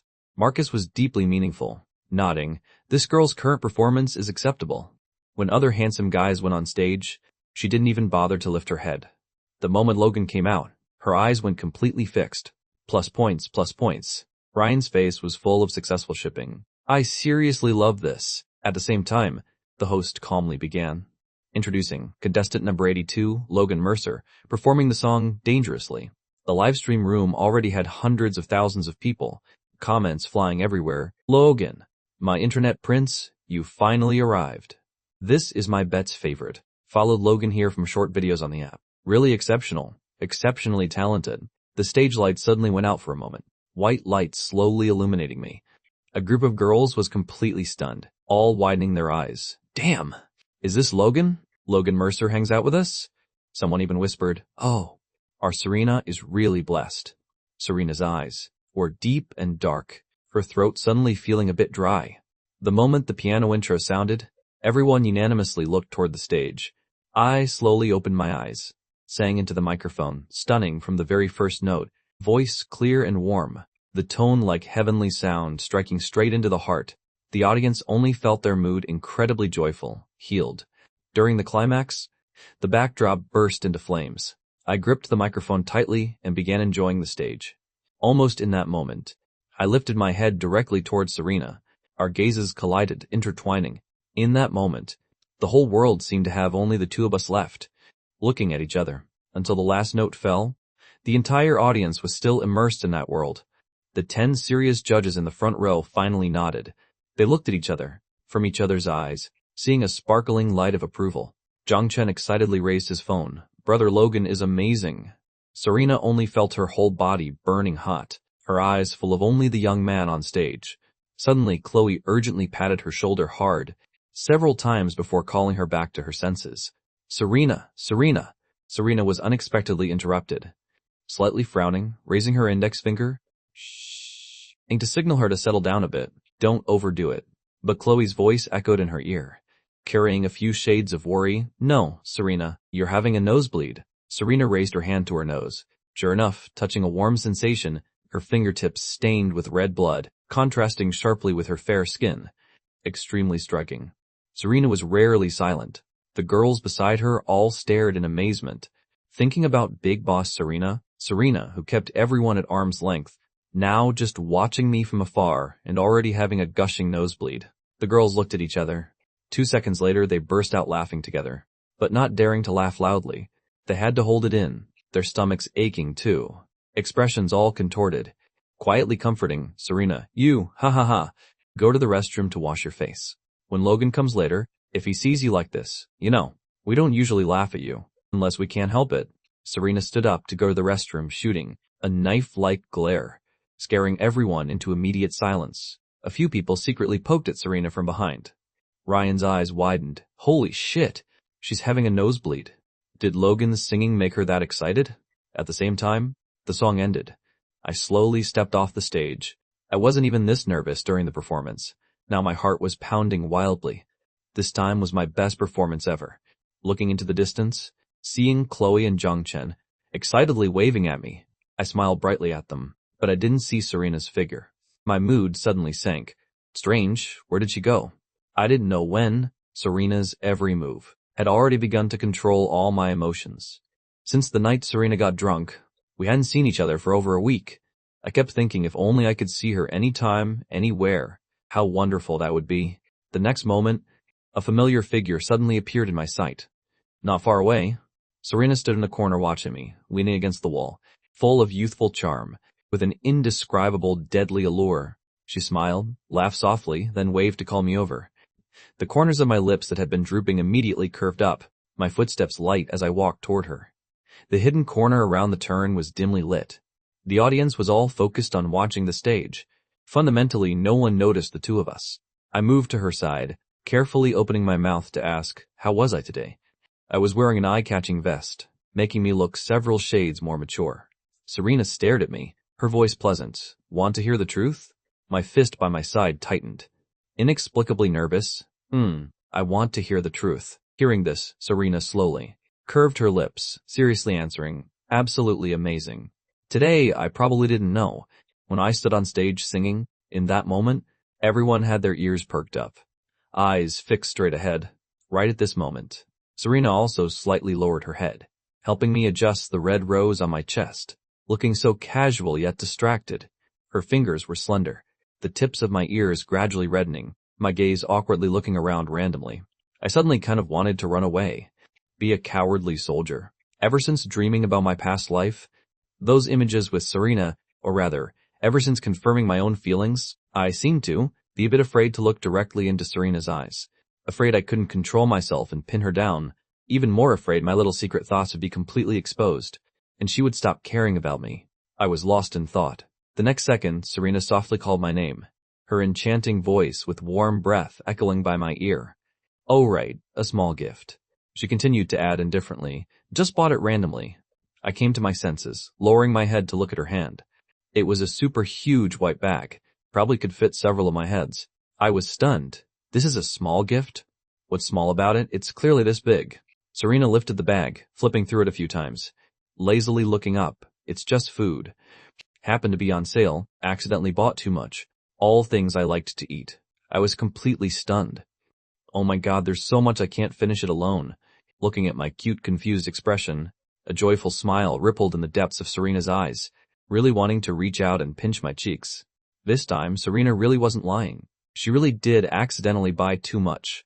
Originally, she only planned to bring me 2 or 3 small cakes. But 2 days ago, when I went downstairs to take out the trash, Serena happened to see through the window that I'd gotten thinner again. At that time, she thought about it for a while, then kept throwing a pile of delicious food into her cart. By the time she reacted, the payment had already gone through. Looking at this huge pile of pastries, I was somewhat overwhelmed by the favor.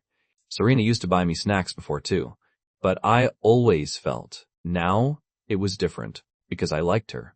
So every feeling became different. At this moment, Serena casually raised her eyebrow, smiling, laughing, softly looking at me. Do you like it?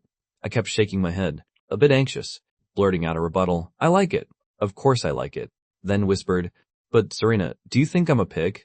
Serena's almond eyes slightly narrowed. A pig? After a long while she laughed. Logan Mercer. Can you really not tell? Just meeting her, my reaction suddenly became much slower. Tell what? Serena helplessly sighed, half joking, half serious. I'm not treating you like a pig. And clearly, her voice suddenly paused for a beat, treating you like a prince. The girl deliberately lowered her voice both soft and warm, every word, striking hard at the softest place in my heart. From very young, I knew I wasn't a prince in a fairy tale world. I was just a tiny speck of dust that couldn't be more insignificant. Very ordinary, very average. Definitely couldn't be a male lead radiating brilliance. An ordinary person like me. How could anyone truly treat me like a prince? I didn't know if she was joking. Couldn't utter a word for a long time. Could only quietly respond with an all-purpose phrase, thank you. The next moment, a black gift box suddenly entered my sight. Exquisite and high-end. Serena held the box, gently shaking it in front of me. Matter-of-factly, so how could our prince not have a watch? She opened the box. Inside was a watch. Very beautiful, very high-end. So this was the small gift she'd really prepared. My heart skipped a beat. Now I really felt surreal. Could I really be the male lead in a romance novel? Damn, I really am too narcissistic. Today I really wasn't wearing a watch. Taking the gift box, then helped me put it on. I carefully glanced at Serena, tentatively asking, is that okay? A light flashed in Serena's dark eyes. Her brows curved. Up, the corner of her mouth slightly raising. Of course. She took out the watch, naturally stepping closer. The distance between us suddenly shortened. A faint fragrance from the girl, hot breath rushing over. Looking from afar, it was as if I was holding her tightly in my arms. The surroundings were very quiet, very quiet. Quiet enough that I could clearly hear my heartbeat. Suddenly footsteps sounded. My ears immediately perked up. Like a guilty thief, I whispered urgently, someone's coming. Serena looked up at me. She laughed with conviction. What's there to be scared of? We're not doing anything shady. I leaned to the side, using my tall figure, to completely shield Serena in the corner. The footsteps grew clearer and clearer. The distance between us also kept shortening. My gaze slowly moved down, finally precisely landing on her lips.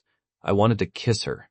The next moment, two young girls walked by hand in hand. One of them poked her head out. Damn! Where's the restroom? I clearly remember it's here. The person beside her hurriedly pulled her back. The restroom is in the other direction. You directionally challenged idiot, don't go that way. Hurry, hurry. Can't you see the couple over there is making out? After saying that, the two girls immediately ran off. The conversation wasn't loud, but I heard every word clearly. A huge question mark rose above my head. Making out where? I came to my senses, suddenly realizing it really didn't look innocent.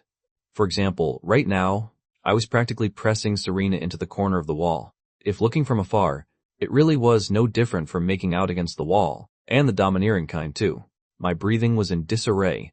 Looking down, I only saw Serena looking serious and righteous. An inexplicable feeling of failure and disappointment rose in my heart. So this kind of interaction, this close distance, from beginning to end, only I was the one in chaos. Serena had no reaction at all. She put some distance between us, her voice pleasant, all done. I didn't notice anything unusual about her. Still immersed in happiness. I also had a small gift for Serena, but I had to wait until we got home to give it to her. After the competition ended, the whole group went for a barbecue. The team building rule was to drink until wasted before going home. The February weather was cold. I wore a thick white puffer jacket, formally introducing my roommates to the girls. Marcus and Ryan were both Sagittarius, the typical self-socializing type, very quickly blending in with everyone. Chase was a Virgo, alone with his head down, quietly eating. The server quickly brought over a tray of beer. The three brothers immediately signaled me with their eyes. I solemnly nodded, a small flame of fighting spirit igniting in my eyes. I didn't forget the main mission today. Drink a little and pretend to be drunk, then frantically probe Serena. Lure Serena out. People say alcohol gives cowards courage. Logan charge. This place was an outdoor self-service barbecue. Everyone sat in a circle, welcoming the cold night breeze. The grill and charcoal were already prepared. Serena controlled the heat, grilling skillfully, her gaze focused, looking so reliable, so captivating. I stared at her small, delicate face, suddenly feeling a bit hungry. Couldn't help secretly swallowing my saliva. Not long after, Serena brushed a layer of sweet and spicy sauce on a skewer, pressing it into my hand, saying indifferently, "Lamb skewer, try it." I lowered my head and took a bite, immediately smiling at her. So delicious. In those clear eyes, there was only room for her alone. "Serena, you're amazing." Serena smiled faintly. "Just something easy." One, "you're amazing," went to her head. She started frantically grilling food for me to eat. Plus, her skills were excellent. Everything she grilled was fragrant, crispy outside and tender inside. Every piece of meat radiated ultimate appeal, making people drool. Chloe looked at the lamb skewer burnt to charcoal in her own hand, then glanced at the perfect skewer in Serena's hand. Smelling the aroma, she sidled over. She whined in a cutesy voice, "Serena, you're so good. I want to eat food you grilled, too." Serena's hands didn't stop. She gave her an indifferent glance, her voice cold. "Don't you have hands?" Her voice was both cold and hard, completely opposite to the gentle tone when facing me. "Chloe, Ed, when it comes to me, it's not easy anymore. Discrimination?" Turns out I loved the wrong person. The girls looked at each other, secretly passing messages. So funny, turns out Serena is peak love-brained. So many sisters here in her eyes. Probably not even worth a single strand of Logan's hair. Our hanging hearts have finally shattered. Wishing her success. A bunch of resentful single dogs raised their beer bottles, chugging, drinking wildly. The whole table only had Zhang Chen as a kid. He could only sneakily drink Coke. Everyone got along on their own. Started playing Number Bomb, Werewolf, and all sorts of little games. Losers had to drink as punishment. The meal was filled with laughter. The atmosphere was really too good, very easy to blend into. Even Chase, who was afraid of socializing, was completely playing his heart out. The games went round after round. I was slightly tipsy, feeling like I was almost a bit drunk. One more drink, and I'd really be drunk. But every time I kept losing, Ryan was also getting tipsy, constantly clinging to me, wanting to drink together. Even Marcus, with the best alcohol tolerance beside us, was getting tipsy too. Chase frowned, sensing something was wrong, hurriedly grabbing my arm. "Logan, are you drunk? You can't be drunk. Gotta stay sober." I froze for a moment, slowly turning my head to seriously look at him. "I'm not guilty." Chase was slightly uneasy, holding up 4 fingers. "Logan, how many is this?" My eyes lit up, my voice extremely confident. "I know, this is a bunny." The moment those words landed, Chase's face stiffened. "It's over.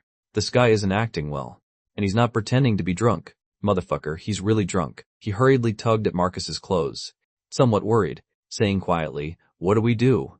"The plan has changed. Logan seems really drunk." Marcus unhurriedly delivered an advertisement. "I know you're anxious, but calm down first.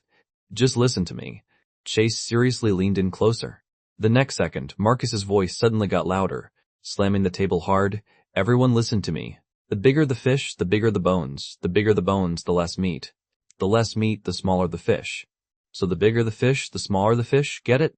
The girls thought carefully for a moment, all chiming in. "Right, you make a good point. So smart." Zhang Chen's head was full of question marks. Why are all these adults so dumb? Chase thought to himself. It's over. This guy's gone too. Turning his head to look back, Ryan was hugging a beer bottle, singing loudly with the girls. The wind is howling, the horses are neighing, all out. Not a single one was reliable. If he'd known, he should have done a divination first before coming out. Chloe confidently finished singing and sat back down, drunkenly saying, "Logan, you don't know." Serena, every time she sees you, the corners of her mouth just curve up like crazy. Before she finished, Serena immediately reached out and covered her mouth, blocking all her words. I still heard a little bit, dazedly leaning in. Huh? What did she say? Serena, one hand firmly covering Chloe's mouth, on the side saying indifferently, "Nothing. She's having a drunk episode. Don't pay attention to her." Ed. Nearly 11 p.m., the games also came to an end. I drowsily leaned against Serena, still wanting to drink another sip, but was stopped by her hand. "Don't drink anymore. You're drunk." Hearing this, I obediently withdrew my hand, seriously saying, "Yes, ma'am." When I was drunk, I was very quiet, completely different from that crazy bunch singing and dancing. Serena's heart was about to melt. Everyone started standing up to pack their things. See everyone when school starts. The girls waved their hands, while giving her the okay sign, telling her not to worry. Everyone went their separate ways home. The lively, noisy atmosphere from before immediately dissipated. The road home for the two of us was very quiet. I walked beside Serena, gathering courage to slowly extend my hand toward her. In that moment, Serena seemed to look up at me, the corner of her lips slightly curving up. I immediately panicked and withdrew my hand, pretending nothing happened while looking around.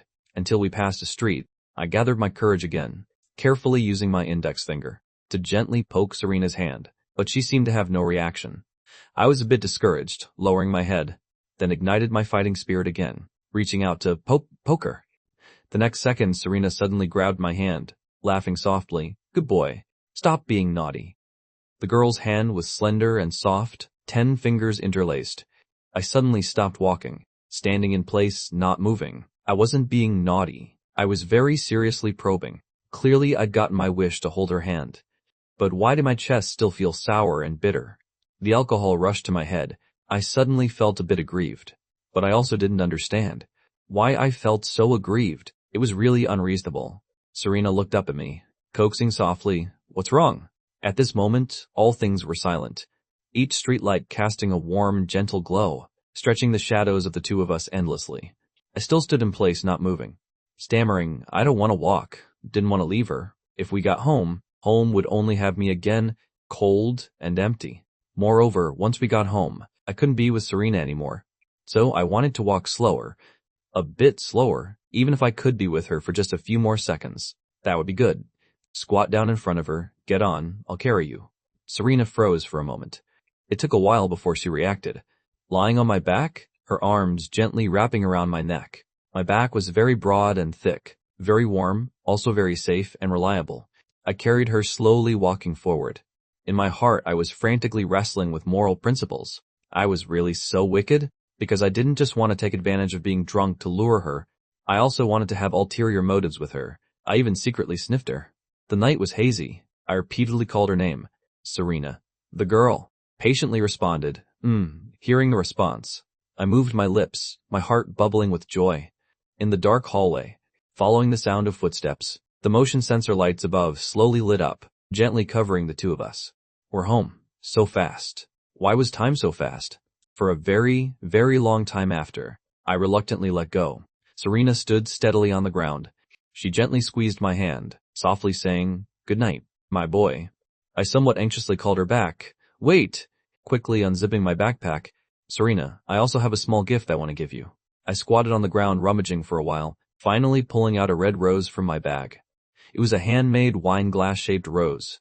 Every stitch on the red petals was meticulously and exquisitely woven, like a carefully carved work of art. I smiled completely, like a treasure holding up this red rose toward her, even automatically providing sound effects, ta-da-da-da, for you. I learned from a video blogger. It took a very, very long time to make these roses, but they're really ugly. This is the prettiest one. The moment I held up the rose, Serena suddenly froze in place. She was even thinking whether she'd drunk too much too. All of this was like an illusory dream, like walking on soft clouds. One careless moment and she'd suddenly fall into an abyss.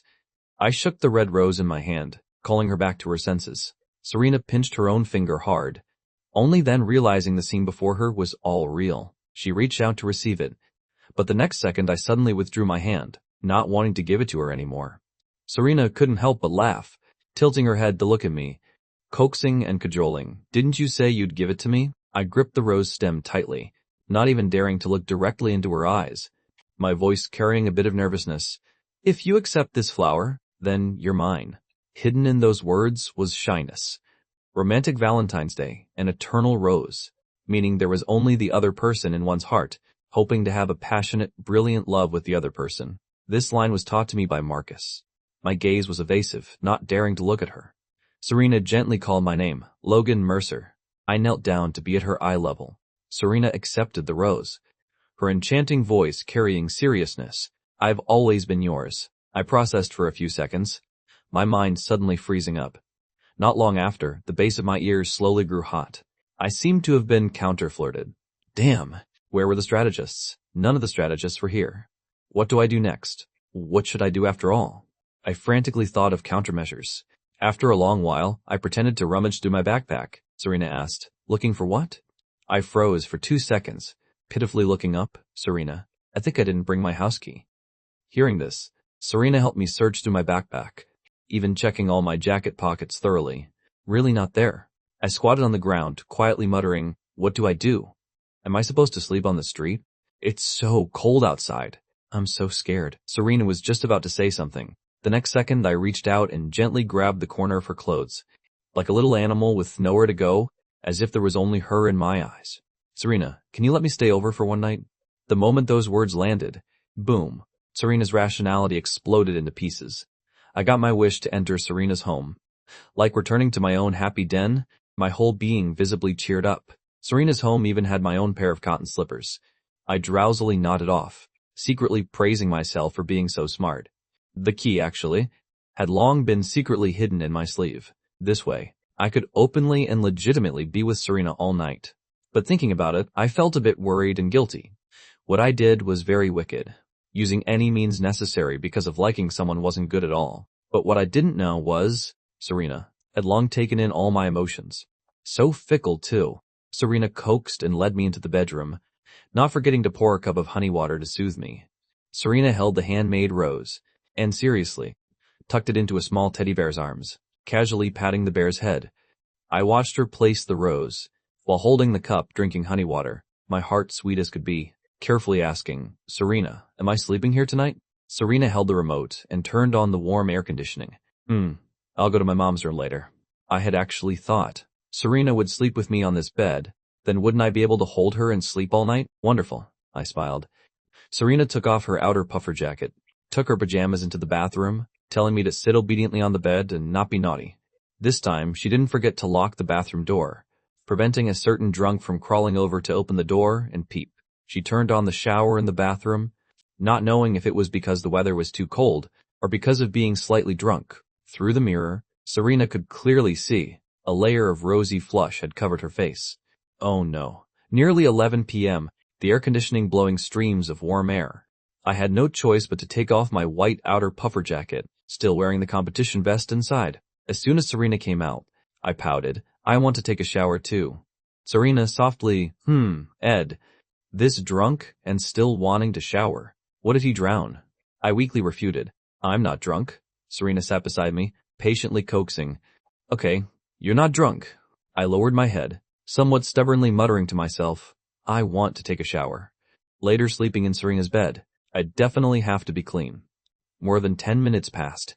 I finished showering and wrapped in a towel walked out of the bathroom, the depths of my eyes carrying some confusion. Serena, I can't find the hairdryer. Serena looked up. The next second, she was completely stunned.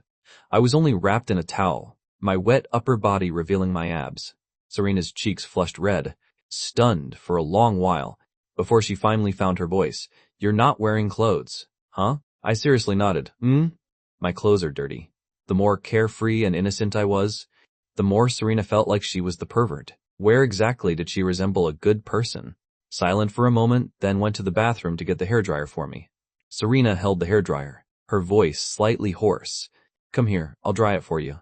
I visibly cheered up, obediently approaching. Thank you. Serena, one hand holding the hairdryer, the other hand stroking my hair. Her voice lazy, you're welcome. Her fingers threading through my hair, gently stroking the roots. The next second, I suddenly turned around, facing Serena and hugging her tightly. Serena's breath paused slightly. I whispered by her ear, my voice even more seductive because of being slightly drunk. I used your towel, and also used your body wash. Serena turned off the hairdryer in time. Hearing my words clearly, I lowered my head and nuzzled into her neck. So now I'm also yours. The room suddenly sank into silence, the romantic breaths of the two of us quietly intertwining. I didn't know. These words of mine were like a passionate flame, completely burning away Serena's rationality. She took a deep breath, thinking I was drunk to the point of losing all consciousness, couldn't even distinguish numbers. But I also seemed to still retain a bit of rationality. So did I, maybe like her a little? Realizing this, Serena's heart beat faster and faster. Late at night, almost past midnight, I happily lay in Serena's blankets.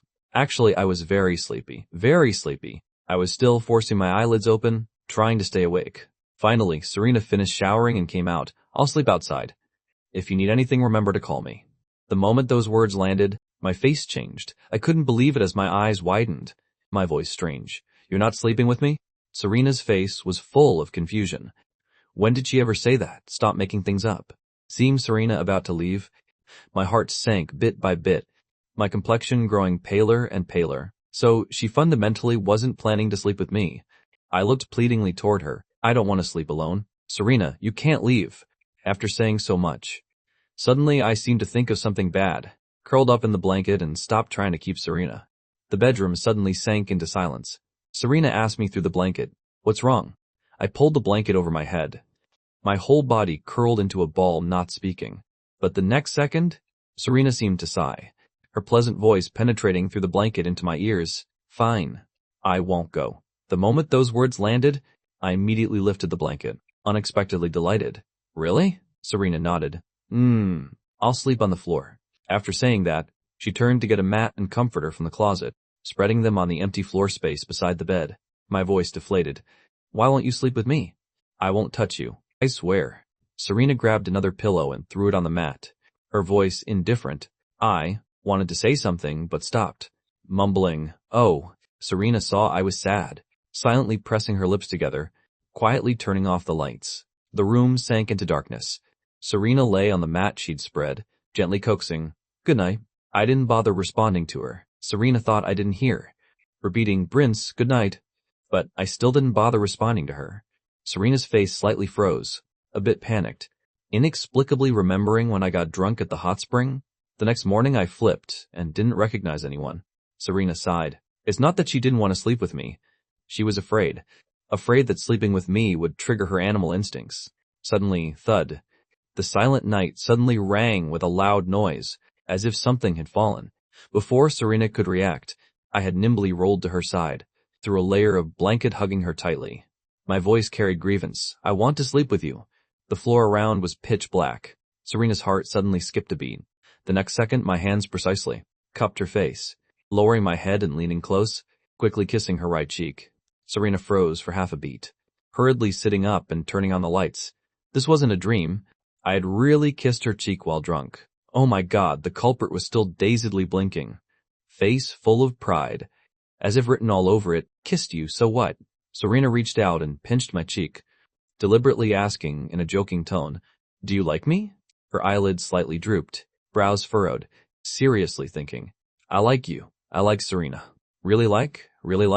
This is a little secret. But that annoying Serena won't sleep with me. I suddenly don't like her anymore.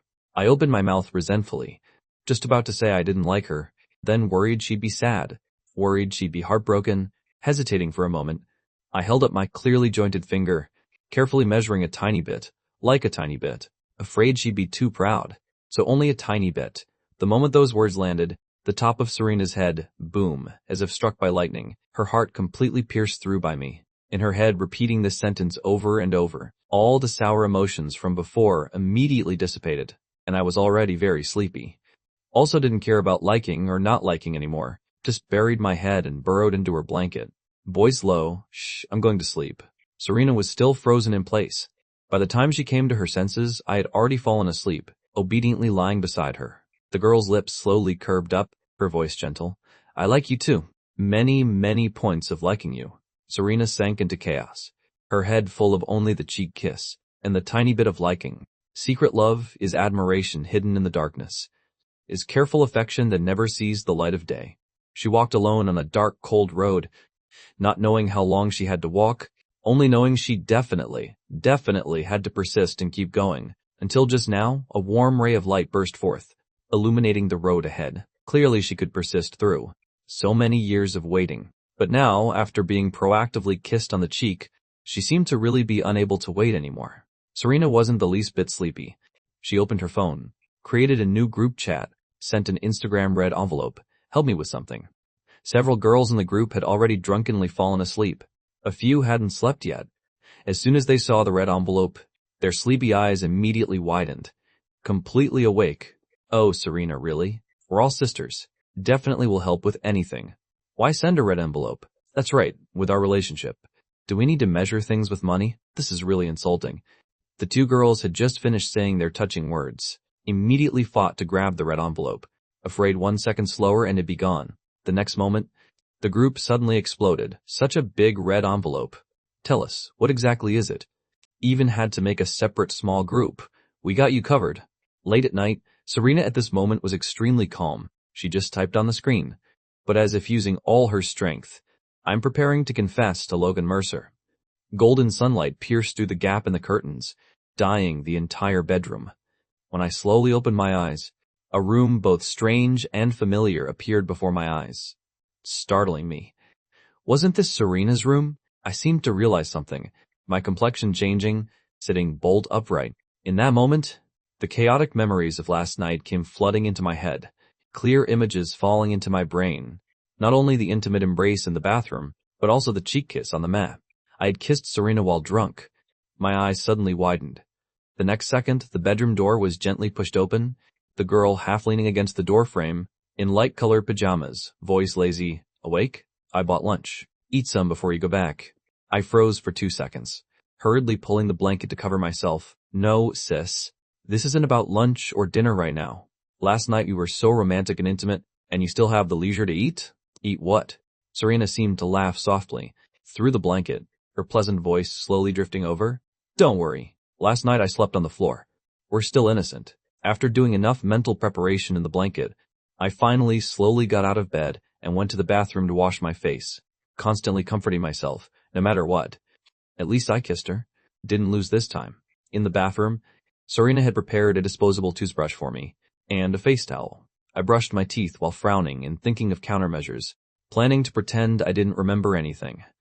After washing my face, I took a deep breath, pretending to be relaxed as I sat at the dining table, flashing a bright smile at her. Good morning. Serena sat across from me, softly, her gaze constantly wandering on my face, saying indifferently, It's afternoon already. Ed. The lunch she bought was from the dim sum place I liked most. Serena sat across from me, using chopsticks to pick up a siu mai. Even a casual movement was enough to make hearts flutter. I ate siu mai while secretly glancing at her, my gaze slowly falling on Serena's right cheek, suddenly feeling a wave of guilt. Was that where I kissed last night? My ears reddened as I immediately lowered my head. I suddenly felt like I lost big. If I'd known, I should have kissed her lips too. Serena seemed to realize something, asking indifferently, Oh, right.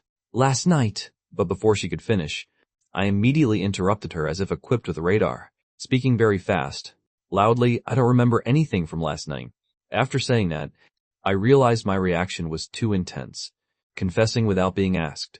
Ed, strategically lowering my head to eat, the corner of Serena's mouth curved up, smiling. She slowly leaned closer, one hand propping up her chin. Really don't remember anything? I drank another sip of mung bean soup, nodding. After I get drunk, I completely lose my memory. Thank you for taking care of me. I tried to stay calm, but my hand holding the spoon was trembling slightly, mercilessly, betraying me. Serena's gaze precisely fell on my fingertips, letting out a soft laugh. I kept feeling like I'd be exposed the next second, deciding to take the initiative to attack, tentatively asking, I didn't do anything too outrageous last night, right? My face was full of sincerity and innocence. Serena dipped a siu mai in vinegar while looking at me. You want to know? I stubbornly nodded. No matter what she said, I'd flip and deny anything asked was because I was drunk, stupid. But the next second, Serena took out her phone. Good thing I made a recording. Do you want to listen? I slowly widened my eyes, face full of shock. No way. Why is this person so evil? What kind of good person makes recordings every day?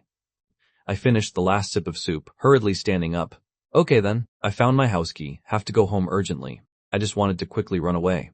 Staying any longer, my heart couldn't take it. Suddenly, Serena grabbed my wrist from behind. Logan Mercer. Following her movement, I faced her dark eyes, dazedly responding, The distance between us was very close.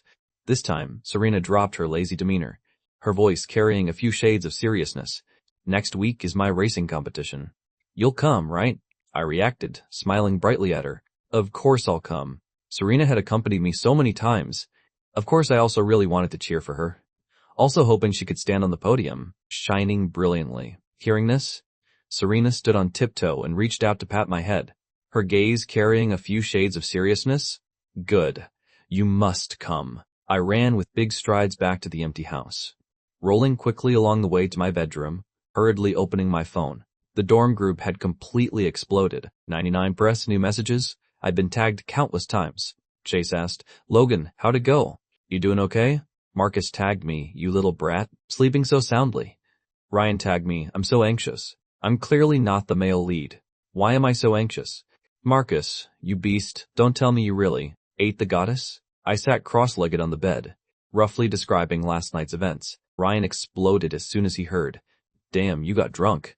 And got that wild?" In the bedroom, I put down my phone and looked at the pure white ceiling, my head full of Serena's face.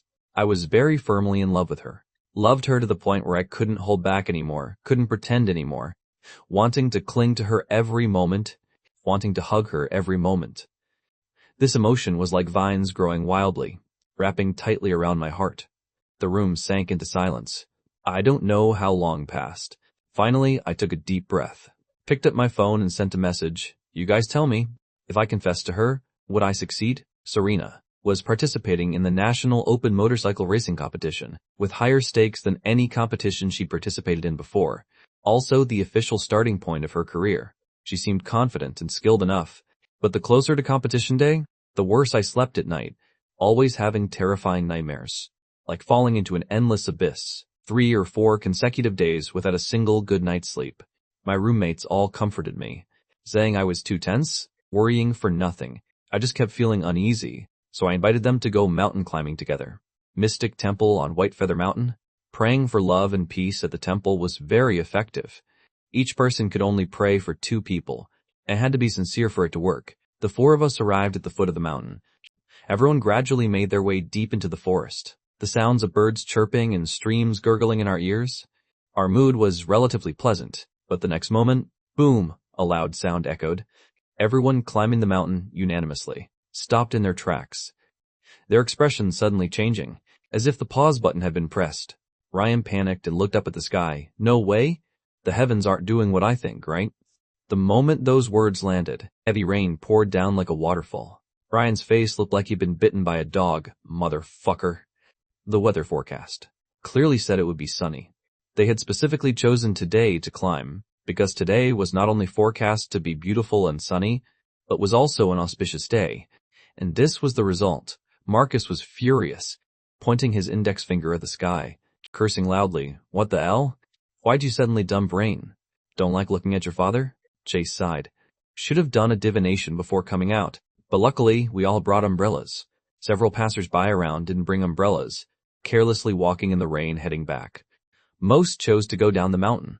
Ryan and the others seemed like they didn't really want to keep climbing either, but didn't say it because of me. I stood in place, moving my lips, saying softly, "The rain is too heavy. Maybe you guys should go back first. You don't need to accompany me. Thank you guys."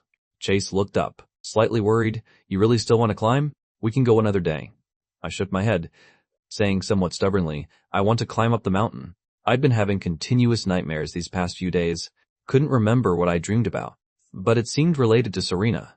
I always had an ominous premonition, deep in my head like there was a voice, telling me I definitely had to go do something. So I came to White Feather Mountain to pray for her a peace blessing charm. Tomorrow was already Serena's competition. My roommates hesitated for a moment. Before leaving, they reminded me to be careful. Don't push myself. Ed, alone and lonely, holding an umbrella walking up. Even with an umbrella, my pant legs, shoes, and shoulders were all soaked. 1,314 steps. I climbed the mountain while thinking of Serena's appearance, remembering her covered in wounds as a child, her cold demeanor in middle and high school, her blazing brilliance on the racetrack, her indulgent affection while skiing. Every version of her had completely occupied my heart. Thinking and thinking, I don't know how long passed. When I climbed to the mountain peak, the heavy rain finally let up a bit. Around the wishing tree hung red silk ribbons, wooden plaques, and bells, making crisp sounds in the heavy rain. I caught my breath, full of reverence and sincerity. Going to worship at each hall, finally at the temple I prayed for myself and Serena, a peace blessing charm, wishing her a lifetime of peace and smooth sailing. The moment I gripped the peace blessing charm tightly, I finally breathed a sigh of relief. The confusion and fear of so many days seemed to gradually dissipate. In the late afternoon, the city had no rain. Serena's door was knocked twice. Opening the door, she saw a big, soaking wet dog standing at her doorstep. I held up the peace blessing charm in my hand toward her. my beautiful eyes clear and pure. "This is for you." Serena froze for a moment, not knowing what emotion was in her heart. "Thank you." She accepted the peace blessing charm, the corner of her lips unconsciously curving up. "Tomorrow's competition, you must come." My eyes were clean and clear, full of only her. "Okay, then you also have to promise me to be safe and sound." I lowered my head, saying a bit embarrassed, "No matter what place you get, I'll think you're the best." "Really?" The moment those words landed, Serena nodded. Really couldn't help reaching out to pat my head. "Okay, I promise you I'll definitely be safe." I extended my pinky. "Then let's pinky promise, like when we were little." Serena didn't find it childish. On the contrary, very seriously hooked onto my pinky, her voice low and coaxing. Pinky promise." I was satisfied. Whoever lies is a dog. The moment our two thumbs pressed together, it was like invisibly signing some kind of contract. Competition day. I wore a light brown jacket. The scene was lively and chaotic. About to begin. A group of people sat in the stands nervously watching the track. I don't know if it was my imagination. I kept feeling like these girls were strange today. Even Zhang Chen, the third-grade boy, was staring at me with a face full of anticipation. Something was off, very off. At the same time, the electronic screen on the track switched to the racers, immediately causing a round of loud screams. "Look quick! Our Serena is so cool." I looked up at the big screen. The girl wore a black and red racing suit, her figure absolutely perfect. The mole under her right eye made people even more mesmerized. In that moment, she was like a female lead stepping out of a manga. My heart was immediately filled with honey, her love. A few guys beside me lit up, excited. "Look quick." How was racer number 1 both beautiful and cool? On the track, the racers were ready. The stands were buzzing with excitement. Chloe hurriedly clutched her heart. "Save me." "I'm so nervous." Zhang Xin was silent for a moment, patting her shoulder and speaking. "It's okay. We have to believe in Serena." I lowered my eyes, quietly mumbling, Serena can definitely do it. Not knowing if I was comforting others, or comforting myself. I kept repeating, "It'll definitely be fine. Serena will definitely be safe and sound." After all, that was the future world-class racer. A gunshot fired. The race officially began. The racers shot out like bolts of lightning. I watched racer number 1's figure on the screen, the black and red racing suit alternating like a blazing flame, shooting forward like flying, making people's blood boil with passion. At the curves, her bike was practically pressed against the ground, her knee also nearly grinding against the ground. A single drift, extremely dangerous. My heart suddenly tightened, not daring to breathe heavily, my heart immediately hanging in my throat. Every curve watched with my soul leaving my body. When the camera switched to a close-up of racer number 6, it in shock, my complexion immediately turning pale. In that split second of lightning, I seemed to return to that nightmare. Terrifying nightmare. Chloe saw my state wasn't right, hurriedly asking, "Logan, what's wrong? If you're feeling tense, just close your eyes. It's okay." Though her mouth was comforting, Chloe's thighs were also trembling. I came to my senses, gripping the peace blessing charm in my hand tightly. "I'm fine. Just haven't been sleeping well lately. Serena promised me last night she'd definitely be safe. If she lied, she'd turn into a dog." Hearing this, Chloe breathed a sigh of relief, continuing to look up and watch the race, loudly cheering. The final lap, also the most intense stage, all the spectators screamed wildly as if injected with adrenaline. At the curve, racer number 6 caught up, almost level with Serena, brushing against each other, almost about to touch, competing extremely fiercely. The entire audience was tense. Chloe was so nervous, sweat beaded on her forehead. But the next moment, a thud suddenly sounded by her ear. She turned to look, her expression suddenly changing. I had fallen straight to the ground. "Damn, Logan Mercer, what's wrong with you?" "Don't scare me." The girls let out panicked screams. Quick, quick, quick, Logan fainted. The race continued. Number 1, Serena and racer number 6 were nearly tied. The competition extremely fierce, brutal. On the screen, racer number 6 on the inside of the curve infinitely approached the ground. Suddenly he lost control and slid sideways. Racer number 6 completely lost control, crashing straight toward the outside. Serena was level with him. Crash. The piercing sound of collision suddenly rang out. The two drew a blinding streak on the track, continuously spinning and tumbling. Sparks flying everywhere, both flying off the track together. Serena crashed. A crash was truly a fatal blow in a race. The entire venue was suddenly paused, dead silent. In that moment, the whole world seemed to be distorting and deforming, turning into a bottomless abyss, bit by bit swallowing my body, surrounded by coldness and despair, completely unable to move, also unable to speak, only heart-wrenching pain remained.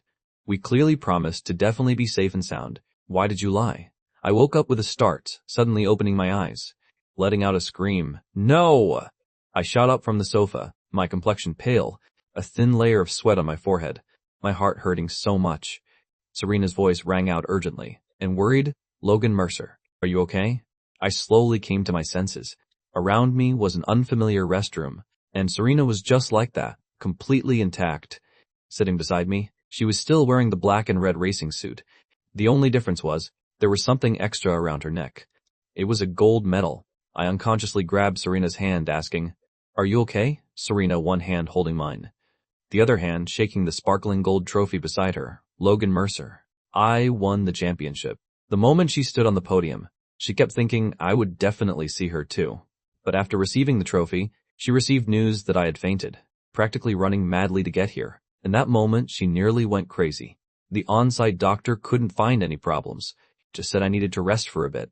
Only then did she breathe a sigh of relief. When I fainted, I seemed to be in so much pain, so sad. No matter how she called, I wouldn't wake up. I stared at the trophy for a long while, holding her hand tighter, saying quietly, "I want to watch the live stream replay."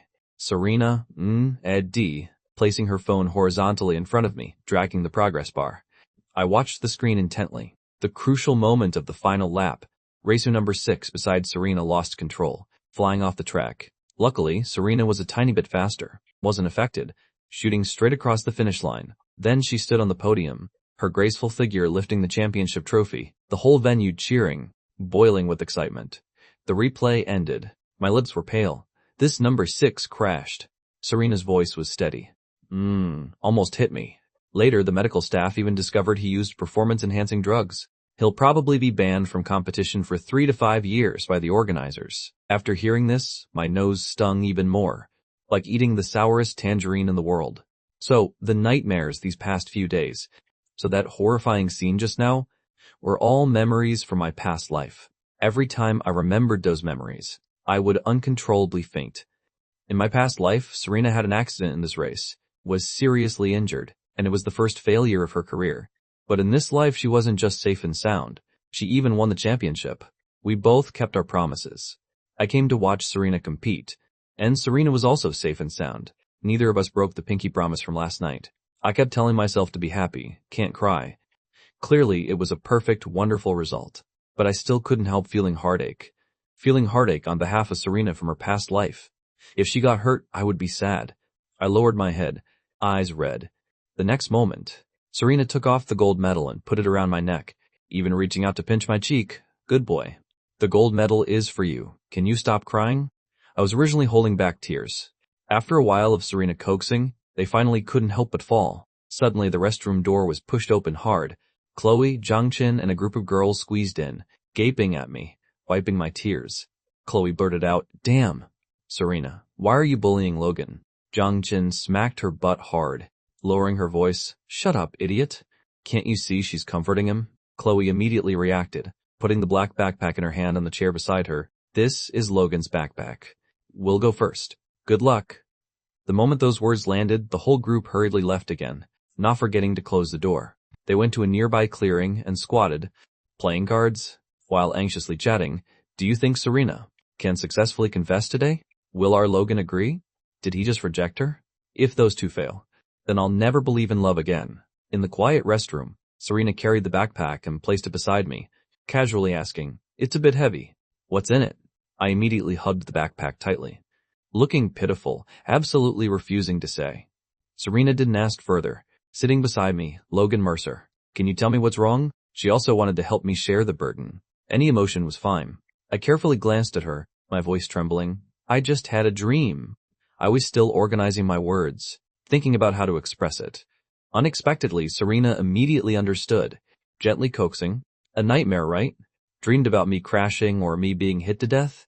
I immediately reached out to cover her mouth, anxiously saying, "Don't say it out loud. It's bad luck." Looks like she guessed right. Serena removed my hand while also taking out the peace blessing charm. seriously saying, "Don't be scared. Aren't I alive and well? When you fainted just now, I even specially had someone find your roommate's contact. Your roommate said you've been having nightmares lately, not sleeping well. Also said yesterday you all went climbing White Feather Mountain. Then halfway through it started pouring. Everyone else turned back. Only you persisted and climbed the 13-14 steps. You prayed for this peace blessing charm for me." Serena held up the peace blessing charm. Her eye sockets also gradually tinged with red, staring intently at me. Just now I really almost got hit. So when I got off the bike I kept thinking, was it this that protected me? The moment those words landed, my emotions that had just slightly stabilized surged up wildly again. Not caring about anything else, I just hugged Serena's waist tightly, burying my face in her neck. But that dream was so real. That was her past life. All that real pain precisely struck my heart. It hurt so much. Serena, I'm so scared. Scared you'd crash. Scared something would happen to you. I really don't want you to suffer. Serena, Eileen. My voice grew quieter and quieter. The last sentence was unclear. Serena reached out and gently patted my back, like coaxing a child. Like what? She was still thinking about how to comfort me. Who knew the next moment? I suddenly lifted my head and said, I like you. If I don't confess, I'm really going to explode. The restroom fell into complete silence. I suddenly regretted it. The confession in my imagination should be very romantic, surrounded by beautiful flowers, everything dreamy and beautiful, not like now. Right now I was probably really ugly. Moreover, like a crazy person, hugging Serena tightly and not letting go. Thinking about this made me want to cry even more. And the confession speech. I stayed up all night preparing it. Something about stars, something about the moon. Anyway, especially romantic and beautiful, but now my head was empty. The confession speech I'd memorized by heart, completely forgotten, could only repeat over and over, like Serena. Really like her. Serena stood frozen in place for a long time without reacting. I don't know how long passed, before she gradually heard her own voice. I immediately covered her mouth with my hand. No! You be quiet, let me speak first. I hurriedly unzipped the backpack, taking out a motorcycle helmet, assembled from Lego, black and red, as big as a real competition helmet, even with 3 initials, SB. I spent a very long time assembling it. I gathered my courage. This is my confession gift for you. Congratulations on your successful competition. Under the slightly dim lights, Serena looked up at me, a strange light rippling in her eyes. But the moment she opened her mouth, I quickly covered her mouth again. Don't rush. I have more. Perhaps because I was too nervous and panicked. Now even my hands were shaking. From the backpack I fished out treasures, a fountain pen, a diamond bracelet, a glory badge. Serena opened her mouth. I once again covered it. Wait, this is the last one. I took out a pink love letter, my trembling fingers pressing it into Serena's hand. The tips of my ears red enough to bleed. Serena... But this time it was Serena's turn to interrupt me, resting her head against my chest. Speaking with both complaint and indulgence, Logan Mercer. Stop interrupting me.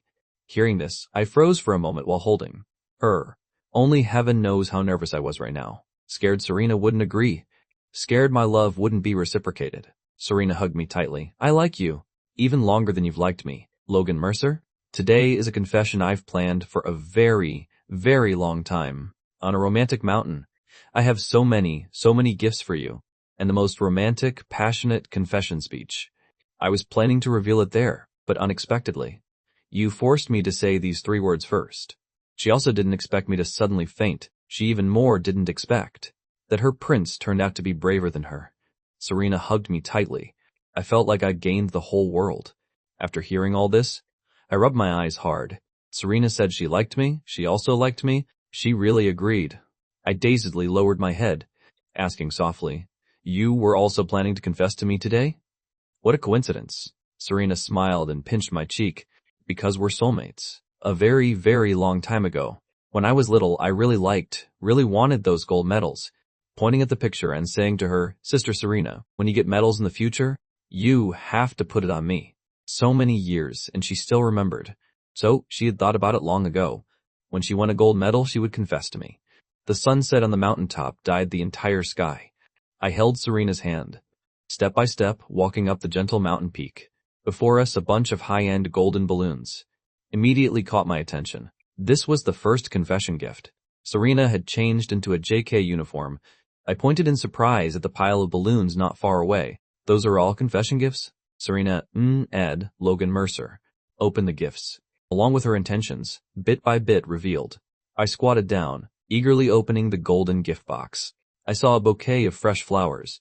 Underneath was a black envelope. Following Serena's signal, I slowly opened it. Logan Mercer, you always seem not very confident. Always feeling you're very ordinary, very average. But in my eyes, you've always been the only one. Even more dazzling than the sun. My nose stung. Serena held my hand, walking to the next gift, saying as we walked, "These don't need to be taken right away. I'll have someone send them to your house." When I read the final section of the love letter, my hands opening the gift were trembling slightly. The gift was a jar of paper stars. Compared to the exquisite beautiful love letters before, this envelope was very old, even just rough scrap paper. The handwriting also somewhat childish and ugly, but every stroke was written very seriously. Logan, thank you for giving me paper stars. Actually, in the paper star I gave you yesterday, there was a hidden secret. It said, I like you, but you never discovered it, and I never dared to tell you. That was what little Serena wrote to me. My heart felt like it was gripped tightly by a hand. Couldn't breathe. So, it turns out, she had liked me for this long, but the bitterness of secret love was really very bitter. Very bitter. Holding back tears, clearly very happy. But more than that was heartache. Heartache for her. The last love letter only had 3 words. I love you. Opening the gift box, inside was actually empty. The next moment, a pleasant voice sounded beside me. This gift is me myself. Serena lifted my face, tilting her head. Logan Mercer, I want to be your girlfriend. Do you want to be with me?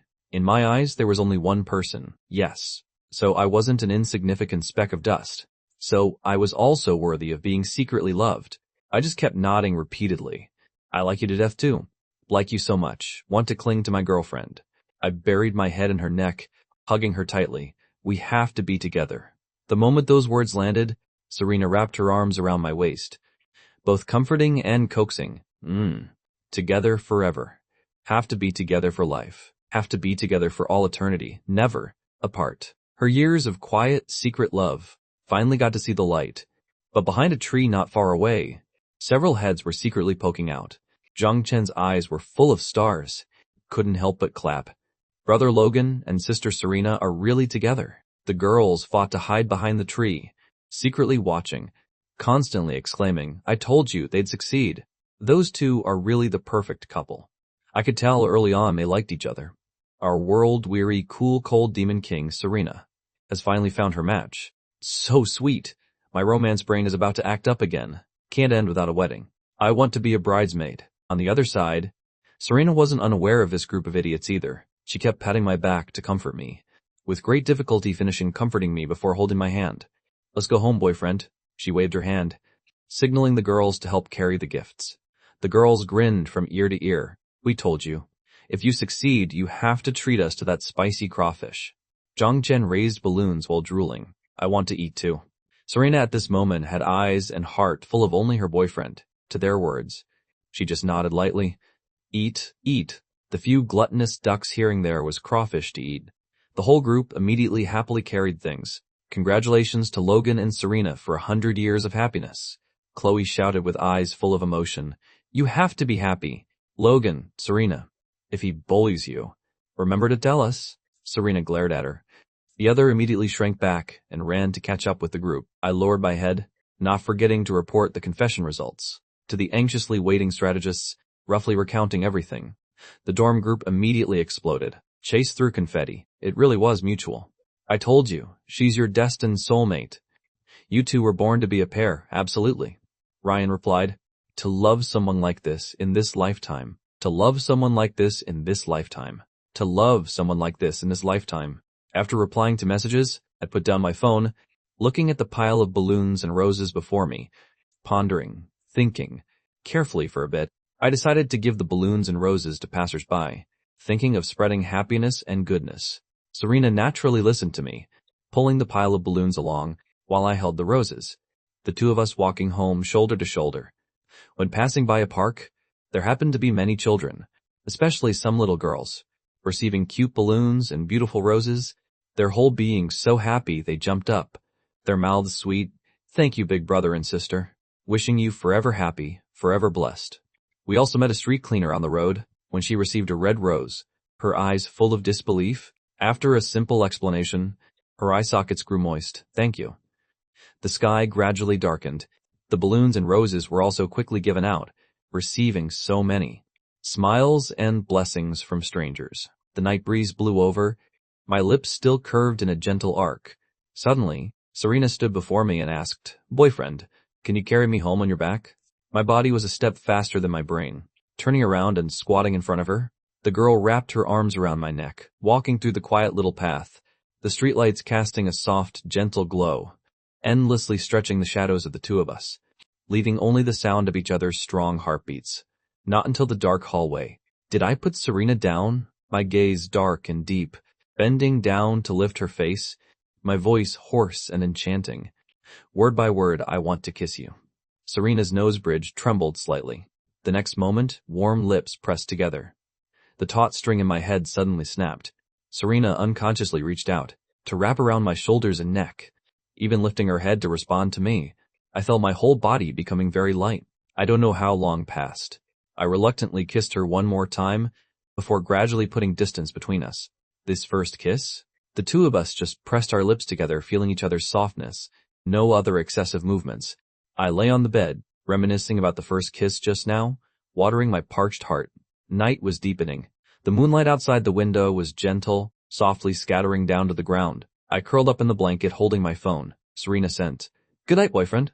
I happily replied, "Good night, girlfriend." Seeing the message, Serena smiled. Very quickly posted a relationship announcement on social media. The caption was simply a red heart, and the attached photo was secretly taken by Chloe lying in the bushes. On the romantic, gentle mountaintop, two people hugging each other tightly. Serena even changed her cover photo, as if wanting to tell the whole world I was her boyfriend. A few days later, the love affair slowly spread like wildfire. In the upper-class party hall, Audrey wore formal attire, hand holding a glass of wine, her expression composed, always maintaining a perfect distant demeanor. Just the faint dark circles under her eyes made her look somewhat haggard and pale. The girl beside her paused for a moment, clearly a bit surprised by her state. "Audrey, haven't you been resting well lately? You look so fragile." Audrey sat in the middle of the sofa, her face suddenly darkening. She had been very busy lately, so busy she basically had almost no time to rest. It's not like she hadn't used unknown numbers to call me, but I seemed to have changed my phone number. Couldn't get through no matter what. In her head, a voice kept telling her to hurry and bow her head, telling her not to regret, telling her to take the initiative to find him. But her pride and precious time didn't allow it. From start to finish, she kept comforting herself. He definitely still had her in his heart. Suddenly, a girl held up her phone. "Logan Mercer is in a relationship again." The moment those words landed, Audrey dazedly looked up, eyes full of disbelief. Then coldly squeezed out a few words through gritted teeth. "Logan Mercer is in a relationship?" Audrey tried to stay calm, but the wine glass in her hand unexpectedly fell to the ground. The unlucky waiter immediately ran over to clean the floor, inwardly screaming at the heavens. That girl nodded, wanting to spill all the news she knew. "That's right, Logan Mercer and Serena are together. Just a few days ago. Even posted it publicly on social media." Every word was heavy as hail, hitting straight at the heart, completely breaking through Audrey's inner defense. All her rationality and composure completely shattered in this moment. Sitting alone on the VIP sofa, she sneered. How could this be? How could Logan Mercer turn around and choose someone else?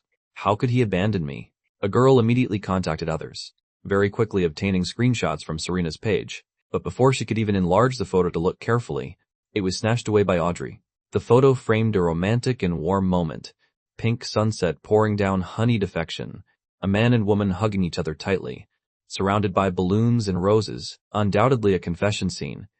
The romantic photo was like a sharp blade, mercilessly cutting into Audrey's eyes.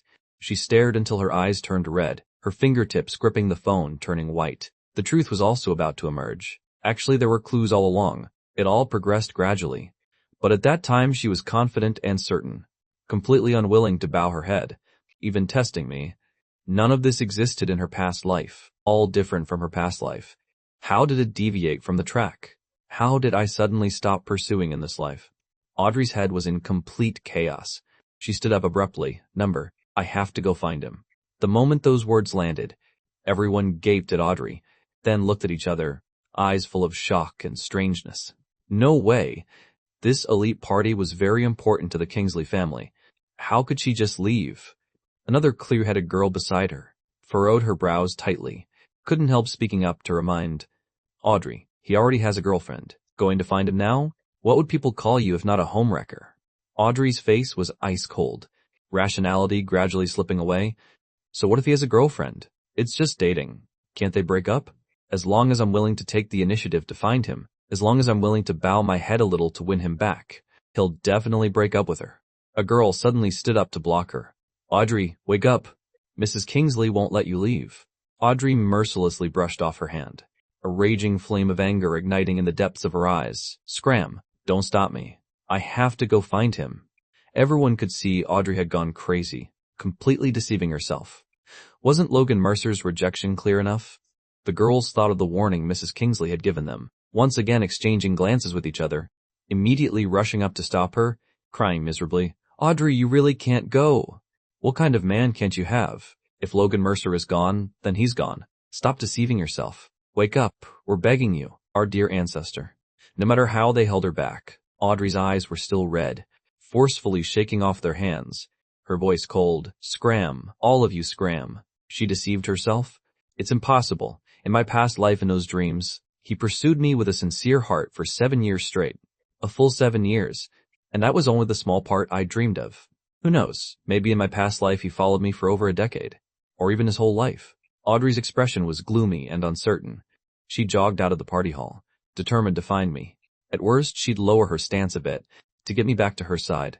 She wouldn't deliberately treat me like before anymore. As long as she did this, it would be fine. Audrey comforted herself while walking quickly. She rushed out of the party hall, walking faster and faster. Suddenly, she stiffened and stopped. More than a dozen stone-faced bodyguards surrounded her, and Mrs. Kingsley was standing before her, wearing a dignified, refined, dark red kippah. Her bearing elegant and noble, her gaze not carrying a trace of warmth, as if looking at a tool. Why do you want to leave early? It wasn't the normal concern and worry of a mother for her daughter. Her voice was full of thorns and mockery. Audrey clenched her fists, her voice somewhat cold. I have personal matters. The next moment, a stinging slap unexpectedly landed on her face, making a crisp sound. Mrs. Kingsley laughed coldly, her face full of ridicule. For a man, you've lost your soul like this. What has Audrey Kingsley become now? Absent-minded all day long, so far from before. She used to be proud and cold, emotions never showing on her face. Useless trash, I raised you for nothing. The harsh words were like a bucket of ice water poured from head to toe, completely extinguishing the flame of anger in her heart. After a long while, Audrey finally came back to her senses in a daze. She moved her lips, I understand, her body like a machine, turned around and returned to the party. Like her life of the past 20 years, cold and numb. Early March, the weather gradually warmed. With great difficulty waiting until school started, Audrey finally had time to come find me again. It was also when she went through the trouble of having people find me that she suddenly discovered it turned out they had no points of intersection, and meeting wasn't so easy. Before, she always felt meeting me was very easy, whether in high school or just entering university. Those 2 or 3 months, it seemed like she could see me anytime. I was like a little animal quietly following behind her. Couldn't escape no matter what, turn around, and there I was. But now if she didn't deliberately check the class schedule, she couldn't possibly get close to me. The girl beside her had a face full of difficulty. Awkwardly, Audrey, Mrs. Kingsley won't let us help you find him. I really don't dare. Last time I don't know who tattled, I even got a warning call. Moreover, Logan Mercer already has a girlfriend. In this school there are quite a few guys pursuing you too. Why don't you consider them? The girl started changing the subject, 10,000 expletives running through her mind. Those 2 lovebirds were so sweet in their new relationship, practically stuck together all day. Did this, Audrey Kingsley, have something wrong with her brain, insisting on breaking them up? That girl secretly looked up to observe Audrey's reaction. The other was anxious to know. Face cold as ice, voice indifferent. So, what if Logan Mercer is with Serena now? They're childhood sweethearts. If they liked each other, they would have been together long ago. Why wait until now? Looking like she was talking to others, actually brainwashing herself. The more Audrey spoke, the more confident she became. Extremely certain. Because his true heart, fundamentally, isn't with Serena. Love without feelings definitely won't last long. They'll break up sooner or later, understand? The girl really wanted to raise her hand and give her the crazy sign. Audrey wasn't resigned. Alone, she walked toward the male dormitory, wanting to try her luck. Past 9 p.m., the roadside lit up with dim lights, endlessly stretching her lonely, solitary shadow. Suddenly, she stopped. In front of the dormitory entrance, I was wearing gray pajamas, seemingly waiting for someone, eyes full of anticipation. The depths of Audrey's eyes revealed joy and error. She hurriedly stepped forward to approach, but the next moment, her whole body suddenly stiffened, only seeing a graceful figure walk out, running over from another small path. Serena carried a bag of sweets in her hand, pressing it into my arms, brows and eyes full of smiles. I smiled brightly, sometimes patting her head, sometimes pinching her little cheeks, the corners of my mouth curving up uncontrollably. The two intimately chatted, while Audrey was standing behind a bulletin board not far away, like a mouse in the darkness secretly peeping.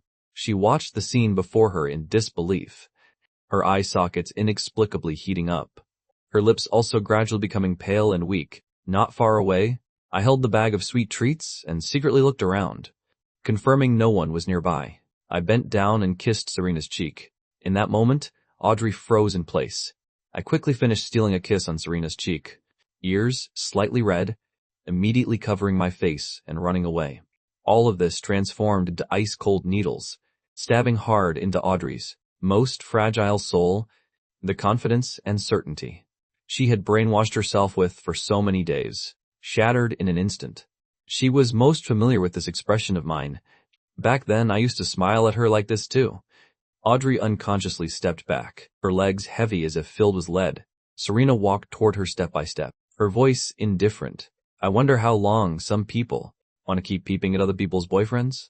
I hadn't noticed her, but Serena had long seen her figure. Hearing the words, peeping at other people's boyfriends, Audrey was so angry she nearly went crazy. She stepped forward forcefully, staring at Serena. It's you. What tricks did you use? To deceive him to your side? You stay away from him. Clearly I'm his person. Clearly he only likes me. It must be this green tea bitch Serena, using some tricks, inserting herself between us, driving a wedge. The moment those words landed, Serena also stared at her, her eyes becoming dangerous. She suddenly remembered the confrontation in the snow last time. At that time, Audrey was in a position high above, coldly mocking her. But now their positions were completely reversed.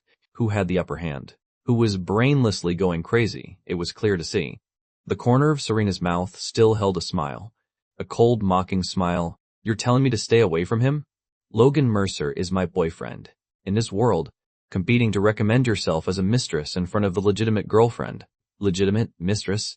Every word crazily stabbed into Audrey's heart. She was drained of strength, but still forced herself. Logan Mercer chose to be with you to provoke me, to anger me. That's why he's deliberately with you. As long as I'm willing to bow my head and find him, you think you can still be his girlfriend? She spoke word by word. Coldly, the person he likes is clearly me. He pursued me for so many years. Serena, you know best in your heart. The moment those words landed, Serena suddenly rushed forward and grabbed her collar, her voice fierce. So you do know. No, he pursued you for so many years. But how did you treat him? After saying this, Serena's eye sockets reddened slightly. How had Audrey treated Logan Mercer? How had she treated that boy full of heart and eyes of anticipation? It was letting the girls around mock him, belittle him, bully him. It was deliberately being cold to him, ignoring him, but still again and again giving him hope and stringing him along. Thinking of these things, Serena's eye sockets grew even redder. Gripping Audrey's collar tightly, if you had been just a tiny bit more proactive, I wouldn't have had a chance. But you gave me this chance. Audrey was drained of strength, her complexion turning pale in an instant. Serena added another blow. You don't deserve Logan Mercer. He hasn't liked you for a long time now. After saying this, Serena abruptly let go of her, walking away step by step, eye sockets terrifyingly red. She kept comforting herself. It's okay. The good things others couldn't give Logan Mercer. She would double and double again for him. Audrey powerlessly collapsed against the board, her eyes lifeless. The last string in her head snapped and broke. Serena's words repeating in her ears. Logan Mercer is my boyfriend. If you had been just a tiny bit more proactive, I wouldn't have had a chance. But you gave me this chance. Thinking of the past 2 years of this life, plus the full 7 years of her past life, Audrey's complexion grew paler and paler, not a trace of blood left. All these years. If she had turned around sooner, if she had treated me better sooner, if she hadn't been so cold to me, how would Serena have had a chance? At that time, my heart and eyes were full of only her, only liked her alone, even stayed away from Serena. I had already tried walking 99 steps toward her. She only needed to take one more step toward me, but she just stood in place, not moving. No one stays proactive forever. Audrey stood frozen in place for a long while. Finally, she collapsed and covered her face, constantly talking to herself. I have to go find Logan Mercer. I have to explain clearly to him. He's so soft-hearted. He'll definitely agree. Saturday, I made a date with Serena to hang out together. As soon as I saw her, I immediately activated clingy mode, pressing my shoulder against hers, even casually handing her a small bouquet of white balloon flowers, delicate and beautiful, symbolizing unchanging love for you. She happily accepted the flowers, breaking into a soft smile. Looking at her curved brows and eyes, my eyes were full of joy. Serena very naturally held my hand, 10 fingers interlaced. The date location was at Yoxia Mountain. The two of us took a high-speed train for over 40 minutes. The foot of the mountain was lush and green. Before our eyes was like a landscape painting full of vitality. Serena turned her head and said, "Before you climbed White Feather Mountain for me to pray for a peace blessing charm, I thought I should climb with you once too." When I fainted, Serena contacted my roommates, receiving their messages. Logan hasn't had a good night's sleep these past few days. Yesterday, he really looked very tired, very exhausted, but he still stubbornly climbed up in the pouring rain to pray for a peace blessing charm for you. Everyone else went back down. Only he went up alone. Hearing these words, Serena's heart ached again. She didn't know what kind of feelings I carried that day. As I slowly climbed step by step holding an umbrella, Serena paused for a moment, continuing to add, "Moreover, I heard couples who climb this mountain together can stay together for a long time. The scenery on the mountain is also very beautiful. So I want to see it with you." I held her hand, even without climbing. We'll still be together for a long time. I even told her about Chase's divination results, saying we would be together for all eternity, never apart. Serena's eyes suddenly lit up. "Really?" My voice carried a few shades of pride. "That's right. He even calculated that we're a destined pair, made for each other." Serena listened as the corners of her lips curved higher and higher, deliberately drawing out her words. "Really?" I furrowed my brows very seriously. "Really? His divinations are very accurate." Serena held back and pressed her lips together, secretly delighted inside. I wanted to say something but stopped. I don't know how long passed before I leaned by her ear and whispered, "Serena, I'm clinging to you now, the kind that can't be shaken off no matter what." After hearing this, Serena completely froze, her heart as if gently plucked, a tingling electric current running through her whole body, her entire being slowly warming up. Saturday, the tourist area was very crowded. Moreover, most were couples, pursuing the so-called being together for a long time. Serena went to the restroom near the tourist area. When she came back, she saw me holding up sugar painting with one hand. "Eat." Serena's eyes lit up, silently resolving. She also had to double how well she treated me. When preparing to go up the mountain, I squatted in front of Serena. "Get on, I'll carry you." Serena froze for a moment, surprise flashing in the depths of her eyes. "You're going to carry me up the mountain?" "I'm Ed," as if it were obvious. "There's a mission tonight. Can't let you get tired." She blinked in confusion. "What mission?" The next moment, my lips carried a mischievous smile. "Tonight, I'll teach you how to kiss." That time in the hallway, that was our first kiss. I straightened up, carrying her step by step up. That was just pressing together. It doesn't count as a real kiss. Saying it early so she could mentally prepare. The girl behind was silent, just burying her face in my shoulder, not speaking. So that was agreement. My mood was quite good. Along the way, many strangers looked at us, because piggyback climbing was really too eye-catching. The steps up the mountain weren't too steep. Walking was also fairly smooth. Serena felt guilty inside, using her index finger to poke my cheek. "Logan, are you tired? Put me down." My footsteps didn't pause at all. Laughing lightly, "Looking down on your boyfriend like that? Don't worry. Almost at the mountain peak." I said shamelessly, "If my girlfriend feels sorry for me, can I get a little reward?" Serena leaned in and kissed my right ear. Thinking about it, she felt it wasn't enough. So she leaned in and kissed again, asking, "Is this reward okay?" My footsteps paused slightly. A hoarse, echoed from deep in my chest, the base of my ears visibly flushing red. We reached the mountain peak, went to worship at the temple together, and even hung a love prayer plaque on the ancient prayer tree, each writing half a sentence to form a complete one. May there be years to look back upon, and grow old together with deep love.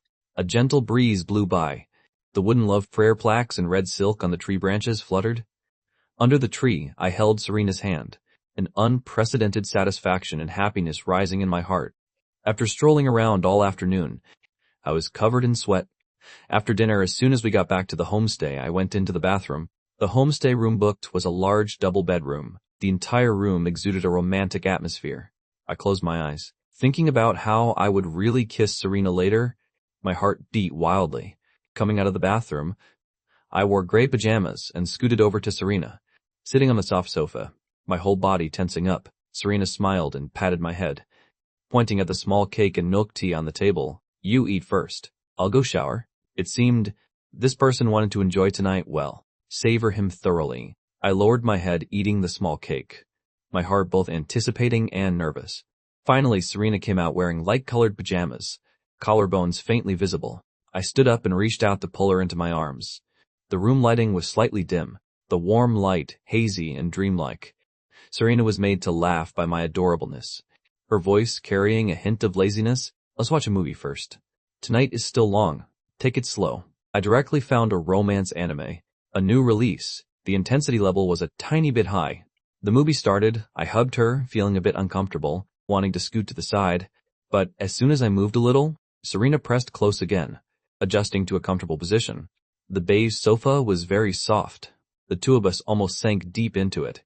She sat between my legs, her back leaning against my chest. The unexpectedly romantic position made my heart beat wildly. The male and female leads in the movie were childhood sweethearts, two unsuspecting kids, growing up together since childhood, also the ones who understood each other best. At first, the male and female leads, neither recognized they liked the other. Seeing the other interact with the opposite sex, they would inexplicably feel irritated and unhappy, immediately feeling a sense of crisis. After recognizing their feelings, both sides began carefully testing, from poking fingers to interlacing all 10 fingers, then to a romantic embrace, depicted very vividly and delicately. I rested my chin on Serena's shoulder, faintly able to smell her light fragrance. She wore pure white pajamas, the collar loose, also exposing 2 soft snow-white mounds, offered to me without any concealment, making one want to rush up and take a bite. The shape also just fit the palm of my hand. My breathing gradually heated up, my body continuously burning. Night fell. The male and female leads in the movie were already embracing, kissing deeply and passionately. I was teased by Serena to the point I couldn't watch anymore, just nodding and mumbling, like. Not just my 2 ears liked her. My entire being liked her. Serena's pleasant voice sounded again. "Say it again." She liked to hear it. This time I didn't speak, but lifted her face and kissed her lips. One arm hugging her waist, the other hand firmly holding the back of her neck. She held onto my shoulders with both hands, slightly lifting her head to receive my kiss. She was kissed until her mind went numb, soft breaths escaping from the corner of her lips. The more I kissed, the deeper it got. Serena's whole body was burning hot, completely melting soft on my lap. By my ear was Serena's soft breathing, and also the faint sound from the movie. Romance continuously spread everywhere. Everything was wonderful to the extreme. I don't know how long passed before I was willing to let her go a little, the depths of my eyes carrying an intense look. "Serena, do you like me kissing you like this?" The room fell into silence, the sound of 2 people's heavy breathing continuously, amplified. Serena's snow-white face flushed rosy pink, softly, her cherry-pink lips covered with a glossy sheen, her soft hair obediently falling before her chest. I got to taste the most delicious dessert in the world. My mood was happy. Princess carrying Serena, carrying her straight to the big bed in the bedroom, patiently covering her with the blanket, saying, "I'll go take another shower." Serena looked up in confusion. Very quickly she realized something, pausing for a moment, suddenly burying half her face under the blanket. I stepped into the bathroom, couldn't help looking up at myself in the mirror. Dirty unfamiliar, the base of my ears flushing red, my whole body as if soaked in a honey jar. I lowered my head to look at myself. Silently turning on the cold water, I came out of the bathroom, one hand pulling Serena into my arms, lying close beside her. "Good night, Serena." Serena had her back to me. Good night, Logan." The surroundings were terrifyingly quiet, as if the whole world had fallen asleep. That night, I slept especially warm and especially peaceful. After saying goodbye to Serena and returning to the dorm, immediately 3 pairs of eyes wandered over my face, carrying scrutiny and research. I was stared at until I got goosebumps. What? Marcus leaned in to look at me, squinting. Looks like you two kissed intensely last night. I widened my eyes, asking quietly, you can even see that? Chase beside us couldn't help laughing. Logan, he's messing with you. Marcus went back to his seat, crossing his legs. Actually, I couldn't tell. But your perverted face has betrayed everything. Ryan's face was full of curiosity, purely wondering, so what does kissing feel like? Does it feel good? I touched my nose. It does feel good. For the next several consecutive days, Serena was preparing for some computer science-related competitions, busy without rest. The number of times we met decreased slightly, but the frequency of video calls clearly increased. Every 2 days we had to video call once. Serena really liked looking at me. Listening to my voice, just seeing me would make her happy. She even often dreamed at midnight of the two of us sharing a bed, dreaming of her proactively sitting on top of me, boldly touching my abs. Logan, I want. But when she woke up, the huge gap with reality. Serena felt that ever since that night on the mountain, she had become like a big pervert. Couldn't focus on problems, couldn't scroll on her phone.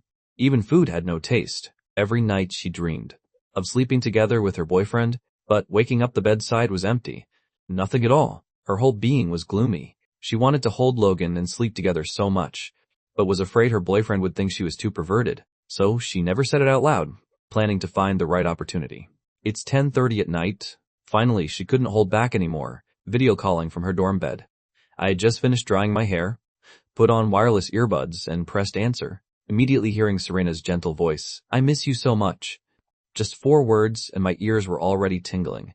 Nodding lightly, saying obediently, me too. Serena half leaned against her pillow, the corner of her lips blooming into a smile.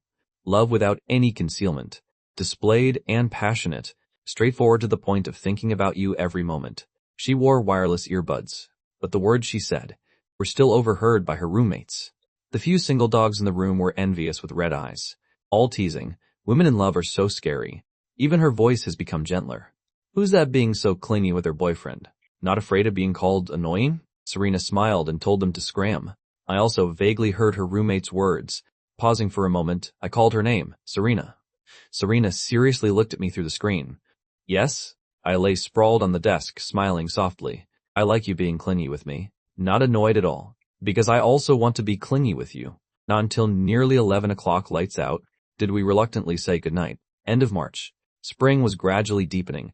On campus, pink petals gently drifted with the wind.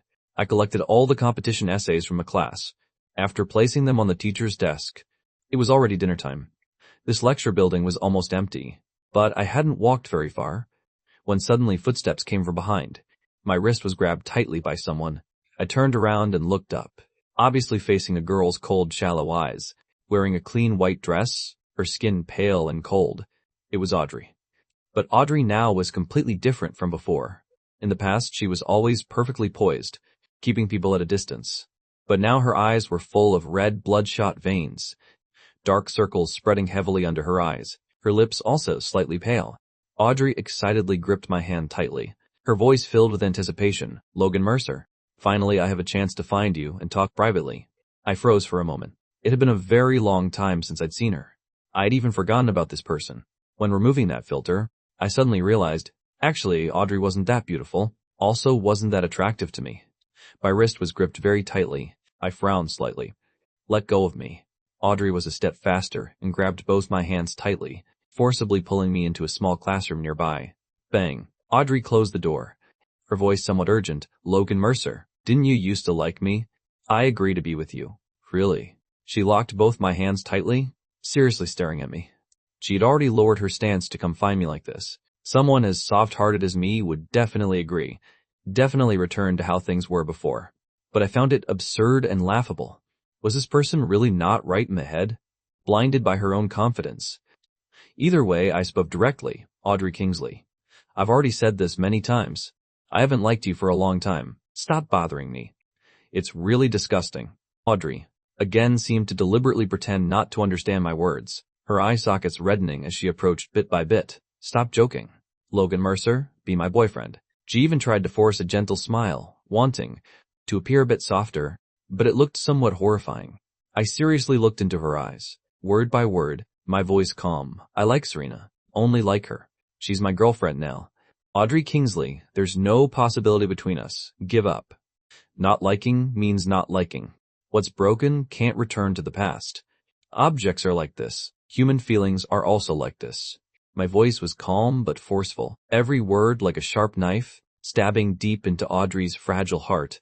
Audrey stepped back, her head echoing with, I like Serena, suddenly feeling heart-wrenching pain, as if the only warm ray of light in her world had also disappeared, leaving only coldness and darkness. Why? Audrey lost confidence and lowered her head, muttering to herself. Hearing it from others was one thing. Personally, hearing me admit I liked another girl was another thing entirely. How could I like someone else? Did I really like someone else? Audrey's whole body stiffened, her voice dry as she questioned, "Bleh! Didn't you only like me?" I found this person truly unreasonable. Just about to open my mouth, but was suddenly interrupted by her. Whatever Serena can give you, I can give you too.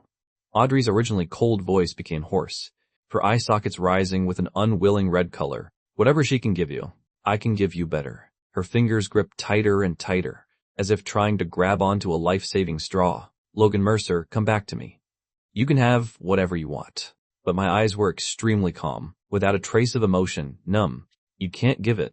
Open favoritism, pure, passionate love, and also respect, understanding, and support. These things Audrey would never understand. Audrey seemed to think of something, looking up into my eyes, trying to salvage. You don't like the girls around me, right? They always mock. You. I swear, from now on, I absolutely won't let them bully you anymore. Will you come back? I promise they. I suddenly interrupted her. Audrey Kingsley, you're really so fake. Her voice suddenly stopped, dazedly looking at me. The empty classroom. Only my well-reasoned voice remained. Every time they belittled me, mocked me, you clearly heard it all. But you pretended not to hear. Never once stopped them. And it wasn't just once or twice. It was countless times. I stared at her, my light-colored pupils as if indifferently interrogating her soul. Because you were enabling them. Actually, you were also bullying me. Or rather, you were the one who bullied me the most, relying on the fact that my heart and eyes were full of only her, bullying me again and again. But Serena was never like this. Serena's friends were always respectful and warm to me. As long as I was beside Serena, no one dared to say a single bad word about me. Thinking of this, my heart softened. Having never seen sunlight before, I thought such darkness was normal.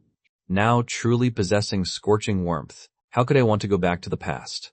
Audrey's ears were buzzing. She saw in my beautiful eyes a few more shades of disgust and mockery, completely unlike before when they were full of starry love. Audrey's hands gripping me had loosened, her voice carrying a bit of bitterness, stammering, Logan Mercer, I wasn't bullying you.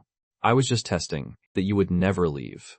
Just making sure that no matter what happened, you would firmly burn for me. I forcefully pried her hands off, saying coldly, but no flame burns forever without stopping. No matter how hot a heart is, it will grow cold. I will marry Serena in the future. Will be with her forever. Audrey Kingsley, stop harboring unrealistic fantasies. I won't turn back. All of this is what you deserve. You brought it on yourself. In the empty classroom, my voice repeated, echoing in Audrey's ears, especially the phrase, I will marry Serena. Audrey's pupils suddenly contracted. They got married? Why was this so familiar? It seemed like some uncontrollable memories came flooding in. In an instant, all her organs surged with suffocating pain. All strength in her body dissipated. Audrey's vision blurred and she felt dizzy, collapsing exhausted onto the empty floor beside her, the pain nearly driving her mad. While she collapsed, I opened the classroom door, didn't look back, ran to the bathroom in another lecture building to wash my hands. Everywhere Audrey had touched me, I washed clean. My trembling fingertips opened my phone. The next moment, 2 messages appeared before my eyes. Serena, just ordered milk tea delivery for you. After 10 minutes, Serena patted my head. What are you doing? I miss you so much. I hesitated for a moment, a bit afraid she'd worry, thought about it and still decided not to hide it, roughly told her what happened. As soon as I sent the message, Serena immediately replied. From every word to every sentence, you could see her worry. Where are you? I'm coming to find you. In the classroom, Audrey lay powerlessly on the floor, a portion of past life memories like waves. rushing to drown her. These were things she had never dreamed of. Also what happened after the 7 years I liked her. After being with me, she still enjoyed my initiative from her high position. Also let the people around her mock me, even secretly undermining my career. Certain I would never leave.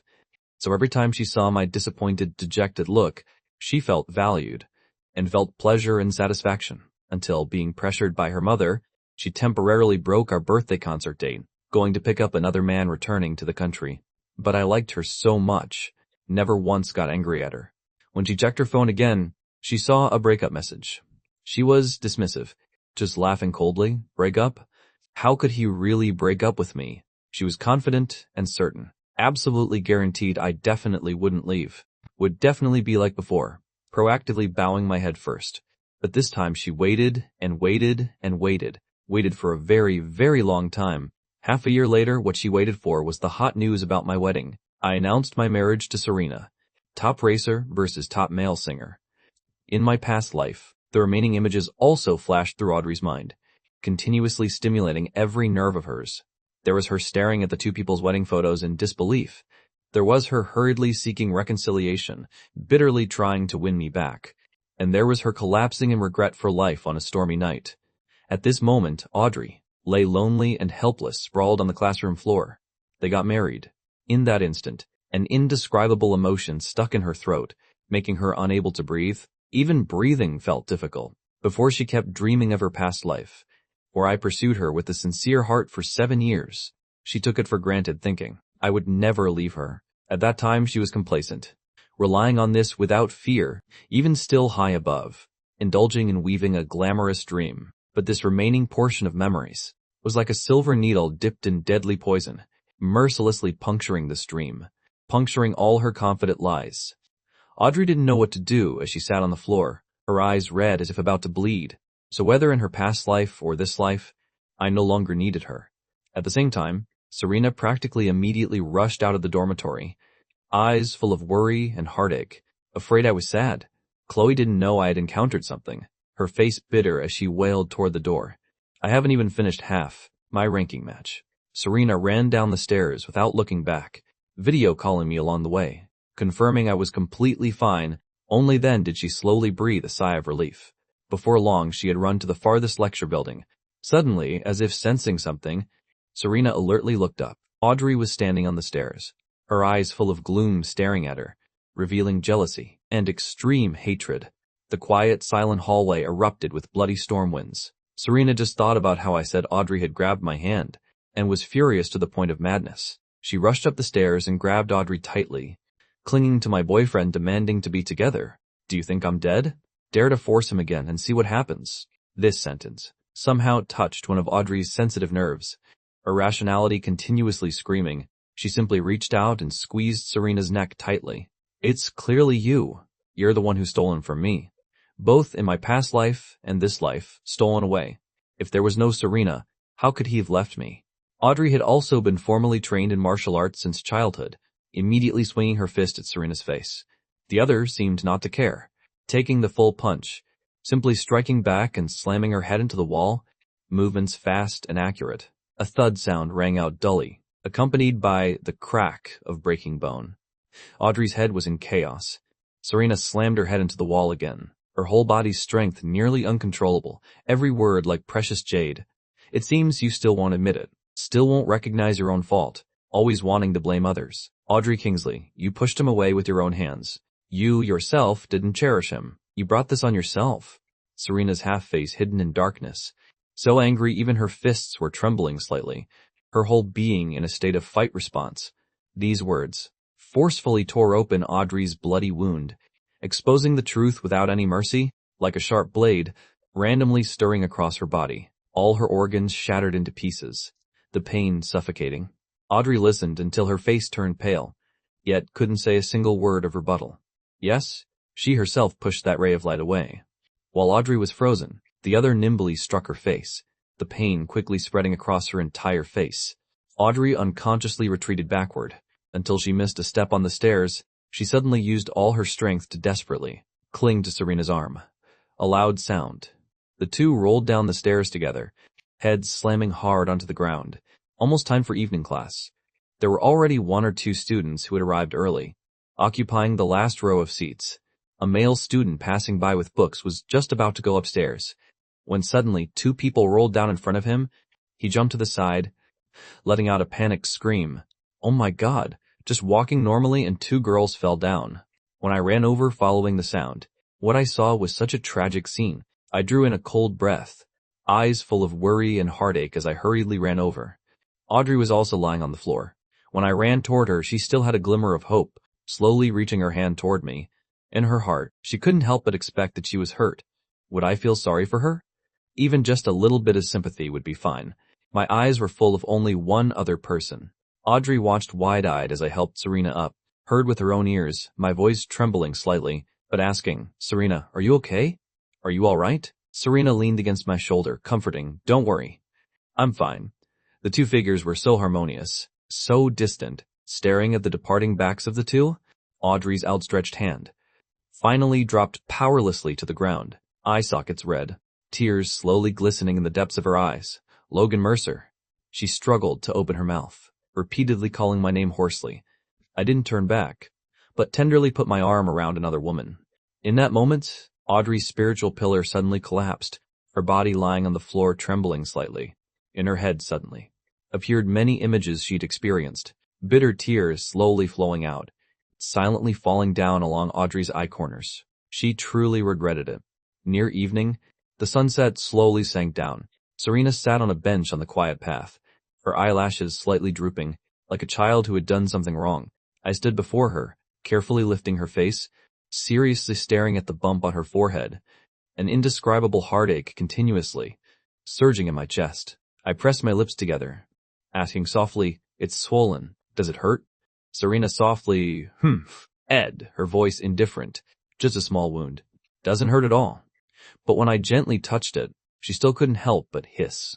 I sighed softly, knowing she was just being stubborn, taking a tissue from my pocket, gently wiping the dust on her forehead, then slightly bending down, gently placing a kiss. I said, no wonder when we were chatting earlier. He suddenly stopped replying.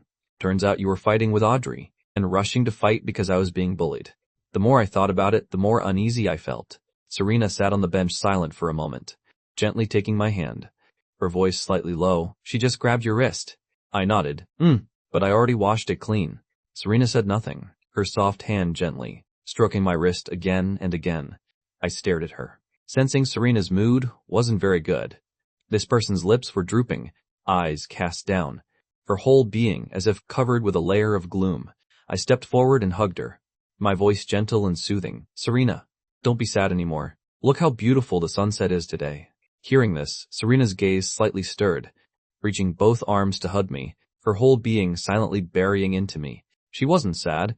She just felt heartache that I was always being bothered by others, worried whether I felt insecure. By the roadside, rows of camphor trees made rustling sounds in the wind. The quiet path was empty of people. I hugged her tightly, patting her head like coaxing a child, seriously thinking about how to make her happy.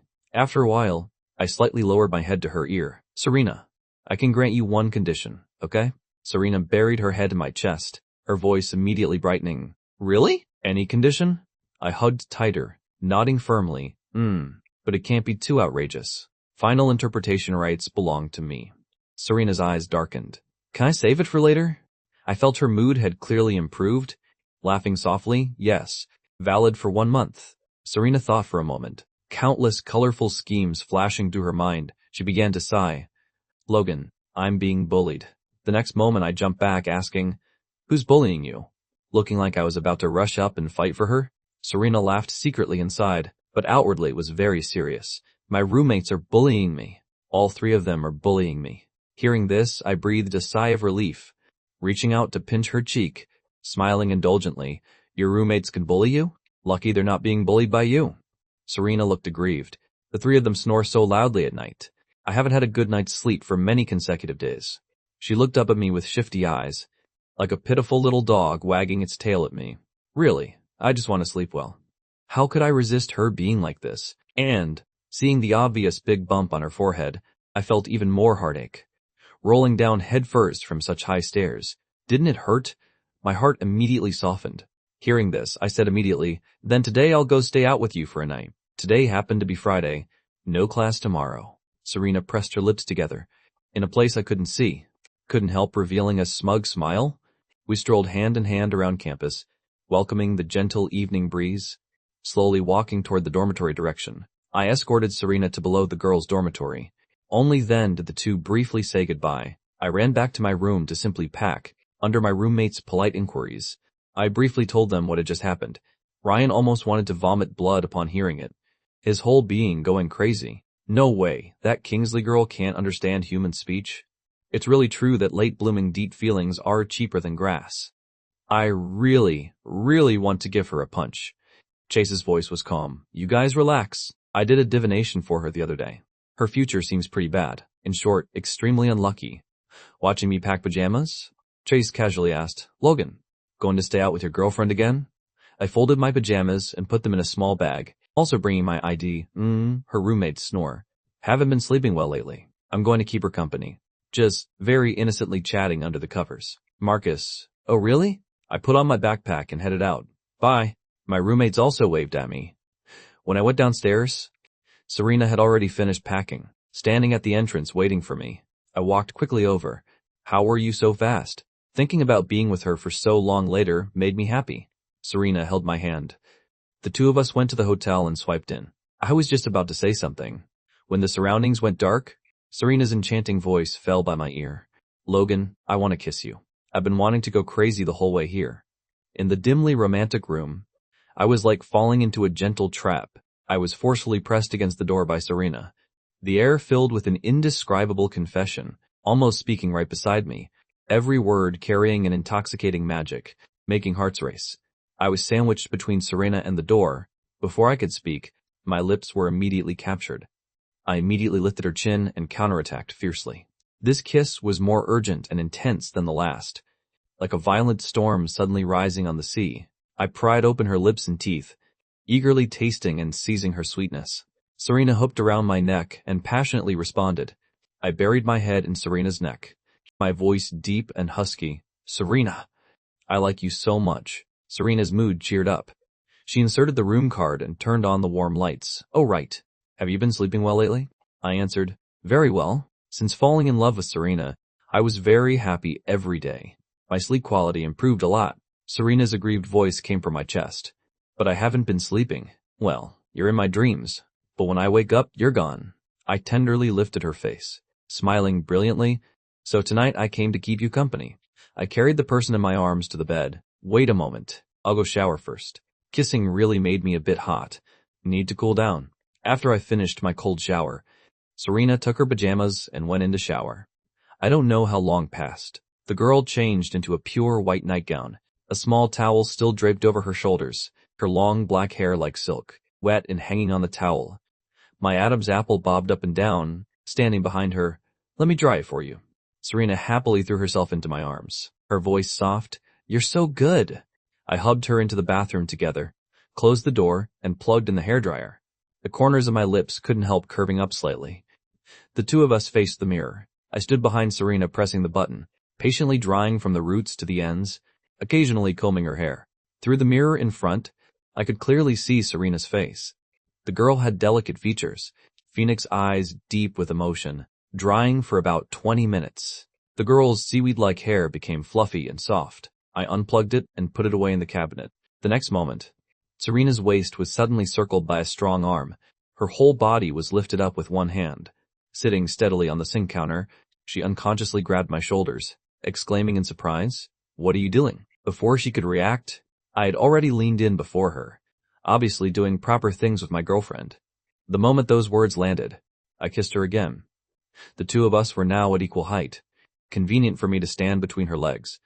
This time I kissed very carefully, from her lips slowly going down, bit by bit testing her limits. The palm at her waist was also like fire, through a thin layer of pajamas inching up bit by bit, but about to touch the soft place when it suddenly stopped. I leaned close to Serena's ear, politely asking, "Can I touch?" She looked up, her voice like a kitten. "Yes." My heart in my chest beat wildly. After a long while, I finally satisfiedly let go, carrying her down. I was panting heavily, the base of my ears especially red. Wanting to knead her into my body, Serena said softly, Are you feeling a bit uncomfortable right now? I can help you. Her voice was like hiding a hook, one sentence full of allure. Serena pressed her advantage. Didn't boyfriend say he'd grant me one condition? I'm using it right now. I felt like I had dug a pit and buried myself, silently glaring at her.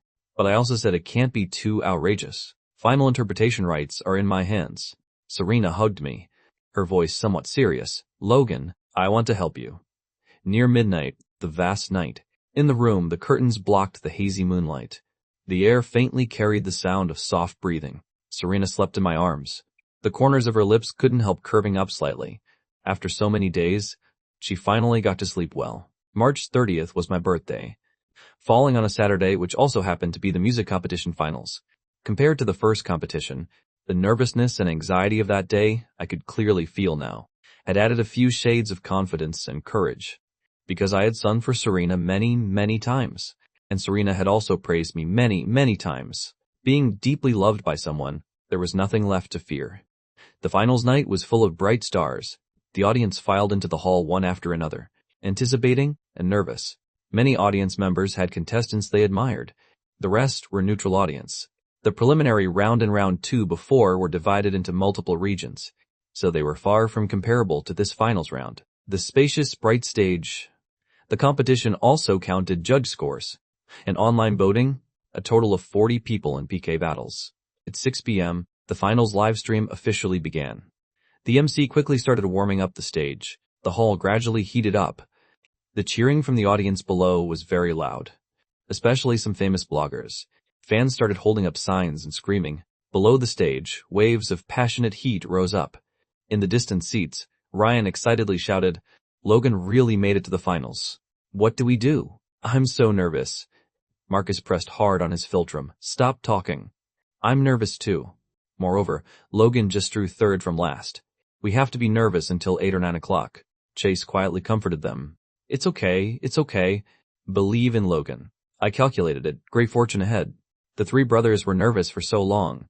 They cast their gazes towards Serena in front, secretly observing her. At this moment, it happened to be a handsome guy, wearing hanfu singing opera style, winning countless rounds of applause and cheers, his original voice shocking the ears. Serena didn't look up, just quietly looking at her phone screen texting me. Suddenly, Chloe poked her shoulder.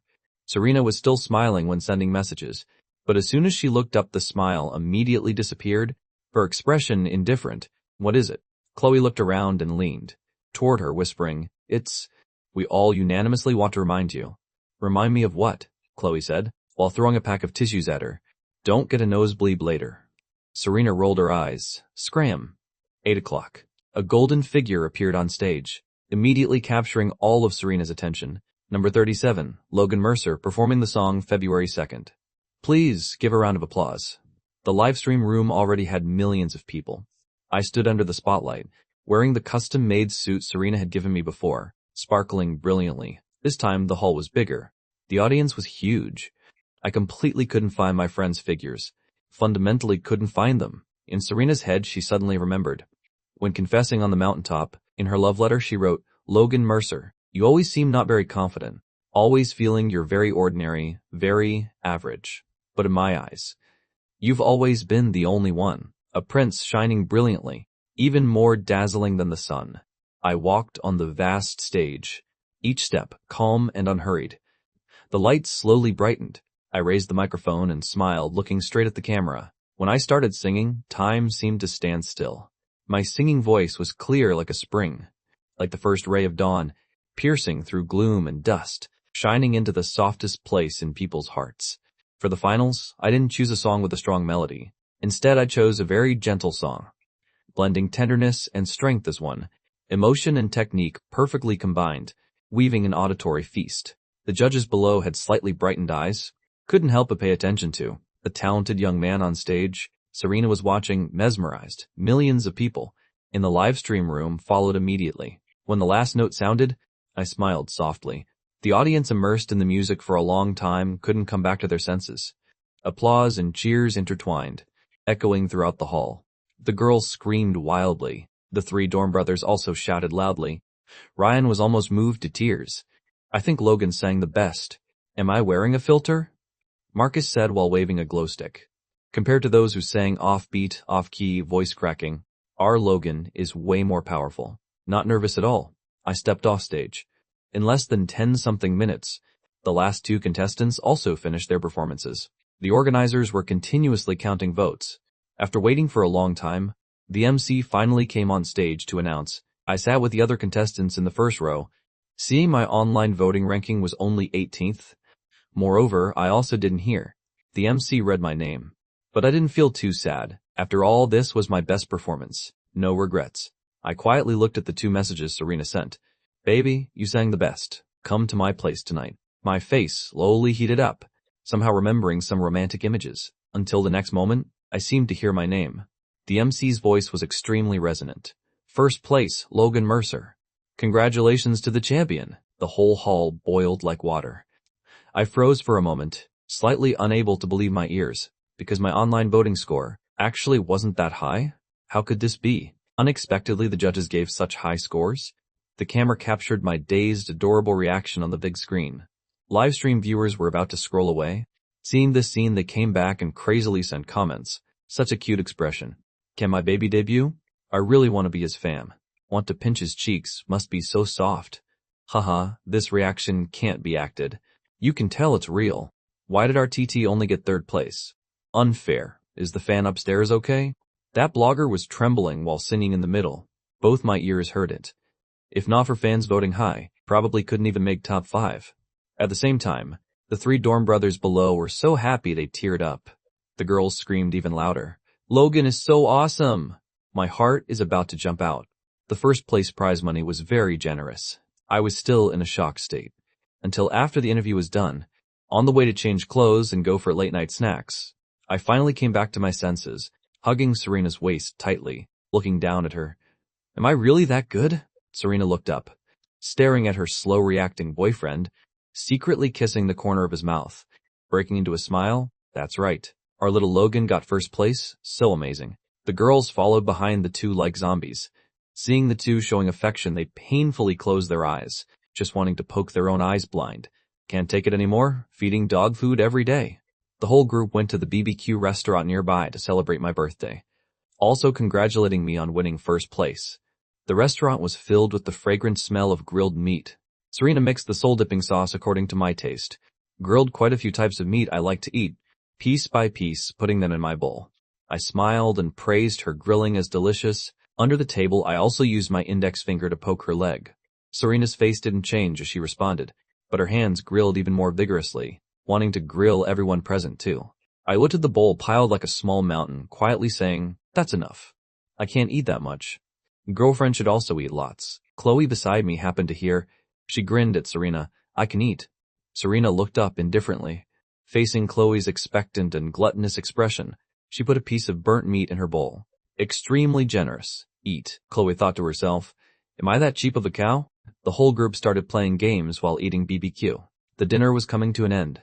Finally, I started cutting the birthday cake. Serena put a golden cardboard birthday crown on my head. After lighting the candles, I slowly closed my eyes, face full of reverence. Birthday wishes sounded in my ears. There were the girls' noisy, happy voices. Happy birthday, Logan. There were my roommates' warm, happy voices. Logan. Happy 19th birthday. And there was Serena's gentle voice that made hearts race. Happy birthday, my love. After making my wish, I opened my eyes and blew out the candles, starting to cut the cake with a knife. On the birthday cake sat cute little cream animals. Everyone had their corresponding one. My birthday wish was very simple. Hoping Serena would be happy every day, hoping everyone would also be happy every day. 10 p.m. Rain poured down heavily.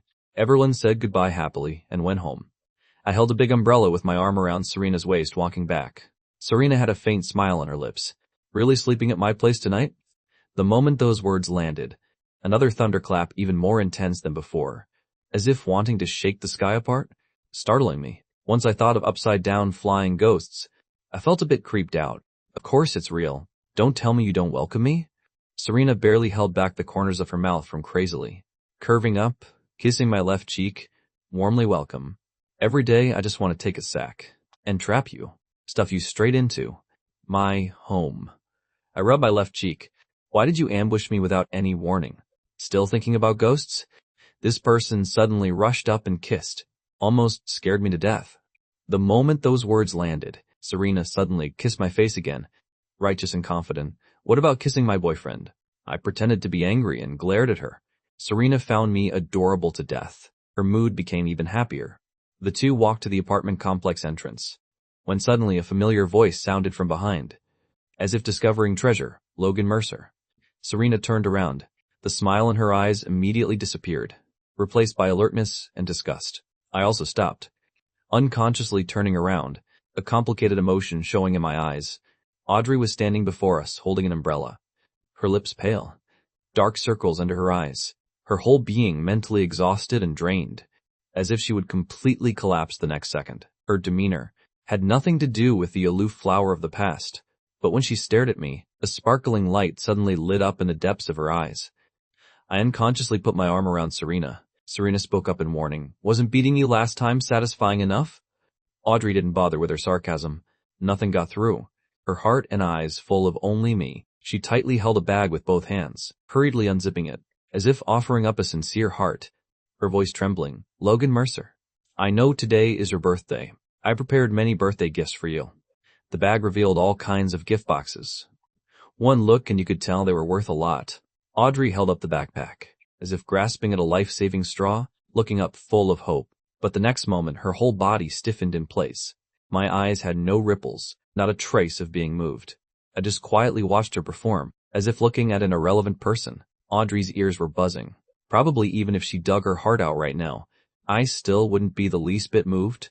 Her voice was humble. Logan, you don't like them? Didn't you always really like these things? But I still calmly glanced over her, not speaking, as if watching a strange animal perform. In that moment, Audrey's eye socket suddenly became wet, everything before her eyes a blur. She thought of herself in the past, also thought of herself in her past life. It seemed no matter how expectant and nervous I looked at her, she was always ice cold, expressionless and emotionless, also always silent, always making me coax and pamper her. So this was what it felt like to be cut by pain? The boomerang struck hard at herself, like countless sharp fragments, slicing hard at her heart, penetrating into bone and marrow. Audrey's face was pale as paper, her lips trembling, stubbornly. Then what do you like? Whatever you have your eye on. Can I buy it for you?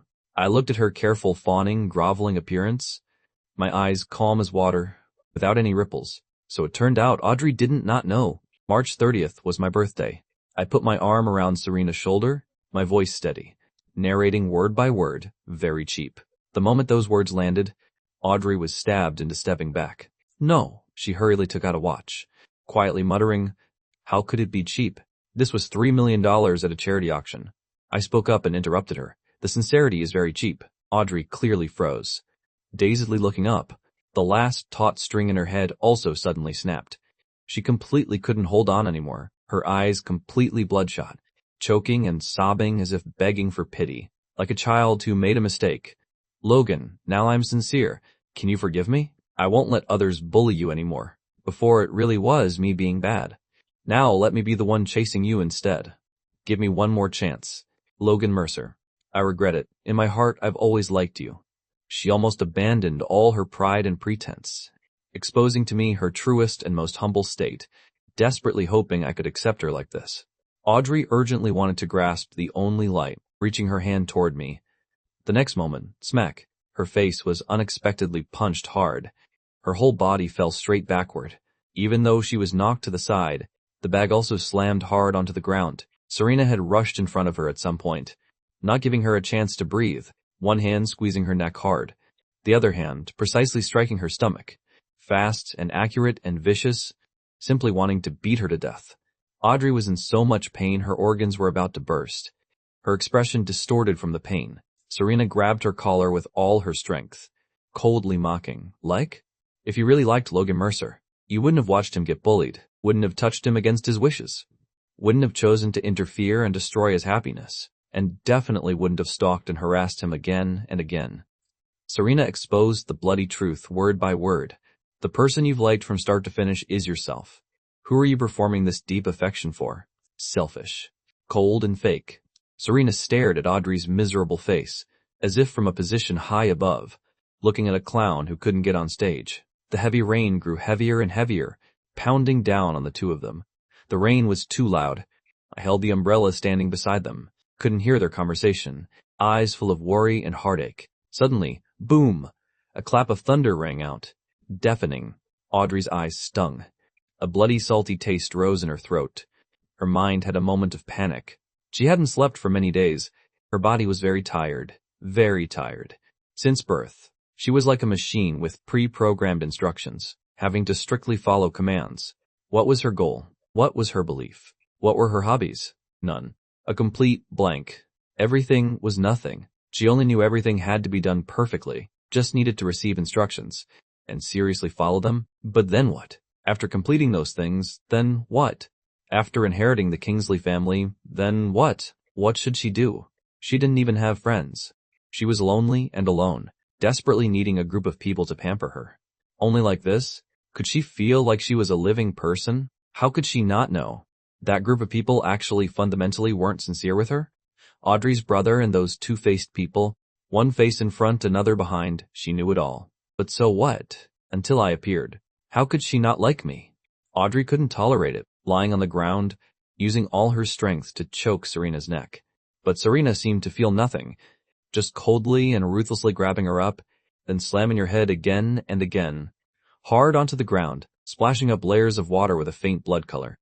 I don't know how long passed. Audrey had no strength left and lay completely on the ground, rainwater flowing down her face. Audrey stared wide-eyed as I held the umbrella for Serena. This scene was like a sharp blade, stabbing deep into her eyes. She was covered in wounds. "Logan Mercer!" Audrey choked out with difficulty. Even her soul was writhing in pain, begging me to pity her, feel sorry for her. I just slightly lowered my head, indifferently looked at her for a few seconds, my gaze distant and cold, as if looking at someone completely unrelated to me, my voice very calm. "Don't look for me anymore. From now on, I don't know you." The voice was light as a feather, but every word weighed 1,000 pounds, nailing into her heart. In my clear eyes, there was no longer the love and expectation of before, not even mockery and disgust. Audrey's face went pale, her heart as if squeezed tightly by a large hand. She was about to go crazy, struggling on the ground to kneel up, hoarsely screaming, "No, don't! Logan Mercer, hate me. Hating me is fine too. Don't forget me. Don't be so expressionless toward her." Audrey knelt on the ground, watching with her own eyes as I turned around, watching me hold Serena's hand and walk inside, watching the two of us especially harmonious under the streetlight, a perfect match. A thud sound. She collapsed onto the ground as if drained of all strength, soaked by the dirty puddles. The heavy rain completely blurred Audrey's eyes. She desperately and brokenly repeated in a whisper, "Don't forget." In her head, sweet moments from the past kept appearing, forming a stark contrast with the cold, stormy night now. The raindrops pattered down on her face, as if ruthlessly mocking her. The puddles on the road grew deeper and deeper. Audrey was also being submerged bit by bit, closing her eyes in pain. She seemed to always be hiding in a small, closed, dark room, longing for someone to truly come in. Many people wanted to try opening this door, but they only wanted the treasure in the room, and couldn't persist for long before revealing their true colors, slowly leaving. I appeared at that time, bravely knocking on her door, knocking once then again, but she never opened the door, countless times testing my sincerity, wanting to use coldness to confirm I really wanted to come in. She relied on this without fear, high above. Then the person knocking grew cold-hearted, turned, and left. When she realized her mistake, rushing out to hold on. Everything was too late. She herself drove me away with her own hands. Suddenly, a series of footsteps gradually approached. The driver held an umbrella with a face full of surprise, panicking as he ran over wanting to help her up. "Oh my, miss, finally found you. Why are you here?" "The madam is still waiting." Audrey's ears were buzzing. Couldn't hear any sound, her heart completely cold.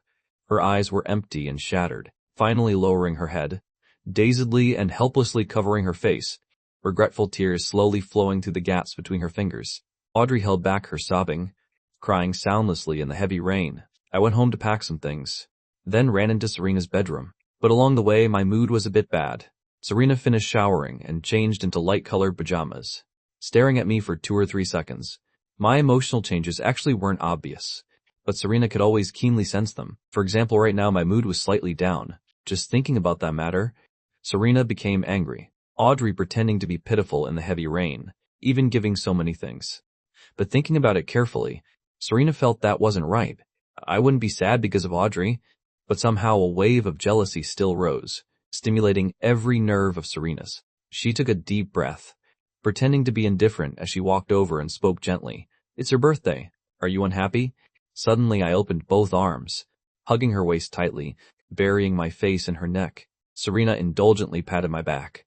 After a long while, my voice carried a few shades of heartache. "She hit you." Serena didn't care and laughed lightly, slightly raising her eyebrows, even a bit smug. "She only hit me once, but I hit her countless times." I quietly listened to her speak, hugging her tighter. I just thought about it, switching positions a bit.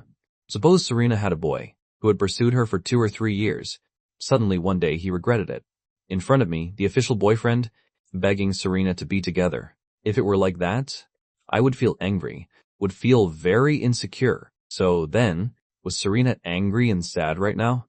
I struggled internally for a long while, looked up and seriously called her name. "Serena, are you jealous?" Serena suddenly froze, paused for a moment, avoiding this question, a smile blooming at the corner of her lips. Why suddenly ask this? I lowered my head again and headbutted her.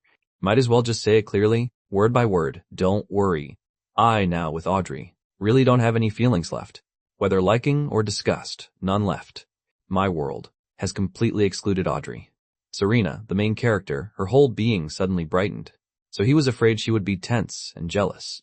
At this moment, I suddenly secretly kissed her lips, raising my hand to swear, "Serena, I've decided on you. From now on, I only like you alone." My eyes were clear and sincere, giving her complete sense of security. I still wanted to say something. The next moment, the girl suddenly kissed my lips, gentle and passionate.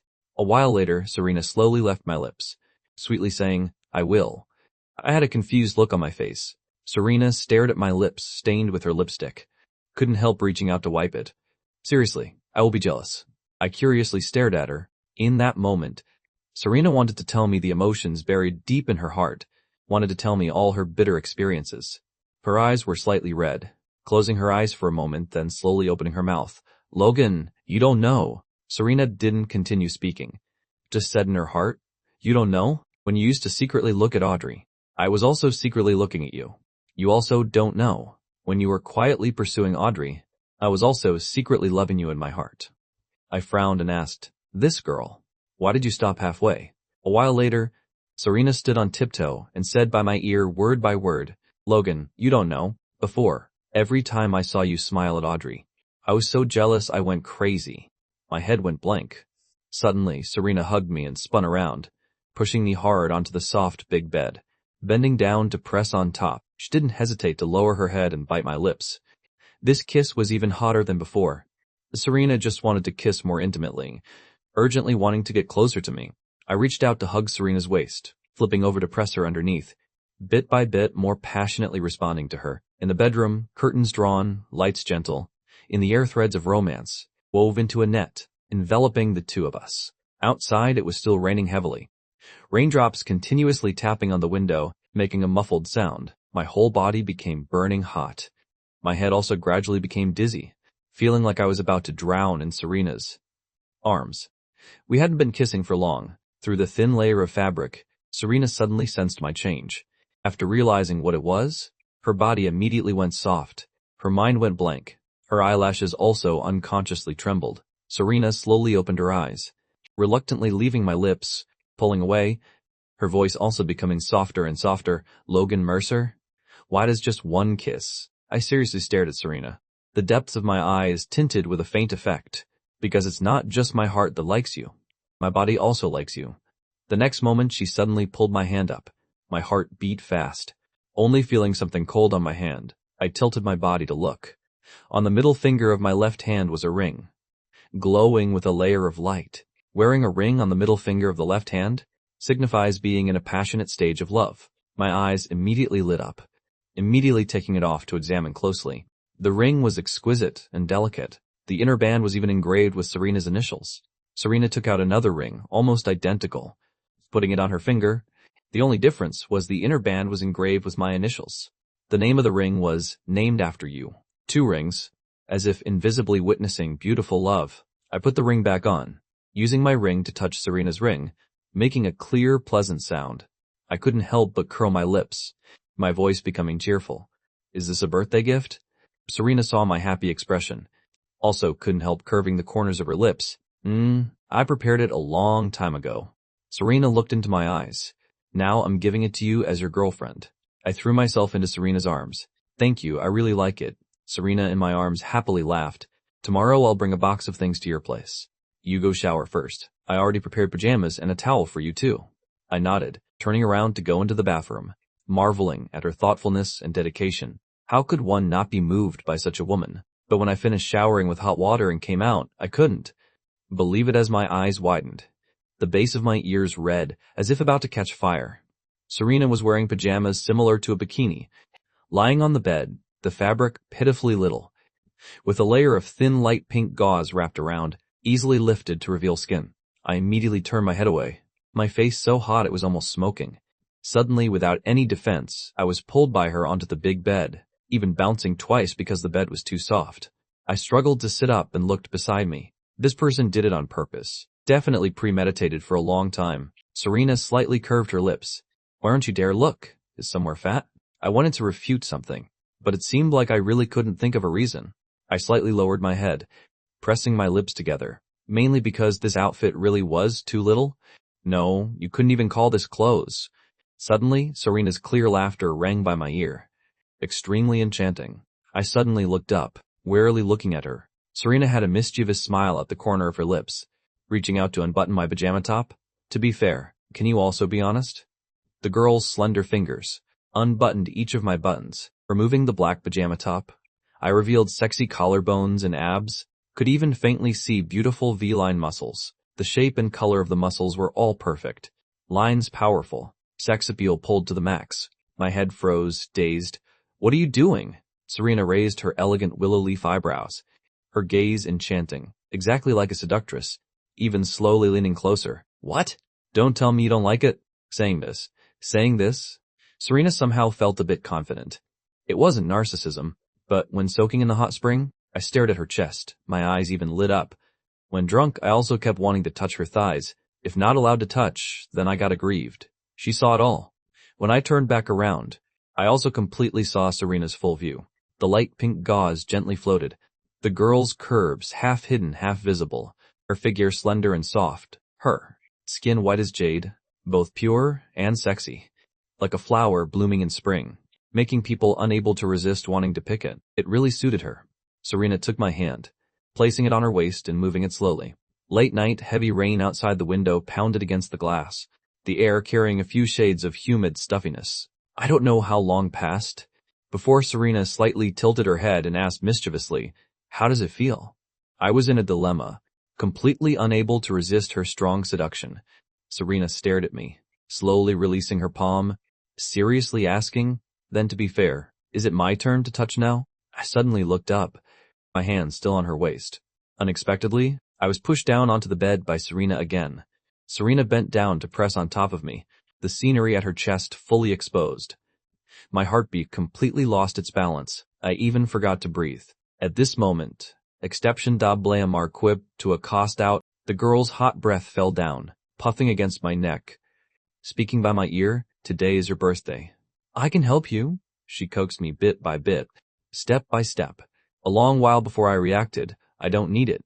Serena's other hand touched my abs, going down bit by bit, her voice enchanting to the extreme.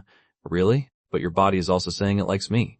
Hearing this, my whole body was enveloped by tingling hormones, my breathing also completely disordered. Serena pressed her advantage. Pinching my waist, liars will turn into piglets. The base of my ears were red as if dripping blood. I quietly turned my face away, stammering. Then, still like last time, I took a deep breath, wanting to calm down a bit, but my heart became more and more chaotic. Under Serena's straightforward, passionate gaze, I secretly scooted to the side. Suddenly, Serena locked onto my waist, staring into my eyes. But this time I'll change the way I help you, guaranteed to satisfy our birthday boy. I had a bad premonition. What way? Serena slightly bent down, saying a few words by my ear. The next moment, my pupils suddenly contracted, unable to believe it, as I stared at her lips. The girl's lips were very sexy. When she kissed, it was very passionate. I unconsciously backed away. You don't think it's gross? The moment those words landed, Serena pulled me into her arms, her gaze tinted with a bewitching look. I'm very willing. Late night in silence. In the dimly lit room, hot breath continuously spread in my head. The taut string snapped and broke, my whole body trembling. My face became redder and redder, low, husky moans continuously escaping from the corner of my lips, until Serena lifted her body up, asking me if I liked it. I quietly pulled the blanket to cover my face, like a little turtle retreating into its shell. Liked it. Serena's heart completely melted. Only after cleaning everything up did she turn off the lights. The room sank into darkness. The sound of each other's breathing became clearer. After saying goodnight, Serena, as usual, hugged me to sleep. But that night, I couldn't fall asleep for a long time, tossing and turning with my head full of the images from just now. Late night, Serena seemed to have fallen deeply asleep. I stared at her for a long while, secretly kissing her left cheek, whispering, "I love you." After saying it, I was satisfied, closing my eyes for a long while before sinking into a sweet dream. But I didn't know. The moment I fell asleep, Serena's eyes suddenly opened. The girl hugged me, placing a gentle and sincere kiss on my forehead. "I love you too." The second half of freshman year passed very quickly. Not only did I pass several certificate exams, participated in quite a few competitions, also participated in many volunteer activities. Extremely busy. Moreover, I was practically clinging to Serena every moment everywhere. People say romance has a 3-month rule. The limit of the passionate love stage is 3 months. Soon after, it will become bland. But it seemed like I liked Serena even more than before. Serena was the same. Every day if she didn't see me, she'd feel uncomfortable all over.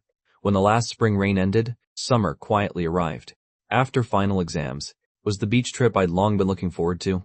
After everyone went skiing at the resort during winter break, we had agreed to go to the beach during summer break. Summer looking at the deep blue sea, catching the sea breeze with friends. Definitely would be a morning full of youth and passion. I finished packing my luggage at home and went out with Serena. I conveniently carried Serena's suitcase. As soon as I saw her, I transformed into a kiss-stealing maniac. Serena had also evolved to the point where, with just one look, she could accurately reach out and cover my mouth. No kissing. On the quiet little road, camphor tree leaves slowly fell, precisely landing on top of my head. After being scolded by Serena, I felt a bit aggrieved. Why can't I kiss? She quietly brushed the leaves off me, paused for a moment, quietly explaining, "Today I put on light makeup. If you kiss, you'll kiss foundation and powder. Moreover, it might smear." She was working very hard to learn makeup, wanting to appear beautiful in front of me. I seriously stared at her face for a long while, before encouraging, "Very pretty." But actually, I really couldn't tell she had makeup on. It seemed like normally she was already like this. Skin fair and clean. Lips also very pink. Big eyes, especially cute. Both my hands were carrying suitcases. Unable to kiss her cheek made me a bit sad, quietly calculating in my heart. Tonight at the hotel, I definitely had to make up for the kisses. Kiss enough. Kiss her until she couldn't breathe, begging for mercy before stopping. The whole group gathered at the high-speed train station, noisy along the way. On the high-speed train, the whole group's eyes were full of anticipation and excitement. Going to Q City required 3 or 4 hours by high-speed train. I also dozed off against Serena's shoulder, probably because I was too excited last night and didn't sleep well. Now I slept, especially soundly. Serena really liked the feeling of being needed, slightly curving her lips as she gently leaned against my head. Over 3 hours, the whole group finally got off and took taxis to the hotel. Everyone stayed on the same floor. Mine and Serena's room was the most special. It was a romantic double room that was very hard to book. Ocean-themed style. Beside it was a panoramic glass window. Could even gaze at the vast sea. My mood suddenly brightened. I excitedly ran over and jumped on the bed, bouncing twice. Gazing at the scenery outside the window, couldn't help curving my beautiful eyes, Serena. I love this place so much. Serena blinked, her heart gradually melting again. It seemed like I could always bring very high emotional value to those around me. I always said so amazing. I really like it. Also often patiently comforted and encouraged friends. My smile was always very sincere. The corners of Serena's lips also curved up. While taking out swimsuits and other things, while organizing both our luggage. Long ago, she had fantasized about such a scene. She would go see the sea with me, stay together at an ocean-themed couples hotel, and also in front of the panoramic glass window, watch the sea while kissing me. Serena came out of the bathroom after changing into her swimsuit, starting to apply sunscreen. Getting tanned was a small matter. The fear was getting sunburned. I directly squeezed sunscreen into my palm. Come here, I'll help you apply it. I lowered my head, unexpectedly facing her burning phoenix eyes.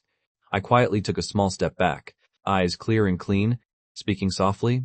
I'm just helping you apply sunscreen. What are you thinking?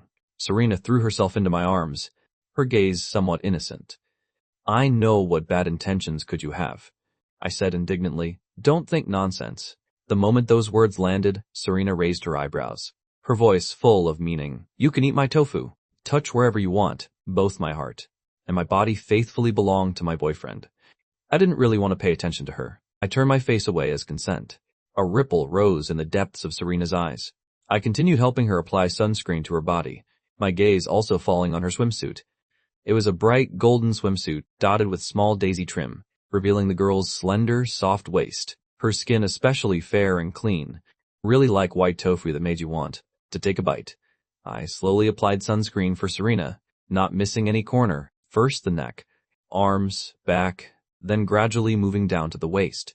I slightly narrowed my eyes, both palms at her waist especially hot, and happened to rub right on the most sensitive spot on her waist, causing a tingling electric current. She couldn't help but tremble slightly.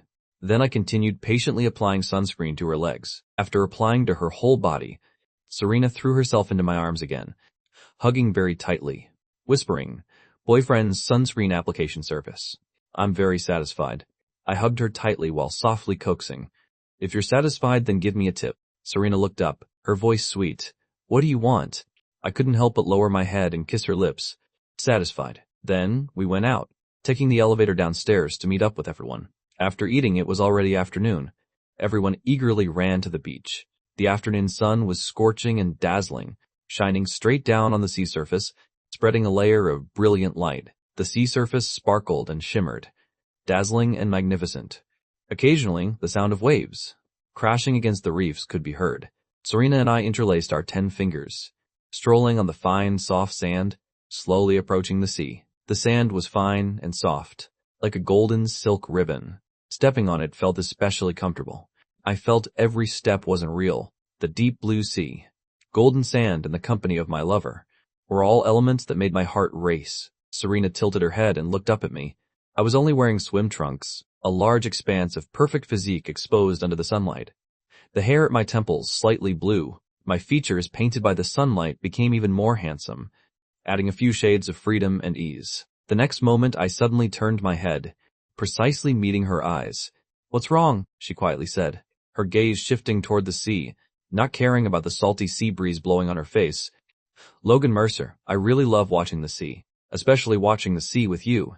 These 2 sentences fell into my ears. I stopped. I also really like being with you. The corners of my lips couldn't help curving up, my eyes full of Serena's figure. The girl had her hair in 2 fishtail braids, and specially tied 2 yellow ribbons, braided together with her hair very uniquely and beautifully. Her whole being was glowing. Serena couldn't help but call, "Logan." Serena tightly held the hand holding mine. Word by word, "You're my little son, in existence like a little son." I was silent for a moment, simply shaking my head. "I'm not." I seriously said, "Serena, you're my son." Serena paused for a moment, didn't expect me to answer like that. The 2 looked at each other and smiled, just after saying a few words. Suddenly, Chloe ran over, eagerly pulling the 2 of us to the beach to take photos. "Hurry up and take photos. Only missing you 2. Serena held my hand, lazily curving her lips toward the camera. I pressed close to her, breaking into a radiant smile. In the photo, the whole group stood on the soft sand, backs to the vivid blue sea, so alive and free. The photo framed that moment. Summer and the sea, sunshine and waves, all became the backdrop for the youth of these young people, painting a vivid oil painting. After playing for a while, everyone started splitting up, wait for sunset, then get on the boat together to feed the seagulls. Everyone started building sandcastles. My gaze slowly fell on Serena not far away. She went to buy things nearby, but the next moment, a young, handsome guy approached her, opening his phone, seeming to want to ask for her WeChat. My gaze fell on Serena, slightly curving my lips. Serena had long given me enough sense of security. Sure enough, Serena held up the ring on her finger, politely shaking her head, leaving without hesitation, seeming to not even remember the guy's face. My heart felt sweet, continuing to lower my head and mold sand.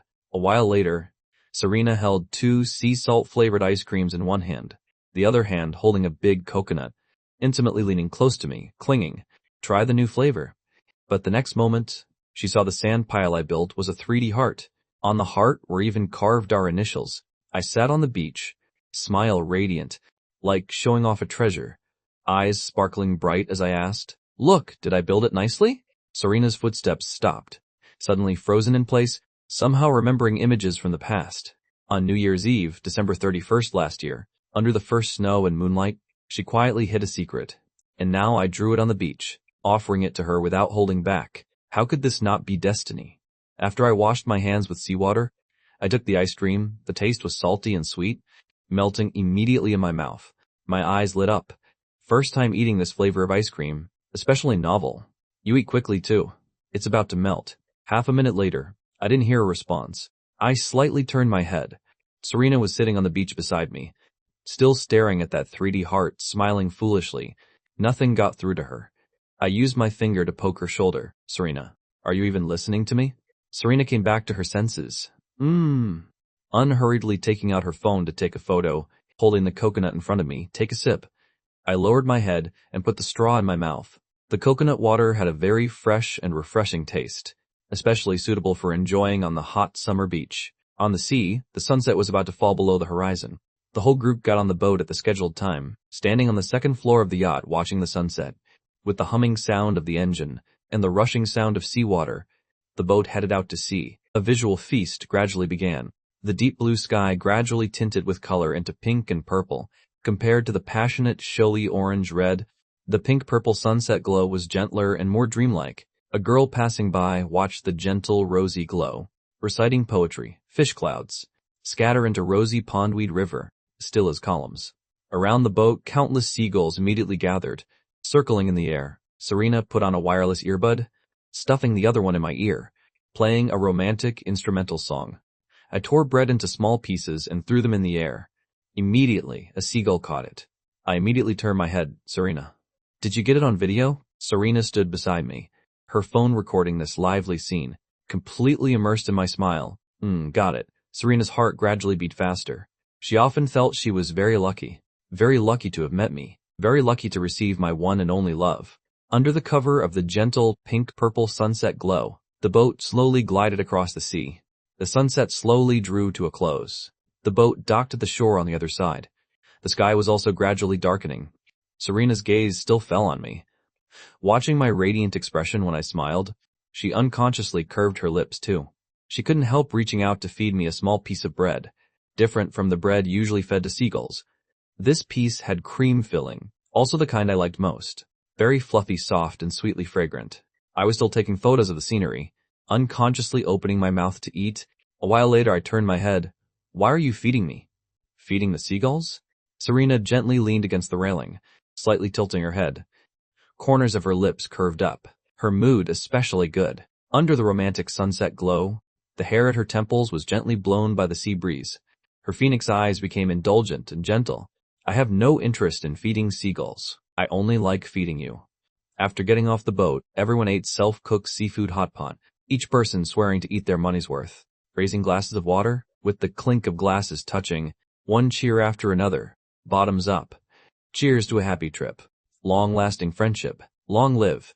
The whole group started crazily competing to see who could eat more. After eating, everyone walked back toward the hotel to digest. While posting on social media with location tags to show off, Serena also rarely posted 9 photos. The first was a group photo, and there was also a photo of the 3D sand heart. The other 7 photos were all of me. The girls couldn't stand the sourness. While liking and commenting 99 times on WeChat, while loudly mocking someone ever since they started dating, only posts their boyfriend on social media, except for mandatory posts. From school, clubs, and the athletics department, Serena almost never posted on social media. She also rarely looked at others' posts. The type of mysterious, silent person. But since falling in love, she was like a different person, just wanting to change her status every day. Even changed her WeChat background, afraid others wouldn't know she had a boyfriend, simply blinding them. Hearing this, a smile hung at the corner of Serena's lips. She didn't go argue with them, just quietly interlaced her 10 fingers with mine. leisurely walking on the little path. She looked up at the bright, clear moonlight. Posting all those social media posts actually wasn't at all to show off the relationship, but because she wanted to give me enough sense of security, wanted to give me the most open favoritism. Along the way, everyone also strolled through the night market for a bit, returning to the hotel around 9:30 p.m. They also bought some watermelons and coconuts. Below the hotel, Serena, in the room next door, split a big watermelon. Waiting until I finished showering, she scooped the center part with a spoon for me to eat. The center of the watermelon was always the sweetest and best. More importantly, it had no seeds.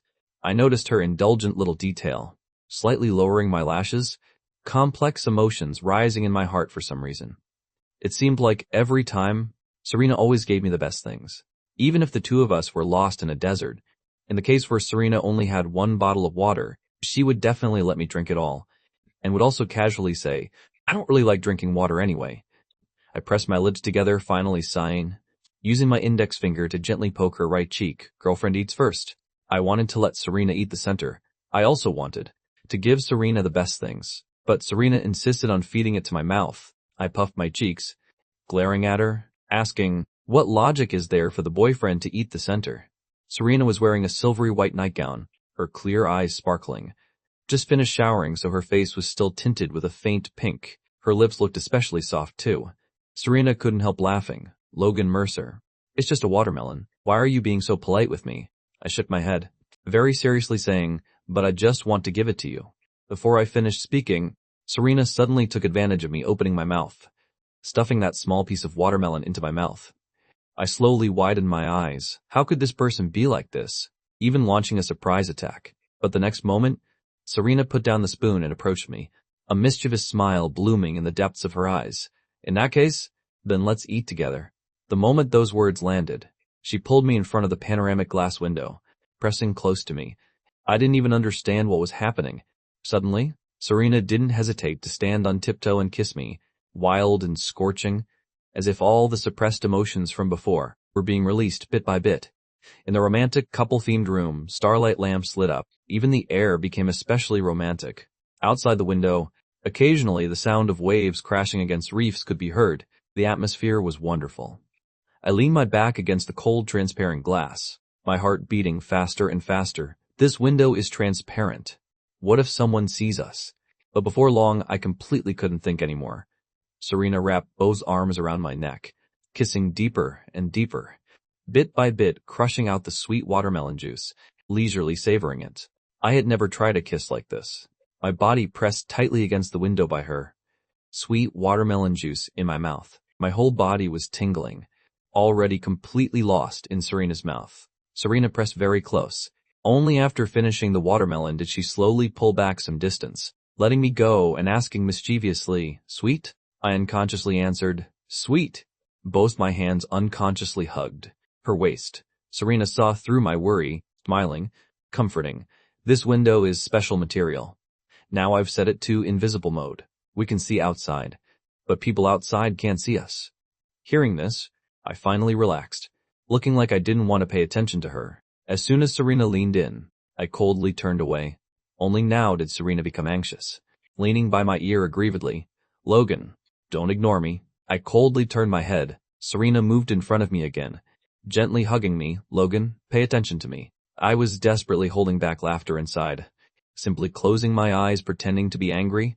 That's right. I'm very angry right now. Thinking Serena would stop. Unexpectedly, this person saw through my thoughts, becoming more and more pushy. Little Logan, good Logan. But no matter what she called me, I didn't budge. As a result, Serena really stopped talking. After exactly half a minute, the room was especially quiet. I waited, getting a bit anxious, my eyes secretly opening a crack, wanting to see what she was doing now. Why did this person stop coaxing halfway? As a result, the next moment, my gaze suddenly met the depths of Serena's eyes.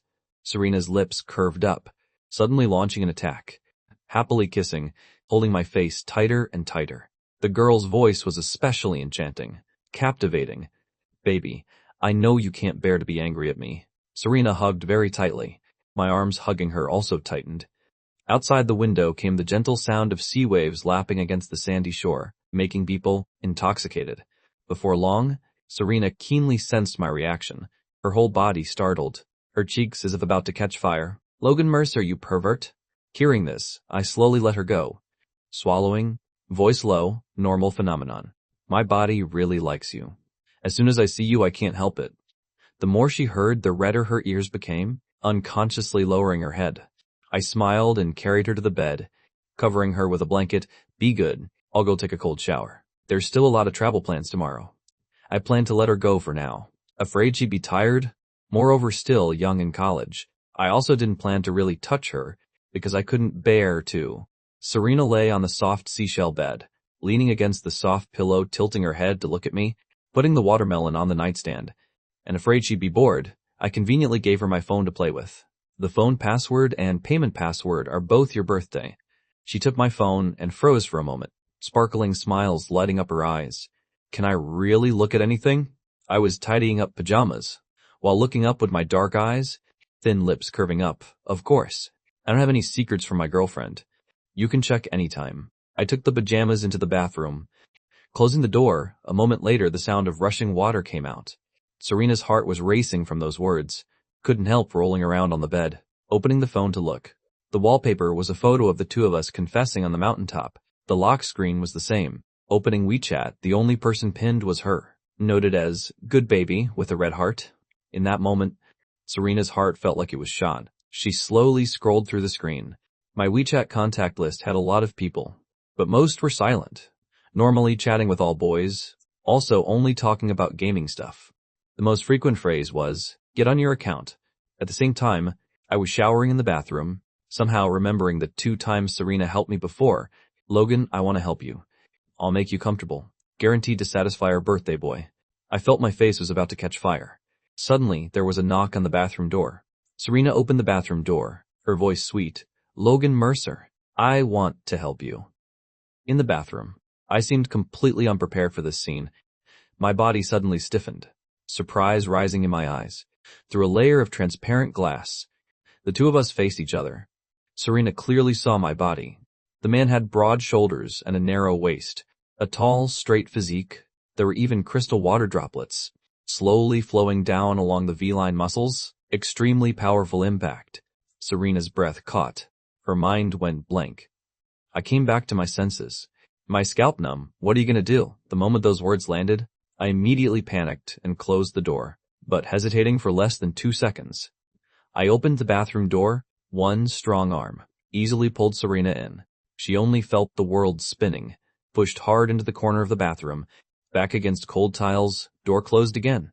And the bathroom steam was hazy, the air humid, romantic and enchanting. I braced my hand against the wall, trapping Serena tightly in my arms, smiling mischievously, my voice especially hoarse and enchanting. Girlfriend wants to help me? White steam continuously lingered in the bathroom, the atmosphere especially romantic. My gaze fell on Serena, staring into her eyes. Her face was like a honey peach, white tinged with pink, especially alluring. The corners of Serena's lips couldn't help curving up. Even though I stood in front of her wearing nothing, she didn't feel anything was wrong. My heart beat wildly. Serena sighed, smiling and pinching my cheek, her voice warm and coaxing. Why are you willing to let me help now? Looking at her eyes full of indulgence, complex emotions continuously rose in my heart. The base of my ears became hotter and hotter. I don't know where the courage came from. I suddenly grabbed Serena's hand, placing it on my abs. I lowered my head to look at Serena. Is this okay? The moment those words landed, Serena's breath suddenly caught. Her gaze suddenly became intense and dangerous. Those 2 sentences seemed to burn all her rationality. She stared at me. Taking a deep breath, you said it yourself. Night gradually fell.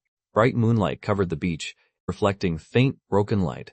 After the clock hand on the bedroom wall turned countless times, I finally leaned powerlessly against the tiled wall. After Serena washed her hands, I carried her to the bed, squeezed out some hand cream, patiently and gently applying it for her, occasionally leaning in to kiss her lips. Serena, go to sleep. It's almost 1 o'clock.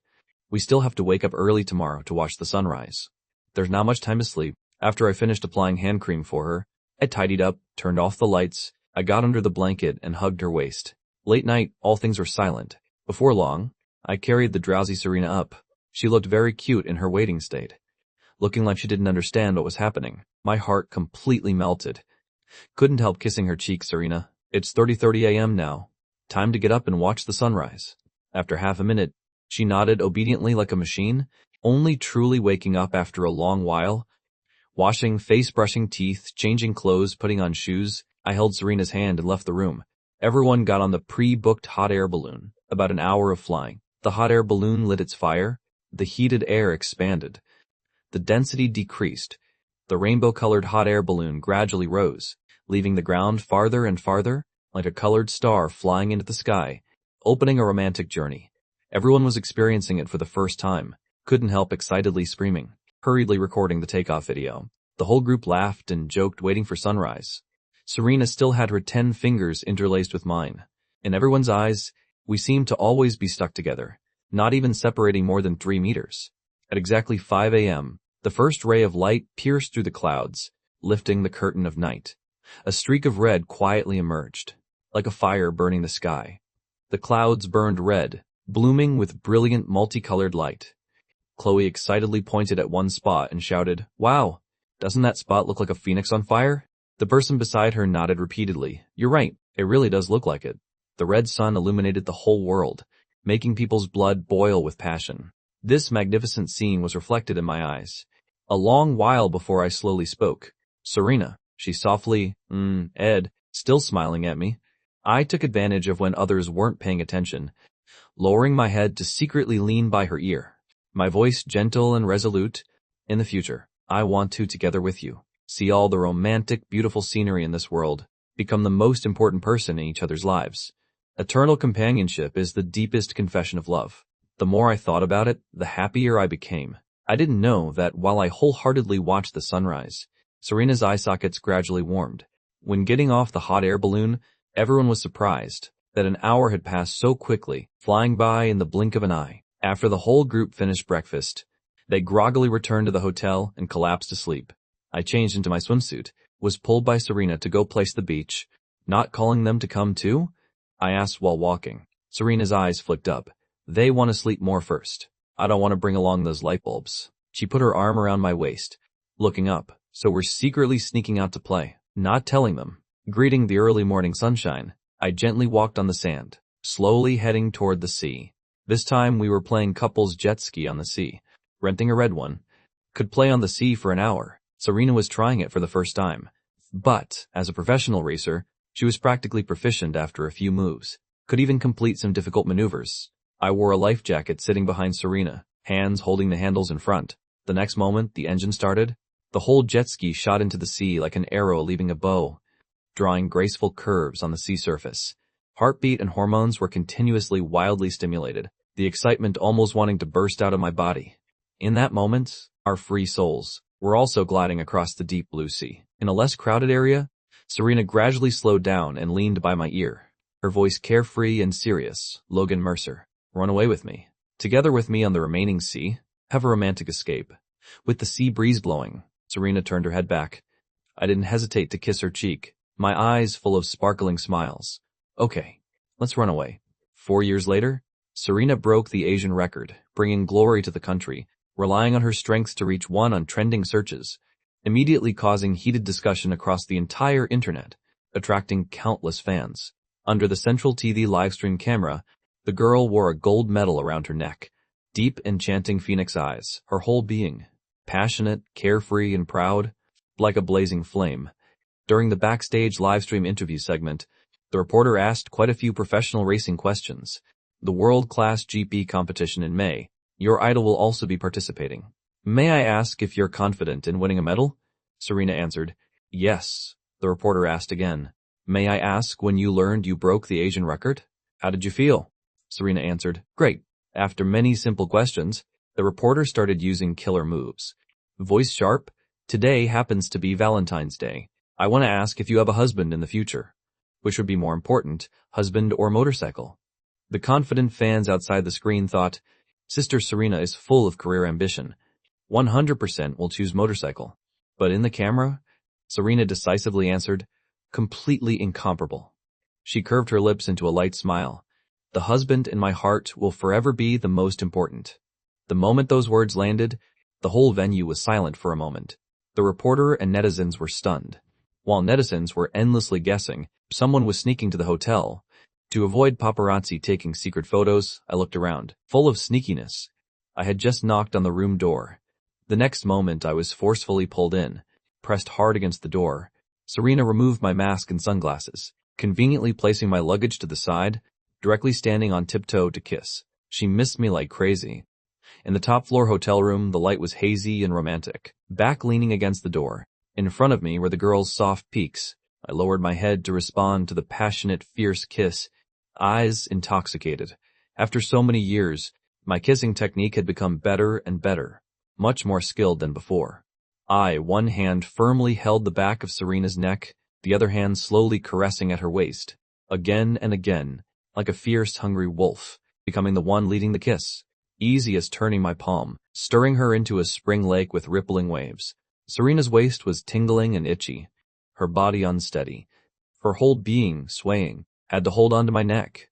The kiss was scorching hot, plus Serena occasionally letting out soft moans. "Oh!" Thread by thread sounding in my ear, the sexy, alluring voice hitting straight at my eardrums. Extremely powerful impact. The room also had the heater on. I was unbearably hot. Actually, in front of Serena, I didn't have any self-control ability. Serena's eyelashes trembled slightly. Her eyes quickly tinted with a thin layer of mist. The corners of her eyes dyed pink. Not until she really couldn't take it anymore did I release my large hand at her waist, slightly lifting up, voice low. "I missed you so much." After the competition freshman year, I was selected by several media companies, finally signing with a management company, in the music arena, competing and defeating old and new singers, becoming famous overnight. Others all said I was lucky, but Serena knew how much I secretly worked hard to deserve this explosive fame. Recently I was busy with a nationwide tour. Also had to film variety shows through the night. The two of us hadn't met for nearly a month and a half. I lowered my head and buried into Serena's shoulder, just wanting to merge into one with her. I kissed the base of her ear. "I really missed you too." On the way here I was watching the live stream of your competition. Very amazing. Moreover, I heard those 2 interview lines of hers. Completely incomparable. "The husband in my heart will forever be the most important." My eyes curved. "Happy Valentine's Day." Serena. Ed looked up at me for a very long time, before letting me go to the bathroom. Only when hugging me could she feel an enormous sense of satisfaction in her heart. "Not feeling anxious," Serena said. "I prepared a Valentine's Day surprise gift for you." The corner of my mouth slightly curved up. While tidying clothes, I said, "Getting to see you is already a surprise." I didn't know what gift she had prepared, but as long as she gave it, no matter what it was, I would definitely like it. The sound of rushing water came from the bathroom. Over 10 minutes later, I finished showering and came out. There was no one in the room, only the blanket puffed up in a small pile. I leisurely walked over and lifted the blanket, but the next moment my complexion slightly reddened, my whole body frozen in place. The Valentine's Day surprise gift she prepared for me was a maid outfit. Bedroom, under the warm, hazy light. My deep eyes in that moment harbored surging waves. Rationality was gradually being burned away, swallowing all thoughts. Serena obediently knelt on the big bed. A black and white maid outfit, transparent lace revealing large expanses of snow-white skin. She wore maid hair accessories. On her neck was even tied a small golden bell, sweet and pure to the extreme, like a sparkling pearl radiating light. My Adam's apple continuously bobbed up and down. Blood vessels throughout my body were boiling. My gaze swept over her from top to bottom. Maid bell, super short skirt, white stockings. I gently called her name, Serena. She slightly lowered her head, heart beating faster and faster. Half a minute passed. Serena looked up to glance at my reaction, but I was like struck by lightning. Standing still in place, not moving, I pressed my lips together, not even daring to breathe heavily. My heartbeat was also completely disordered. The next moment, I turned around back to the bathroom, hurriedly closing the door. The room suddenly sank into silence. Serena was slightly doubtful. Could it be he didn't like her like this? Impossible. Actually, in the bathroom, I stared at myself in the mirror, slightly lowering my face, especially looking at the nosebleed flowing down. I was washing my face with cold water while struggling internally. The two of us had been in love for so long but only helped each other. No substantial progress. I felt sorry for her, couldn't bear to touch her. But in our past life we were already married. What was not allowed? I bravely opened the bathroom door. Serena looked up. In that moment, a black shadow shot forward like an arrow, rushing up and pushing her straight down onto the bed, pressing her tightly. Before she could react, the man's dense kisses fell, kissing her until she couldn't breathe. One hand placed on Serena's thigh, one hand gently lifting her chin, voice hoarse and low. Want to seduce me? My right hand lifting her chin slightly moved, flicking the bell on her neck, dingling, a clear, pleasant sound. Serena stared at me and asked, "Do you like it?" The depths of my eyes burned hot. Lowering my head to lightly bite the base of her ear, breathing deeply, "Serena, I like you to death." Hearing my unhesitating affirmative answer, Serena responded, "I also like you the most." I used all my strength to restrain myself, brow slightly furrowed, both hands propped on either side of her, seriously looking into her eyes. "Tonight for real." "Are you sure?" Serena dazedly looked up.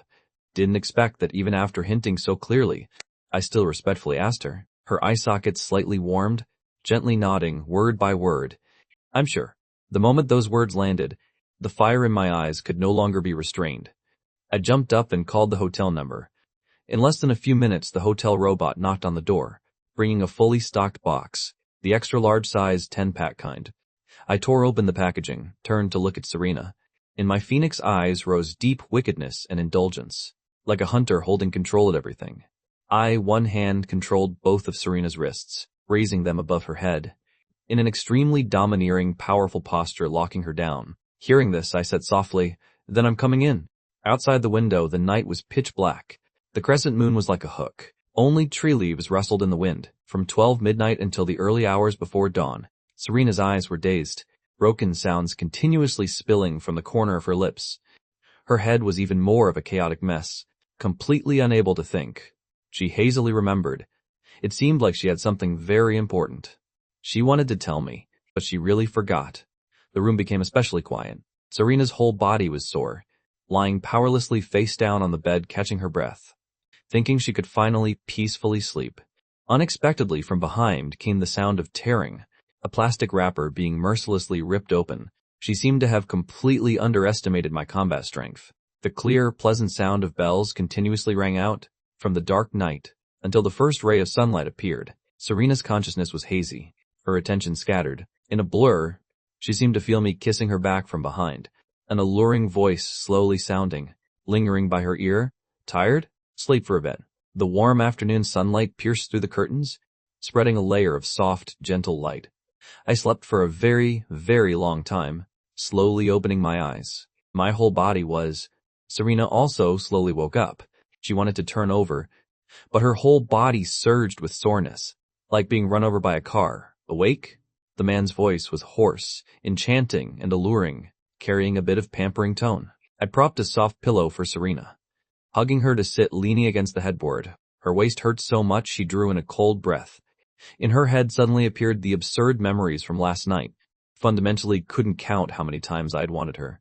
Thinking about it now, Serena still couldn't quite catch her breath, even felt like her two legs were still trembling. I sat by the bed swallowing, gently hugging her into my arms, holding a glass of water. "Be good. Replenish some water."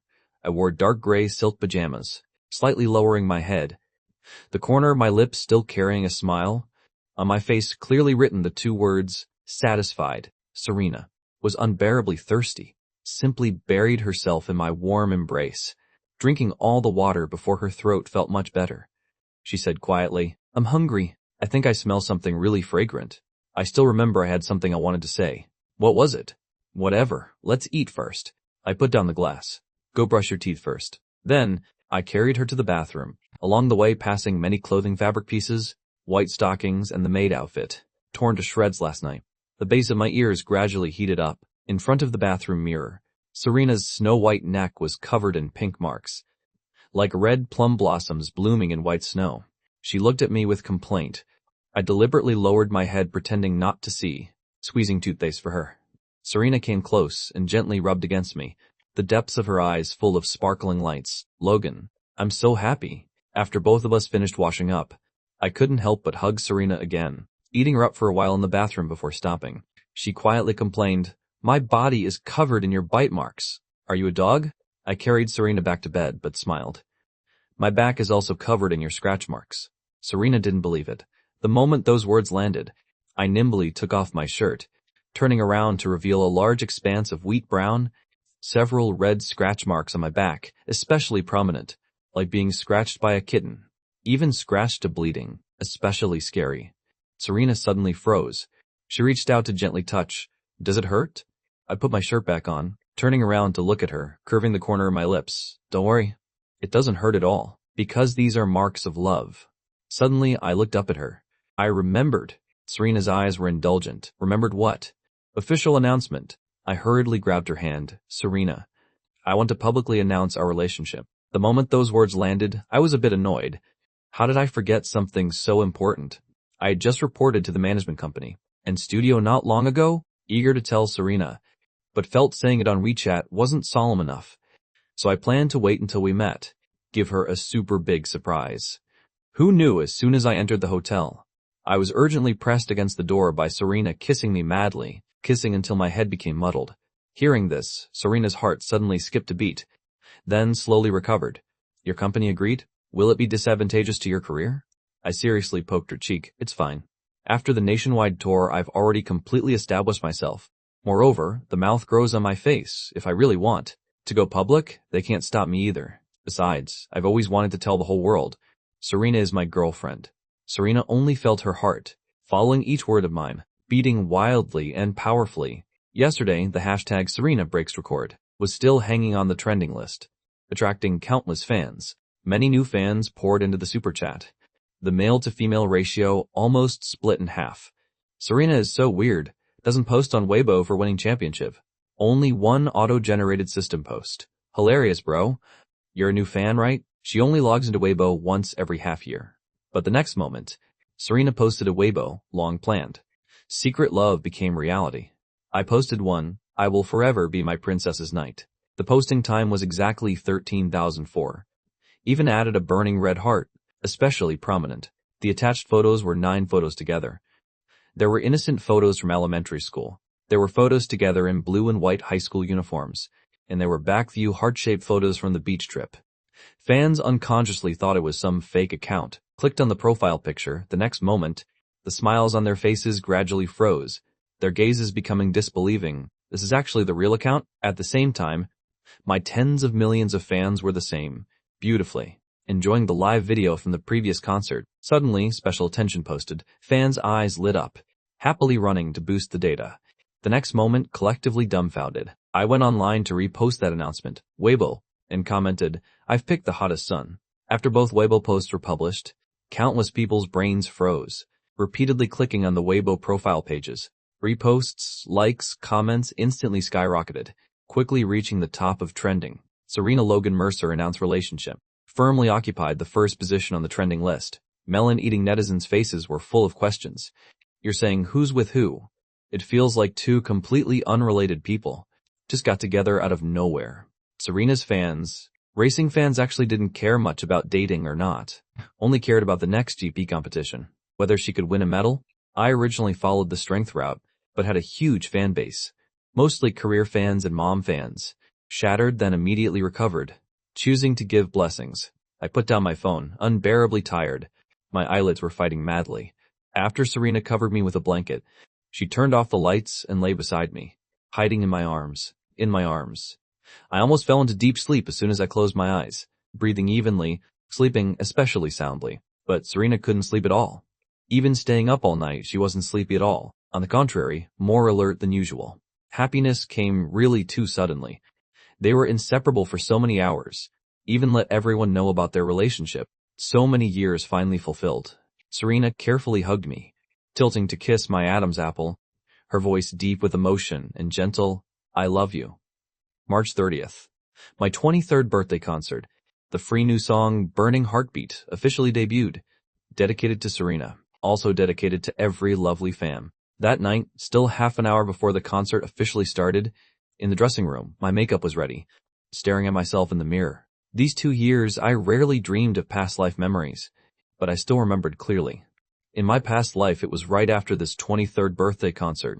It rained heavily. I was almost hit by a red car. Serena passed by and saved me. But was she really just passing by as she said? The lounge door was gently knocked. The little assistant poked her head in. "Brother Logan, 10 more minutes until it starts. You can go backstage to prepare now." I nodded, holding the custom-made microphone. Fans held golden light boards and control lights, like dawn piercing through the morning light, converging into a sparkling golden Milky Way. Extremely stunning. Looking at the fans full of sincerity, chasing to create wonderful moments for me, my eye sockets somehow warmed. Compared to my past life, it was even more magnificent and stunning. My fame was also higher. Everything was getting better and better. At exactly 7 p.m., the birthday concert officially began. The spotlight suddenly lit up. The tens of thousands of people in the music stadium had completely erupted. Screams, cheers rose one after another, deafening, forming an extremely powerful sound wave, shooting straight into the sky. I raised the microphone to sing, descending from above, surrounded by brilliant, colorful flowers. The first song was Music Box, also my first album after fighting my way out of the music competition show, could be said to have debuted at the top, sweeping all the music charts and major awards, stunning the entire internet. One song ended. I greeted toward the camera. "Good evening, everyone. I'm Logan Mercer. The first song, Music Box, is for everyone. Hope everyone can love themselves more, cherish themselves more." The screams at the scene became even more enthusiastic. The online livestream room was also buzzing. I invited many friends and big names in the industry to the scene, also my closest friends. Marcus sighed. "Is this really our Logan? Feels like he's matured a lot." Chase smiled lightly. "Under the nurturing of favoritism, much more confident than before. I said it long ago. Serena can greatly enhance Logan Mercer's career fortune. The reverse is also true. Indeed, I didn't calculate wrong. The support and trust of lovers and friends is also a kind of strength." As the concert continued to progress, the atmosphere at the scene became more and more passionate. Not far away, a fan was madly holding up their phones screaming. But before long, he felt the girl beside him was a bit strange. This person wore a white dress, didn't hold light boards and cheer sticks, didn't hold a phone to record, didn't even cheer or scream, just quietly staring at me. Throughout the show, there seemed to be no emotional fluctuation at all. Really too strange. About 2.5 hours, the concert entered its final segment. Under the brilliant lights, I changed into a golden suit, appearing in everyone's sight. The last song is the new song, Burning Heartbeat, dedicated to my lover Serena, also dedicated to every fan. Hope everyone can find their true love. The moment those words landed, fans screamed madly. Cheers poured out like waves.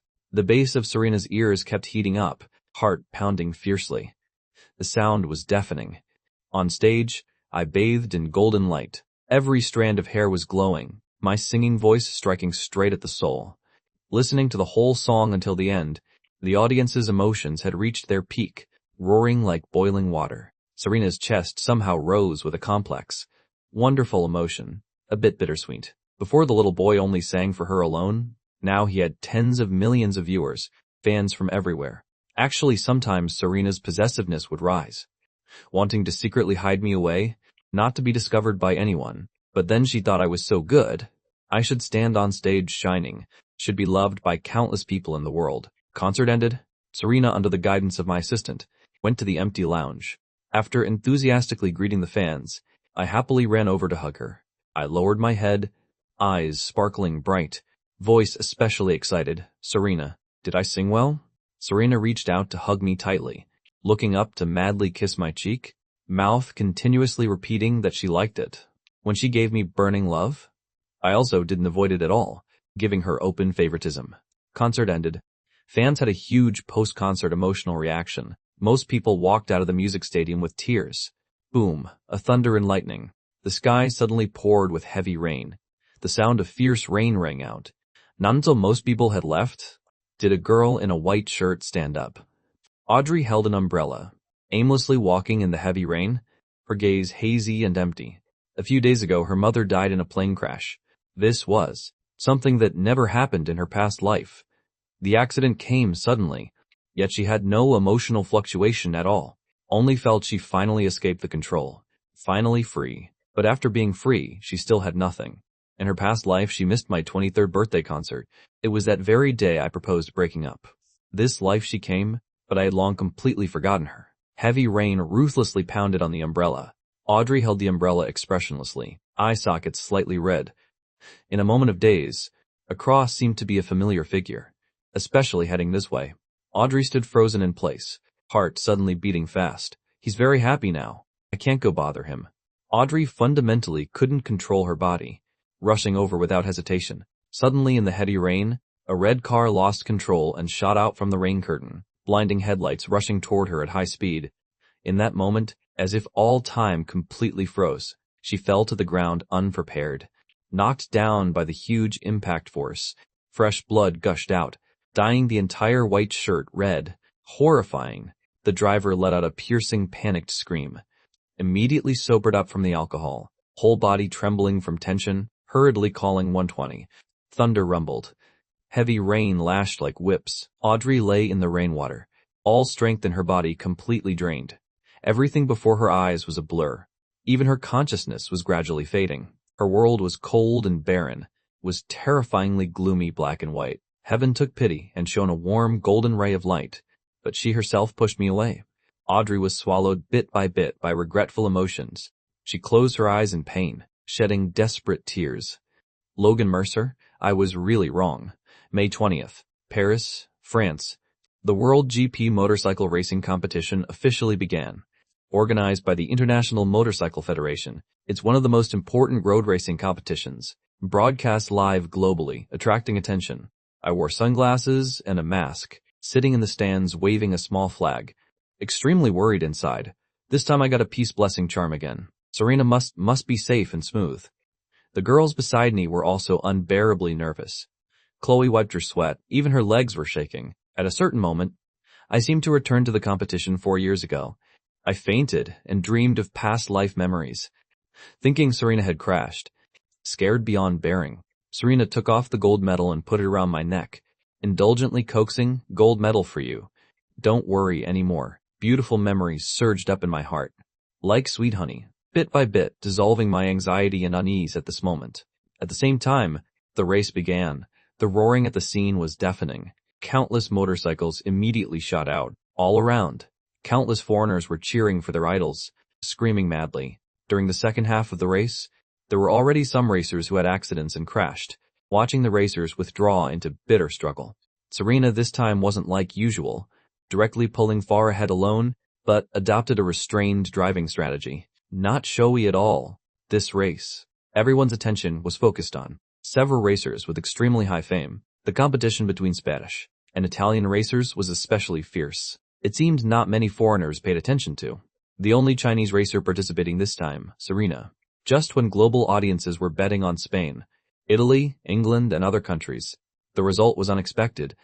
The Chinese racer surprisingly made a comeback, only seeing a red and black figure continuously overtaking two vehicles, crossing the finish line first, with absolute strength and a 4.732-second gap, winning the World Championship, bringing glory to the country. On the live stream screen was a young and unfamiliar Asian face. In that moment, the whole venue was silent for 2 seconds, then erupted in panicked screams. Serena, with her unexpected performance, broke through the siege, overturning everyone's perception, even defeating the idol she had believed in for years. Under the golden sunlight, she took off her helmet, standing on the highest podium, chest wearing a heavy gold medal, taking commemorative photos with the silver and bronze medalists. She confidently smiled with curved lips, spirit heroic. Serena not only reached the top of Weibo trending, even reached world trends. Foreign internet immediately exploded. This was absolutely a scene that could be recorded in history books. At the scene, I was so happy I wanted to jump up. The girls beside me were so happy they cried, hugging and spinning in circles. Suddenly, I put down my phone. Under the assistant's guidance, went through smoothly, going inside. Ahead, countless people crowded into a mass, crowds of reporters surrounding. I took off my mask and sunglasses, taking a deep breath. The assistant handed me what had been prepared long ago. One hand holding a huge bouquet of red roses, the other hand pulling out a diamond ring gift box. Walking toward Serena, curving my lips as I slowly approached. The crowd also opened a path for me. Under countless lenses and interview lights, the girl was still wearing the red and black racing suit. She completely froze in place, heart suddenly skipping a beat, then thumping nonstop, as if the next moment it would jump out of her body. The moment I saw Serena, even my palms were sweating. Feeling every minute, every second, was like being pressed to 5x speed, especially long. The dazzling lights around and countless people shouting. gradually blurred before my eyes. In my eyes only remained the woman before me. I walked up to Serena, kneeling on one knee staring at her, voice low, "Serena, will you marry me?" I held up the diamond ring. The diamond in the center of the ring was very large, sparkling and shining. In that moment, Serena's eye sockets immediately warmed. Everything before her eyes became blurry. Her nose bridge tingled. Her eyes immediately welled up. No wonder this morning I told her to do her makeup beautifully. Surroundings were already packed tight. Crowds of reporters focused their lenses on the two of us. Competitors also ran over to watch. The excited, eager gazes of the whole world all poured in. Under the official livestream lens, this scene appeared on TVs of people all over the world. Serena's shoulders kept trembling slightly, holding back tears as she took the roses and said, "I accept." The next moment I put the diamond ring on her, lowering my head to solemnly kiss the back of her hand. The cheers of the whole venue echoed to the clouds. The whole world was witnessing the love that belonged to us. Interview ended. I carried Serena back to the hotel. Along the way, she kept staring at the exquisite, high-end diamond ring on her finger. The more she looked, the more she wanted to cry. Finally, couldn't hold back her tears. A smile rippled at the corner of my mouth. Congratulations to Serena for double happiness. She lowered her head, quietly burying her face in my chest. Why are you so romantic? I reached out to wipe Serena's tears, voice indulgent, because I love you. Hearing this, her nose bridge reddened, taking the initiative to hug me. I lowered my head to kiss her red lips. A romantic proposal of the century made both of our fame even more flourishing, completely going viral across all demographics. I originally wanted to stay in Paris for 2 more days, but seeing Serena's eager expression, I still softened and agreed to return home to register the marriage. Right now, immediately, at once. Serena very confidently said, "Tomorrow is 5/21, especially suitable for marriage registration." I quietly ate watermelon, even feeling like Ewing Waldable as Daction. This person just wanted to bring the whole Civil Affairs Bureau over. Lightning speed marriage. The two of us changed our flight tickets to return home. On the way back, Serena's mood was quite good. The corners of her mouth really flew up to the sky with the plane. Shoulder to shoulder with the sun, the romantic May 21st. The two of us registered our marriage, officially becoming legal husband and wife. The moment I held the red booklet, my mood was extremely wonderful, as if the relationship between me and Serena was also stamped with a little seal. The golden national emblem on the marriage certificate cover radiated brilliant light. Opening the booklet was a photo of us two smiling. I stared at the photo, whispering word by word, "Congratulations on the new marriage, my wife." I had already reported to the company and team last night. Since we already proposed, there was no harm in showing off the marriage certificate. After taking a photo of the two cute red booklets, at exactly 5:21 p.m., I uploaded to Weibo and WeChat. Didn't even need to write any caption. One photo said it all. Serena immediately went online to repost, even adding several small red hearts. The hashtag Logan Mercer Serena marriage registration immediately shot up to trending. I drove to Serena's new home. After getting out, Serena directly stuffed me into the back seat, got in, and closed the car door. I leaned against the seat back, doubtfully blinking. Suddenly, she steadily sat on my lap. Serena said, "Baby, is it okay in the car?" I was dazed, heart beating fast. Didn't even wait for me to speak before she kissed me. I accordingly sank into it, responding with an even more passionate kiss. After registering the marriage, I almost couldn't control my emotions. My rationality was continuously being drowned. A long while later, I finally sat up from the car's storage compartment, took out a new box of supplies. The sound of plastic tearing rang by her ear. Until very late at night, did I finally hold Serena face to face? From the private underground garage, walking step by step upstairs, through the living room into the bedroom, extending until midnight. I finally tenderly kissed her forehead, holding her in my arms. "Good night, wife." After Serena achieved the world championship, her commercial value was far ahead alone, not only easily gracing all major global fashion magazines, also signing quite a few top commercial collaborations. My new album also once again reached World Trends CP. Superchat also ranked first. That proposal video was watched to the point of wearing out. Every fan watched it over and over countless times. The wedding of the two was held on September 9th. Fans were so excited they madly posted Weibo lucky draws. At the same time, countless top luxury brands competed to sponsor the two of us. September 9th, the wedding arrived as scheduled. Location at an ancient castle in Europe. Antique and mysterious, yet romantic and gorgeous.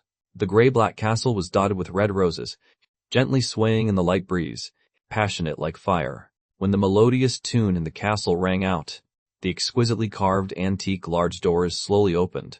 The gazes of the whole venue fell on the door in unison, nervously and expectantly looking toward the bride. Serena wore a white wedding dress, pure and sacred. The wedding dress had gold thread embroidering complex patterns, sparkling under the lights. The large train was covered with pearls and diamonds, like a sparkling Milky Way flowing in the dark night. Extremely stunning. The whole venue let out a wow of amazement. The girls' gazes were full of envy. I stood at the other end of the red carpet, Adam's apple slightly bobbing, thin lips pressed tight, deep gaze falling on the bride. Serena wore a crown and veil, holding flowers, red lips curved in a beautiful smile, step by step walking toward me. Just like a scene from a dream, I was completely losing my mind. My fingertips were trembling slightly. The two of us gazed into each other's eyes. When she looked at me, I also looked deeply at Serena. I wore a high-end black suit tailored to fit, figure elegant and straight, features clearly defined, extremely handsome. After the priest read the vows, the two of us sincerely exchanged bows. Under the gaze of everyone, I put the diamond ring on Serena, slowly lifting the hazy veil. In a volume only the two of us could hear, I gently called her name, Serena. I love you. I noticed Serena's eye sockets reddening. The girl, in those phoenix eyes that were originally proud beyond compare, rippled with a glimmer of tears. Her eyelashes trembled slightly looking up. I love you too. The next moment, I lifted Serena's face, like lifting my most precious beloved gem, lowering my head to kiss her lips. Cameras at the scene continuously captured footage. Guests excitedly shouted endless blessings. Wedding reception. Serena changed into a toast dress, a sea blue pearl-studded mermaid dress, like a little mermaid princess stepping out of a fairy tale. I led Serena to toast the guests. Night breeze blowing gently, stars sparkling bright. When the beautiful wedding came to a close, the hashtag Logan Mercer Serena Wedding also shot up to trending and world trends, making countless people around the world envious.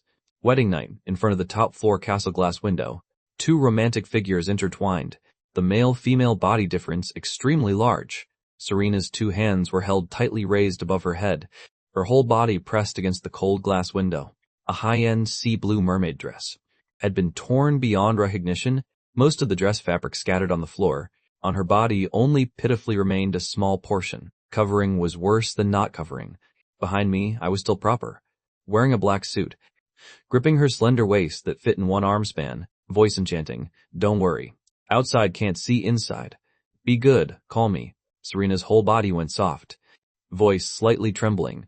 "Husband." I hugged her tightly from behind, gently rubbing her cheek saying, "Look outside." Serena breathed lightly, looking up toward the dark night sky. The next moment in the night curtain, immediately bloomed brilliant colorful fireworks, transforming endlessly, filled with sparkling colors, converging into a brilliant painting. Fireworks lasted 10 minutes, until midnight the next day. I hugged Serena and directly turned her around, voice enchanting and alluring. "Do you like the wedding night gift?" Serena nodded. "Like it." In her eyes rippled waves like autumn water, reaching out to hug my neck, taking the initiative to look up and kiss my lips, using action to prove her liking. She liked the fireworks, but liked Logan Mercer even more. I also hugged her tightly, lowering my head to capture her lips, responding with a deep, loving kiss. She really got her wish, marrying the boy she had loved for over 10 years.